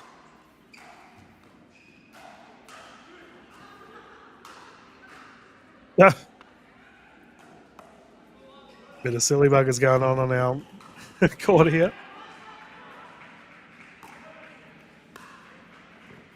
It's 14-5 to the Roos on court 1. Yep. So look, that's still a live match. As soon as let's jump to court 1 after this wraps up, which it just has. Yeah, the 29ers have locked it up. They will take first place. Well done to the 29ers and Tom Evans for another successful Victorian season under his belt. And here's our final match of the season before we get to finals. And unfortunately, we look straight into Josh Chia whacking into the net. I still think the Adders could win this. Yeah. They got to bounce back. What are your thoughts on the Josh Chia losing to Kuznetsov after being up 8-4? Yeah, it's not a good look, is it? I do wonder what's going on, And it's interesting just what pressure does to players. You mentioned earlier Josh Chia's in a little bit of a slump. There's a nice shot, though. And I guess, there's probably different trains of thought on it. Like, how do you get through a slump? Do you just battle it out? Do you give it time to resettle and then try again later? I don't know how to... Ooh, shots into the net there for him, though. Yeah.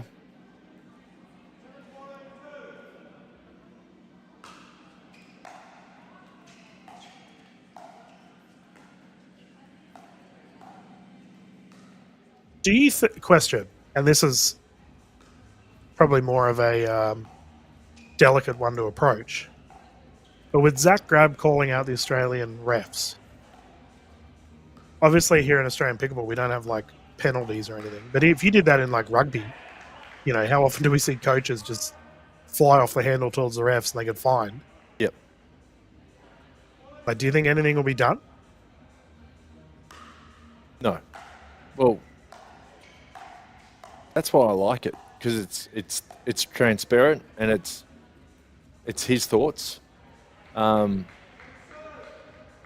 lot of the time with these bigger sports, AFL, NRL, we just don't see really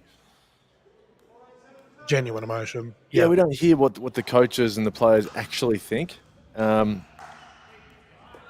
So I'd love to know what actual incident Zach's talking about. Who knows? He might get the footage and say, "This is what I'm talking about." Ball's been popped up.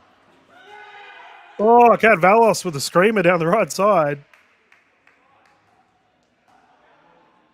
What do you think in terms of the Roos, DK? Can the Roos win it? Well, there's a fire. One shot to fire the team up with Valos.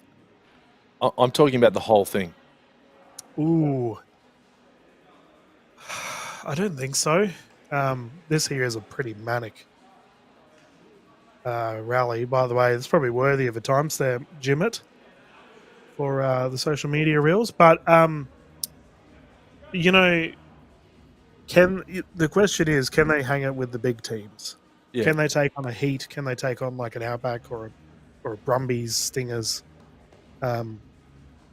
Even 29ers, can the Roos take on the 29ers?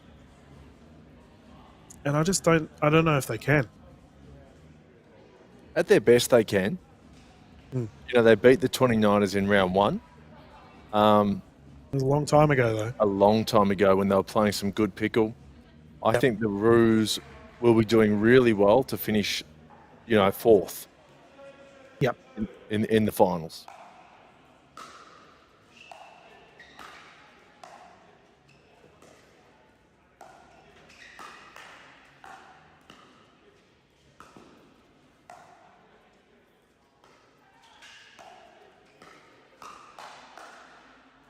Whoa, bodied. I missed it. Too much oomph there for Chia.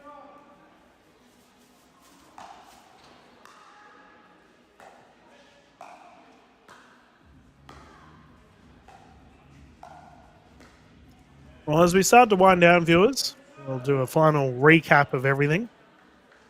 The Queensland scene has been locked in with the top three being the Outback, Brumbies, and Boroughs. The Outback will take the top position as they are currently beating the Brumbies. For the New South Wales, the Heat with a perfect season.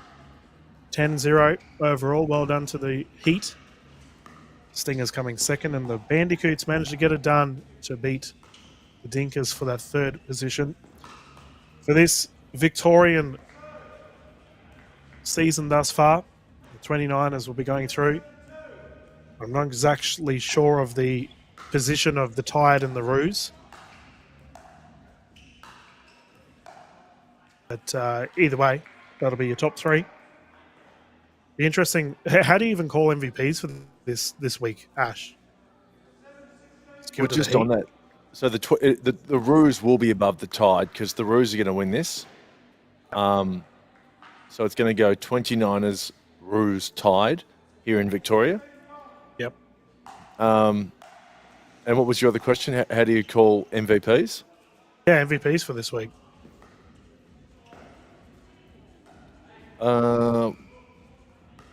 I think it's got to be, someone from the Heat in New South Wales. Yep. And in Victoria, yeah, it's been a bit of a mixed bag, hasn't it? But maybe Tom again. Yeah, I mean, there's been really no one else that's... Like we said that Emily Martin's had a good day. The Tide have played... Sharks have played well considering who they were up against. Oh, Chia, nice defense. Valos unable to get it back over. Perhaps, Queensland, we haven't watched, so we can't really call. I was just going to say, perhaps maybe Izzy Papazian in Victoria, maybe.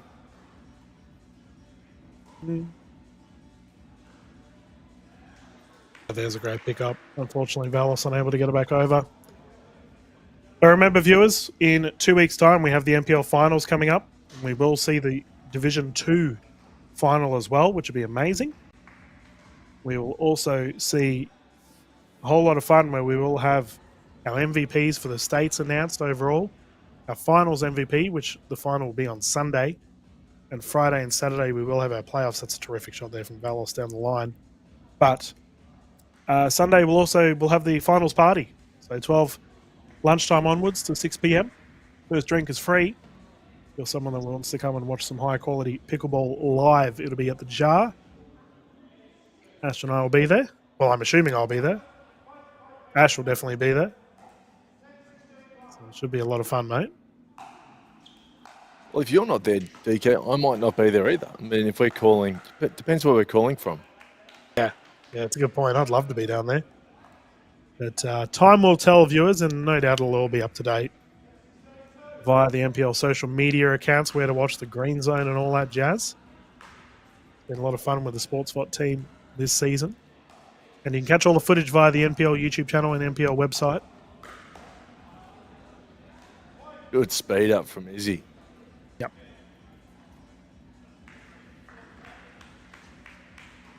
The Adders not out of this. Could you imagine? Oh. They just pull out a random deal breaker just to Look, make things interesting. Yeah. She's just a bit off, which means that they're never out of it. But you've got to make him play. That was too much from Izzy.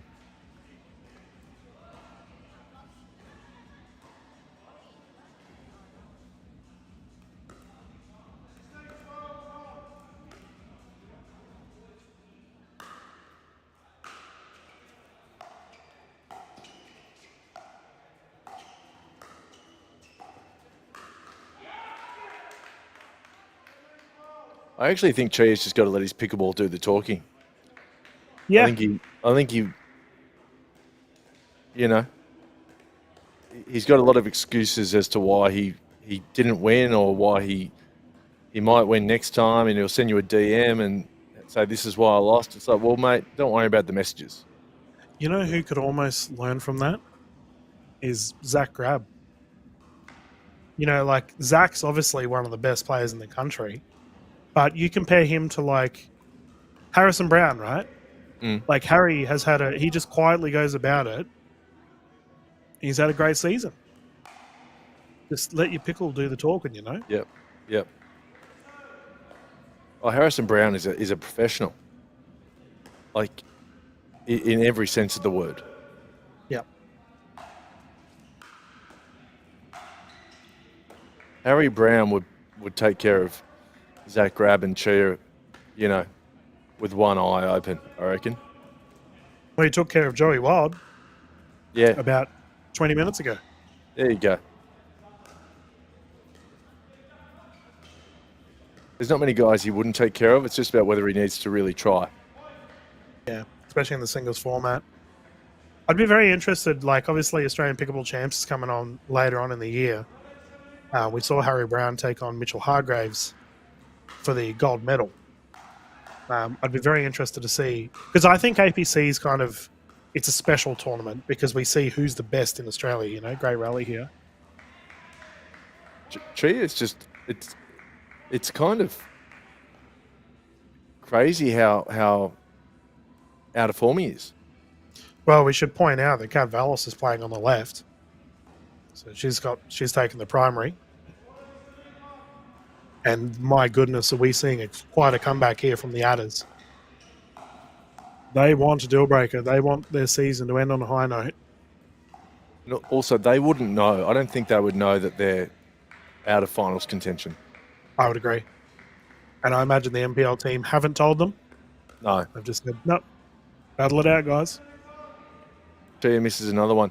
It's kind of, yeah, you can't believe what you're saying.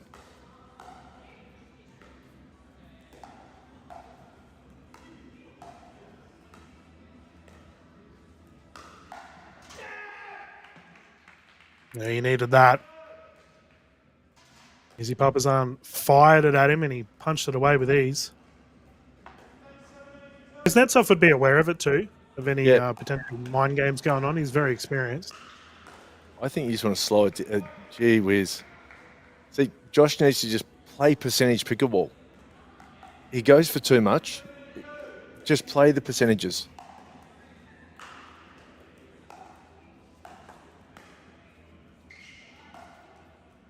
Oof. Worldwide, questions been asked. 16-17 DK. I mean, this is reminiscent of Timmy Kuznetsov versus Josh Chia. Yeah. You know, we saw it last week with the It's a bad miss with the Roos and the Sharks. You know, look how close the Sharks team got to taking it in that deal breaker. You know what I would say to Josh Chia, and if he messages me before this, I'll tell him. Between now and the finals, I would say don't play any pickleball. You need a break. Don't bother trying to play yourself into form, you know, hitting reps, and have a proper break. Have as much of a break as you can. Let's just, you know, we've got the final in 2 weeks. Have a week off. Do not hit a ball. You know, it's interesting, Ash. I was speaking to, I'm not going to name who the player is, but I was speaking to someone or two people that are very close to a particular high level player, and I was speaking about sports psychology and how because this individual was, you know, going through the wars, I suppose you could say, at one point in time in their career, and I said to these people, like, oh, you know, have you considered sports psychology? And like, yeah, we have, and it was the best thing we did. Going and actually visiting like a sports psychologist who, when you get into these tight matches, like you were mentioning Harrison Brown, right? Doesn't really seem phased in certain situations because of all the mental aspects of the game that I think a lot of people don't really take into account. Oh, for sure, mate. The playing is 10% of it. Yep. Mental is 80. 90. Mental is 90. Oh, no, I would say mental is 80, and then maybe nutrition is 10, and fitness. But, yeah. Yeah, we mentioned all of the top ladies. You know, they're all very relaxed and calm on the court. And obviously, it's so important, especially they're all champions for a reason. Dan Kuznetsov right now looking mighty calm on the court. Very experienced individual. He knows how important this win is for his team. Taking the other captain on, and Kat Vallis, and punching it away to tie things up 17-17. Well, what's worrying about this for the Roos is that I think they would have lost a lot of confidence in their team and in Chia. And, you know, it's not just Chia. Sometimes Kat Vallis can come off the line. But, yeah, he needs a break. Yeah, like I feel for Kat Westbury. She's had a great season. Double error here on the side of Chia, and the Adders are in cruise control. They want to force a deal breaker. There's going to be a DM to one of us after this, I guarantee it.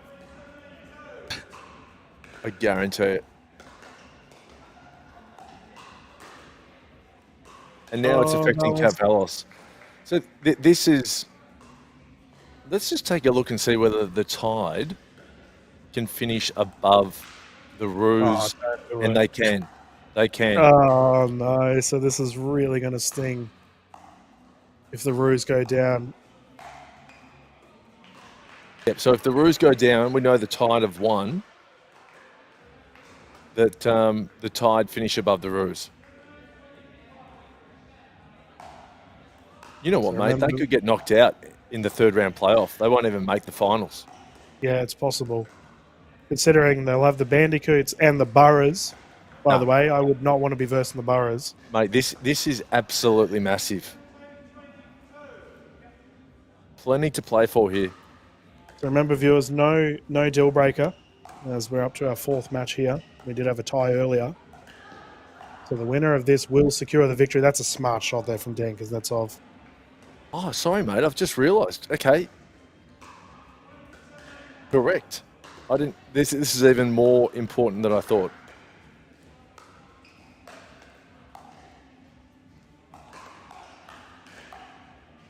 Ooh. What a fitting way to finish the season on an incredibly tense match.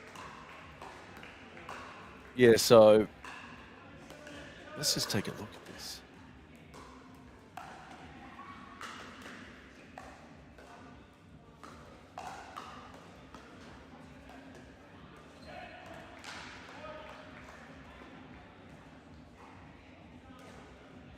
We have a match point, Ash. Okay. Yeah, this would be the end of the Roos season, and I wouldn't see them getting through the. No. Oh, it's out. The Adders have completed an insane comeback to secure it. And the Roos, danger signs. I think they'll go through. They'll take the third spot. Oh, well, they'll be in the top 3, I should say. But my goodness. Oh, I'd be licking my lips if I was the Boroughs going into the finals. And even the Bandies. You know, the Bandicoots got it done today as well. Well, so the Adders are celebrating. I think the Adders think they're playing finals, but they're not. Pickleball's a cruel sport, viewers. It's a very cruel sport, and the Adders will just miss out due to the Sharks losing. They're going to miss out on percentage. No, hang on, mate. You're not going to believe this, DK. I don't know what's happened with the ladder, but the Roos have missed the finals.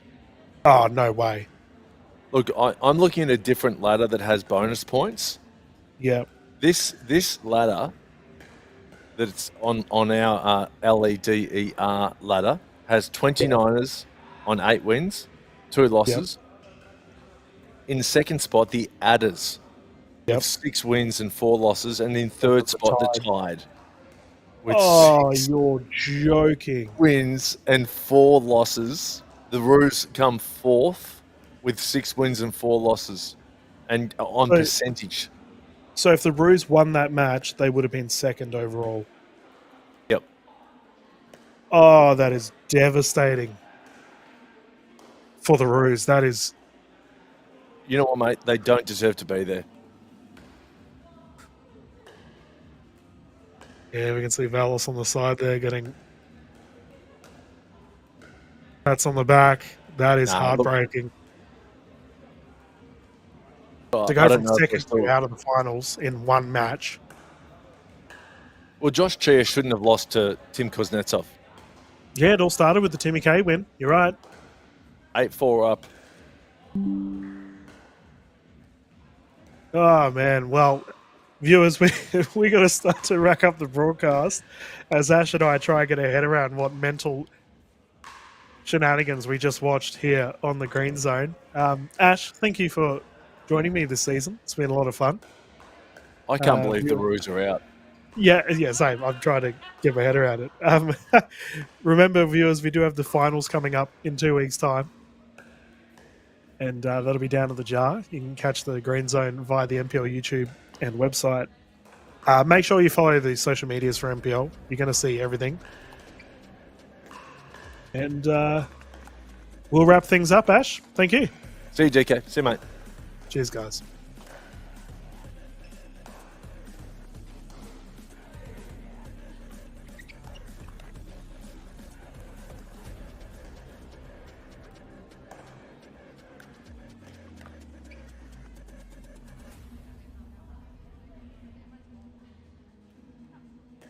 Don't you dare sting me.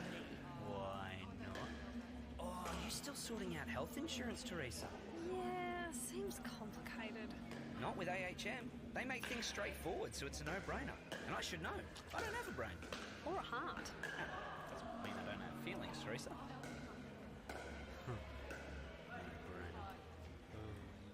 Stop that. Okay. AHM Health Insurance makes things straightforward, so it's a no-brainer.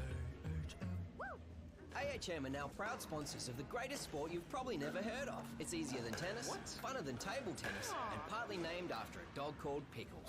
Pickleball. AHM, official sponsor of the NPL. Love Aisha. Love Wanya. Love him. Love them. Love all. Ooh.